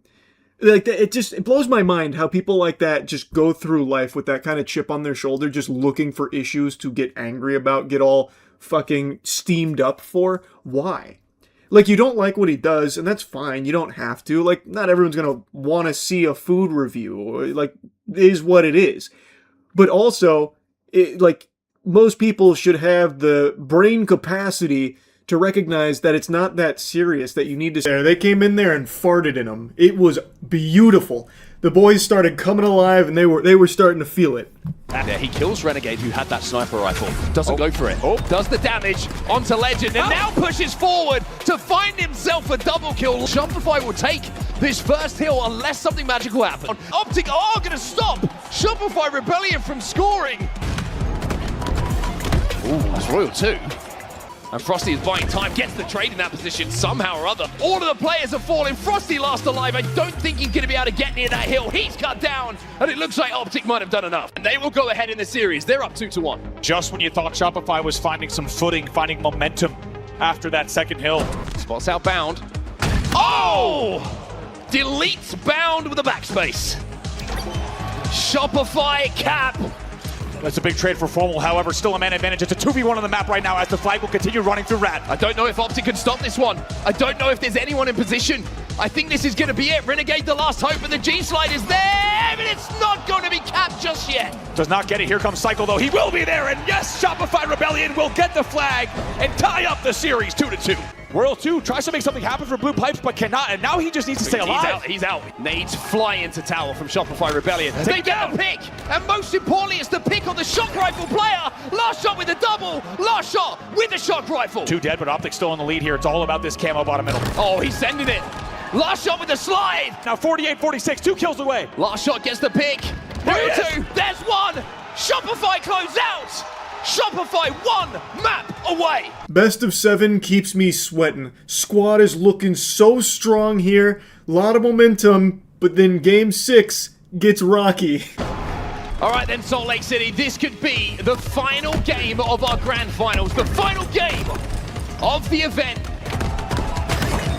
Frosty wins that battle. 2 dead on either side at the moment, although Shopify have that spawner just coming up in time. 4 dead. The fuse is lit again. They're up by 2. Spots out Legend. Not over. And Frosty connects. Gets popped up. Frosty starts to march that bomb towards the base. Royal 2 also in position with his sniper rifle, but Renegade picks up one on last shot. Like you say, Cycle also falls in this push. Cycle and last shot fall. This is falling apart for Shopify Rebellion, and what a counter from Optic Gaming. Frosty in a 1v1 with Legend. Legend gonna win it. Cycle collects his sniper rifle though and keeps the pressure on. 10 seconds left in this game.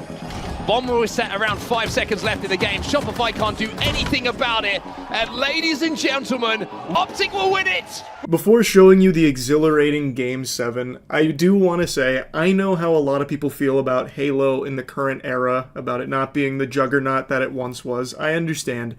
But I need you to trust me when I say the esports side of Halo is a totally different beast.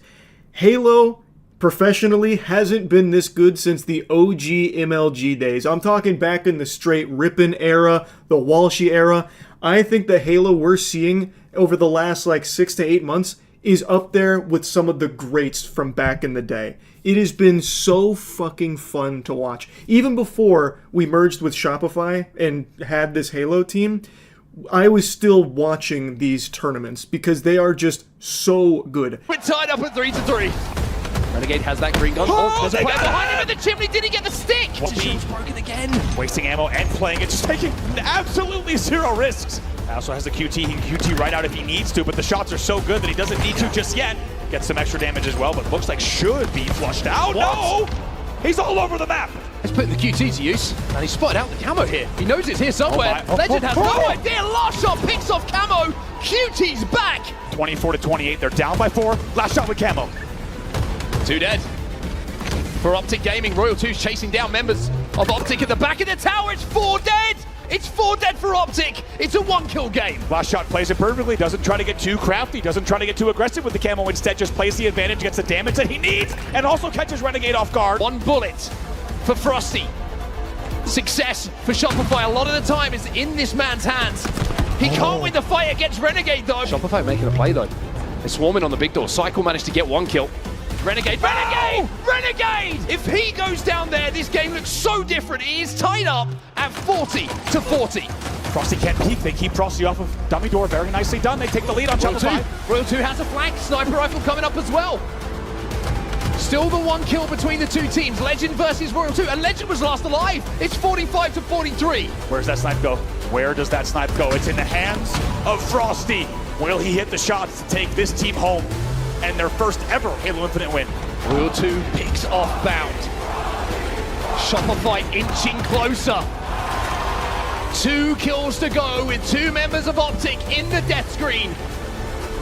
The sniper rifle in the hands of a man who has lifted so many trophies throughout his career. Bound his way out at green. Let's see if they can splat him out. Cypher finds 1. 1 kill to go. Frosty with this snipe. Optic with barely any hope at this point. No room for error on Optic. Knows it. That's gonna be it. It's Cycle.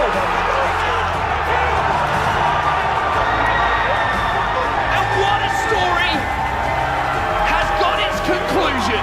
Cycle, the youngster, the new blood, gets the final kill to push Shopify Rebellion through a grueler of a grand finals. I'm so happy for this squad, man. They super deserve it. Last Shot, Cycle, Royal 2, Frosty, and Nick Bestman, they have worked so hard for this, and it is such a joy to see them finally hoist that trophy. They are the best team in the world in my eyes. I am so fucking proud of them, and I can't wait to get a replica of that trophy. They get to keep the real ones, of course, but down here in the swamp, we get the bootleg version. We make the replicas, we fucking moonshine it, and I can't wait to add it to our trophy wall, put it in the collection.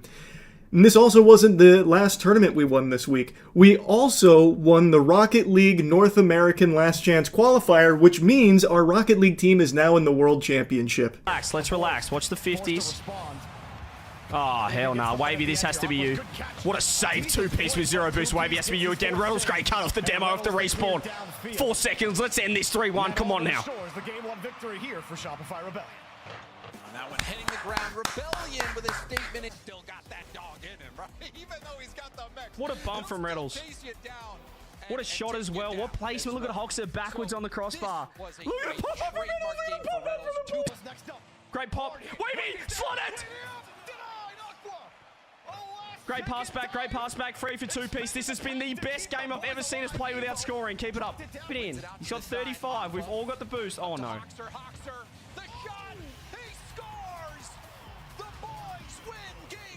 No, Wavy! This is still a shot! That's okay. Good patience. Well done, 2-peak. Reynolds has boost. 2-peak, you cross and go crazy. Anyone there? Anyone there? Shoot! Shoot! Yes, Wavy! Come on! The overtime winner These clips are from CJ's watch party of the event. His watch parties are so fucking hype, but he was playing some copyrighted music, so I can't let the audio play here during the clips, which is why now I'm yapping over it, just giving you a heads up. We've seen crazy things happen.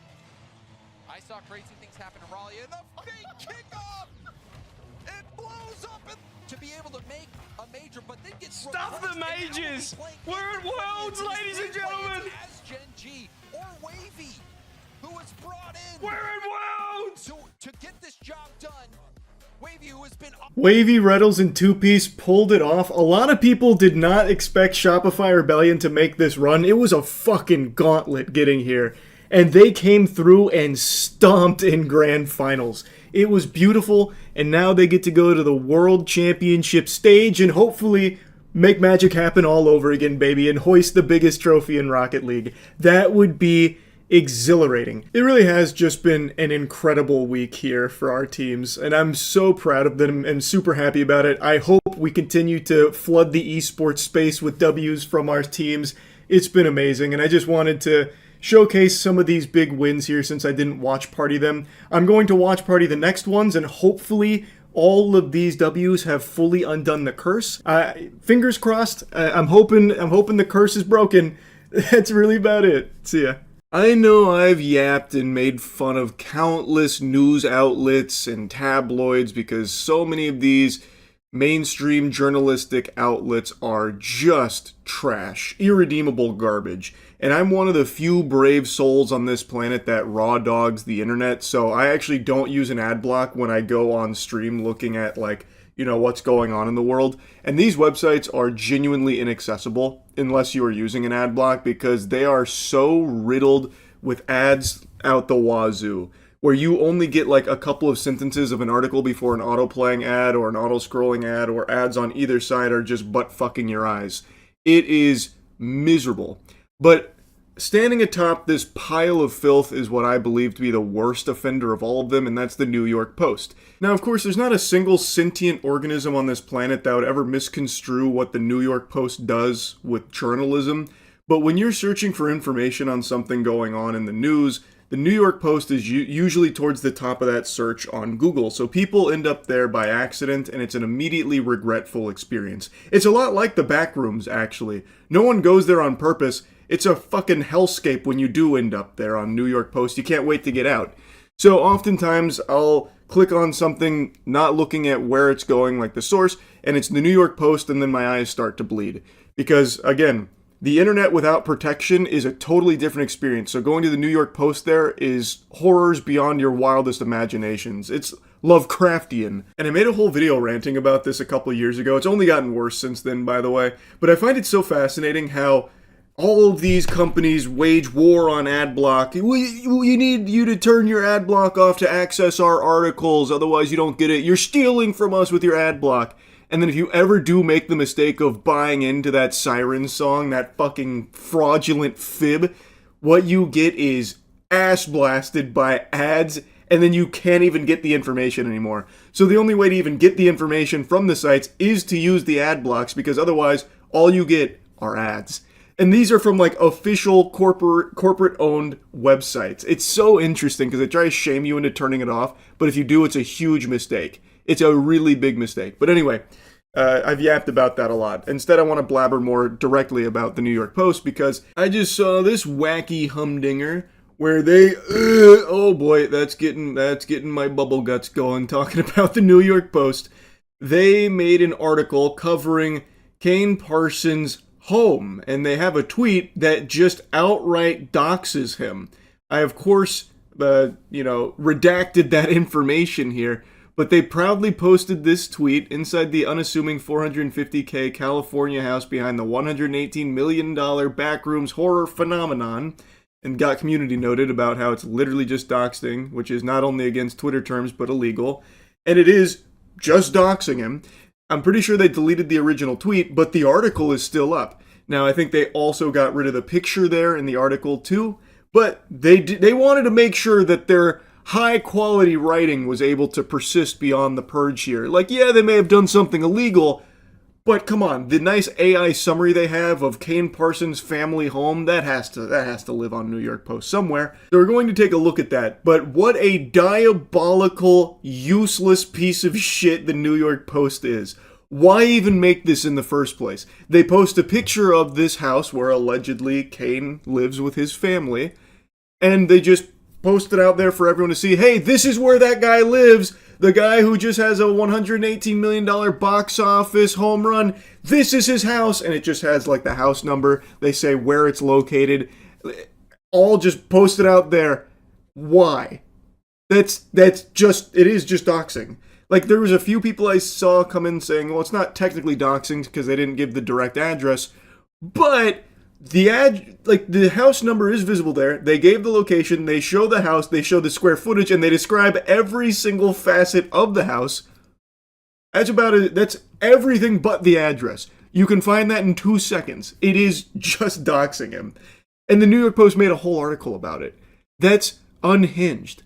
I don't understand why. Like, how did this float across someone's desk? Like, I need pictures of Spider-Man and I need pictures of Kane Parsons' home right now. We gotta post it for everyone to see. Go out there and get it. I just can't even put myself in the shoes of someone so stupid that they thought this was a good idea. I can't wrap my head around the idea behind this article in the first place. But hats off to Mary Kay Jacob here for the slam dunk. If that's even a real person, that's probably just a made-up name right there. As some shit like Jerichomo Cheeseburger. I'm doubtful Mary Kay Jacob's real, but if she is, she should be fucking ashamed of herself. But anyway, this was the article. This is kind of random, but do you ever buy sealed Pokemon collections? No. But you did just remind me. This video I watched earlier, I have it in this tab here. This is crazy.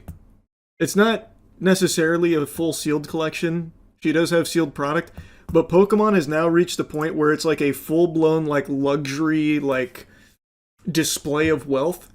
So this is the Jolina Giselle collection, and it's being touted as like the largest and most valuable collection. I don't think that's true. If I remember correctly, there's a Saudi Arabian royal family member who's reportedly got the most valuable collection of Pokemon cards, but he doesn't want to publicize it.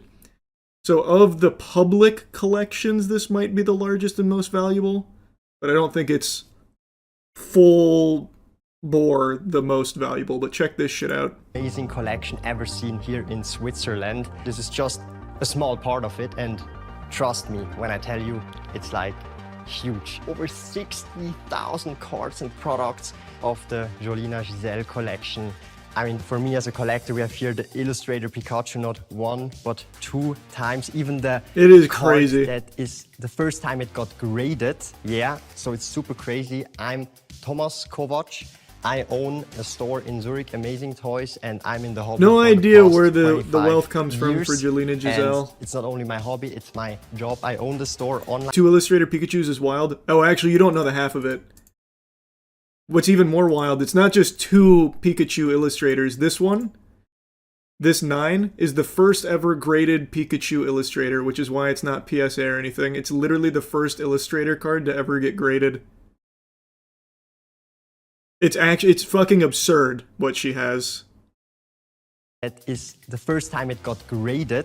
Yeah, oh, he even says so it here. It's super crazy. I'm Thomas Kovac. I didn't even hear him say that. I own a store in Zurich, Amazing Toys, and yeah, it is a very cool card. For the past 25 years, and it's not only my hobby, it's my job. I own the store, online shop, Amazing Toys, and I'm proud to show you all of this collection. This is just a small part of it, and trust me when I tell you, Illustrator Pikachu is a small part of it. There's way more in this collection. We have back here. I will tell you something though. I wish she displayed it better. I don't really like this feel. It feels very sterile, very like almost callous from Destiny. I don't know, just a little gaudy. I think there would have been a much cooler way of presenting this collection. You'll see what I mean. Favorites, gold stars. We have all of the gold stars. It's just some highlights. In English, PSA 10, also in Japanese, PSA 10, and way more, which you will see later down the road. For me, it's like, I breathe Pokemon cards when I see this. It's for me, I've never seen this at one spot and place, and that's why we have also here. Scalper's like, already super planning crazy, an Ocean's which 11 I don't heist. know if you can see this anywhere. I don't think so, man. Judging from this facility that they're in, I feel like scalpers would have a real hard time getting in here. They'd probably get shot by 15 phalanx turrets. On the world, the University Magikarp, the Tamamushi University Prize, 5 times a Gyarados or Gyarados PSA 10. It's basically every Charizard you can think of. It's here, and it's from the even with the because we have these gold walls open to just more PSA 10 Pokemon cards. So this is the Legendary Collection, full reverse holo PSA 10s. And she has that for like Crystal over here. But the thing is, it's in just like a shoebox rack. Like, I just don't think this is a cool way to present it. Legendary Collection PSA 10 set in reverse foil. Pokemon scalpers are scum of the earth. Completely agree. Now, like I said, I don't know what Jolina Giselle does, but I saw that she also did an interview with this guy. She explicitly states that she doesn't and apparently will not sell anything from her collection. Obviously, I'm assuming she's buying from like scalpers and like some fucking scumbags. But at the very least, it seems like she's just doing this for herself. It's not even a publicly accessible collection. Like, you can't pay to go see it or anything. So, as far as the hobby goes, this one's on, like, the lower end of degeneracy. This is just someone who has absurd fucking wealth that dumped it all into Pokemon. God, do you see what I mean, though? It's just... I don't... Like, you have reportedly 60,000 of, like, the most valuable Pokemon cards money can buy, and you display them like this... There's so much room for improvement. You could make a whole terrarium out of your fucking slabbed cards. How would I display them? Oh, I would have, if I had something like this, I would 1000% have had, like, custom displays made for it. Something to highlight the cards and the story of the cards. And I'd have a lot more, like, character to it. So instead of just being, like, you know, fucking empty inventory just dropping out all of your PSA slabs, I'd have, like, I don't know, other cool things from the hobby. You know, like maybe the McDonald's Pokemon promotional products from back in the day, like the old gold things that aren't super valuable anymore today, but they're still really cool. Just to help emphasize the cool items. Like, this is just, to me, very bland. It doesn't have a whole lot of character to the display. You're just asking for scalpers to steal it at that point. Oh, I'd never do it. I mean, I don't have anything like this. I'm just saying, she is clearly in a position where money is no longer even a tangible thing. It's now just infinite unlock. She can do anything. I'm just surprised that she wouldn't invest more heavily in something very visually striking for this collection. Because this is, at the end of the day, just a closet and a couple of shoe racks that are filled with Pokemon cards. There's an interview that I think is on this channel. Oh, maybe not. That's her, though. I'm assuming she just comes from unimaginable wealth. Go to her website. Yeah, the website's weird. I went to the website. That's how I saw the interview, because I was so curious where this comes from. The website is a little odd. Like, in the history, I thought for sure it would say, like, the origin here, but instead it reads kind of like a Saturday morning cartoon villain kind of thing. One evening, almost casually, she asked the question, "Dad, couldn't you simply buy all the Pokemon cards? I think it would be really cool if we had them all." That's the wholesome beginning to the most valuable collection ever. In her words. I don't think it's the most valuable collection ever, but it's the most valuable publicly displayed collection. Jolina, thank you for having me here. I've already saw part of the collection, so I'm very happy that I can see it, and it carries even your name, and it even more has like a story from your childhood. So can you tell us a bit about the story of this collection and how it came to be? Of course. Well, in school I was pretty shy and introverted, so I had a really hard time making friends. And I always brought something to school. No, with I don't me. think it's AI. If this was AI, I would be beyond shocked, because this guy from everything I can see, is legitimately someone that owns a TCG shop, is in the community. It would be crazy if he just flushed everything down the shitter to do this promo piece for a complete AI sham. And again, you can't buy anything, so I don't see what the scam would be. Like, you can't spend money here. So it'd be a really weird thing to AI scam people with, because you get literally nothing out of it. How old is she? I don't know. She looks like maybe mid-20s or something, but I have no idea. I didn't look too deep into Jolena Giselle. From the very little bits I did look, I didn't find anything. So I really couldn't tell you. Where'd she get her wealth from? That's what I said, I have no clue. I briefly tried to find it, but there's no information on where it comes to from. focus on myself, and one day there just happened to be Pokemon cards, and it sparked interest. But I didn't finish this interview. I stopped, like, here. Maybe it's the last question she answers. The other kids, I don't know. and that's how friendships form naturally and pretty playfully. Is it true that as a little girl, you wanted to buy individual cards or trade individuals? Unfortunately, no, because we like to keep the collection together, because that's what makes it so special. And if we were to sell it, only as a whole.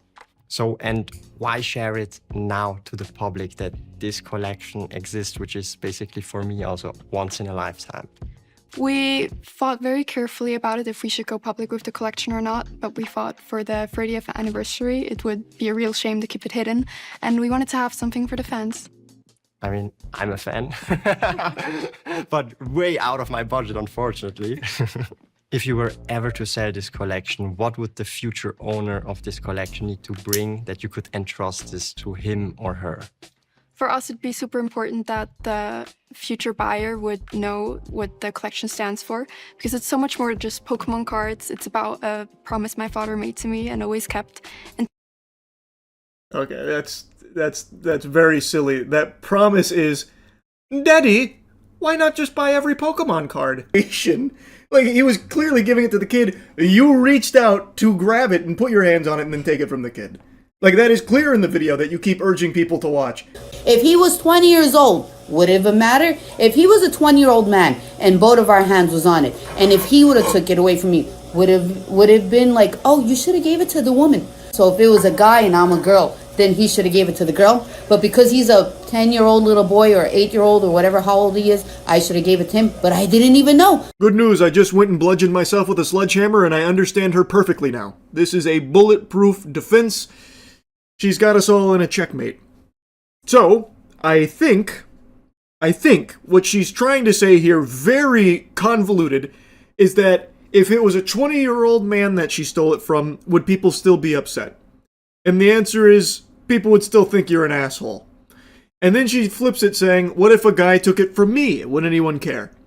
And in that case, yeah, people would think he's an asshole. Like, stealing an item that was intended for somebody else and everyone sees it, they're going to think the person who stole it is an asshole. The fact you steal it from a child does make it significantly worse. 100%, yeah. This isn't the gotcha you think it is. Why didn't they stop me and say, hey, yo, bitch, give it to my son or my brother? But no one didn't say nothing to me. I turned around, I walked away. I seen Mahomes, that's who I wanted to see. Why no one didn't say anything to me?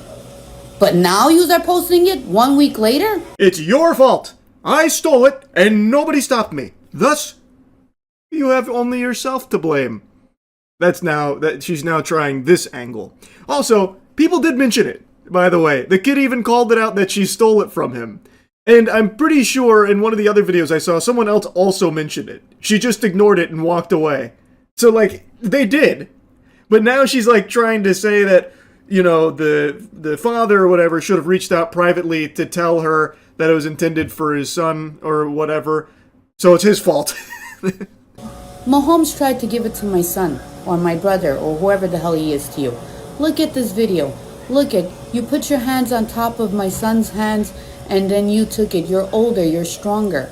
You could have grabbed it more than he could have. Maybe I would have felt bad. She literally talks like a 10-year-old. She sounds like a toddler. All you had to do was DM me and say that you put your hands on top of my son's hands and you're older, which means you're stronger, so you could have grabbed it more than he have. Holy shit. This is a grown woman, by the way. I don't know Michael, but listening to her speak, I feel bad for Michael. A conversation with her must be miserable. Dude probably has to leave milk and cookies out every year at Christmas. She probably still fucking stuck thinking Santa Claus is coming through. But now you're trying to embarrass me. I don't think so. It is what it is. Make your son a tough man, because we're trying to make everyone a little too weak in this world today in 2025. Oh, when that line hit when I first watched this, I knew it was something special I was bearing witness to. So now she's saying the 10-year-old is too weak. I guess she was expecting the 10-year-old to just like fucking judo chop her or like throw her over his shoulder or something and body slam her. And because that didn't happen, now she's saying that the 10-year-old is too weak and that the father's like failed because raising a weak kid because a grown woman stole from him out of nowhere. What a great lesson. Yeah, you're raising a weak kid because he didn't attack a grown woman at a football stadium. Right. This is unreal. It's fucking unhinged. It is what it is. You don't get everything you life happens. Do you know how many times I took my sons to baseball games when they were young? They would have catched the ball and then men would have came and took it out of their hands. Well, I don't know, crazy lady. It almost sounds to me like you're raising some weak sons. You're telling me that at the ball game someone came and took the ball out of their hand and they didn't beat their ass? Based on what you just said here about that 10-year-old, almost sounds like to me you've got yourself a little bit of weakness in your own household, huh, now, doesn't it? Interesting. Very interesting indeed. I'll drop the sarcasm for a moment. I actually feel really bad for the kids. having their mom go on TikTok and just make a complete fucking fool of herself. Like, she tries to claim that everyone's trying to embarrass her, but it is her. It is her embarrassing herself. That's gotta be awful. That is really gotta be bad. And I really do feel awful for them. Guys, I just want to talk to you guys for 1 minute from my heart. At the game, with all the noise and all the excitement, I honestly thought that Pat Mahomes was giving me the headline. I reached for it without thinking. Later, I found out that it was meant for that little boy for his 10-year-old birthday. When I found out, I felt horrible because I don't want to ruin anyone's little time at the game and ruin their little birthday. To the young boy, I'm sorry that I ruined your moment. You should have had your moment for your birthday. She takes her foot off the gas in a follow-up video where she releases this apology here. Very different tune she's singing this time around. I guess the first one didn't really go over the way she had hoped it did. Well, her excuses don't really work anymore, though, because she already made it clear in her last one that she didn't feel horrible at all, even calling the kid weak. So this kind of falls flat on its fucking face here.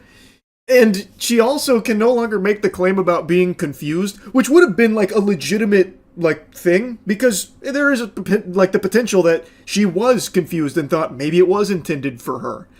But she already made it clear that was not the case in the last video. So yeah, while it's a valiant attempt at trying to seem more sympathetic this time around, like, oh, this is a sincere apology, you should have had your special birthday, and I'm sorry, it was such a mix-up, a very unfortunate set of circumstances. It doesn't work anymore. Got an update on Joey. I want you guys to watch this. They signed it. They signed it.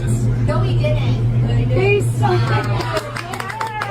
Oh my God. What's in there? Oh. The real deal. I just wanted to tell you that I meant no harm done, but it all worked out in the best, and you got so much more. You got an autographed jersey. And this is her latest video on it. So the Chiefs sent Joey a lot of gear that is signed, a lot of autographed gear, and she's talking about how happy she is that he got all of that. Yep.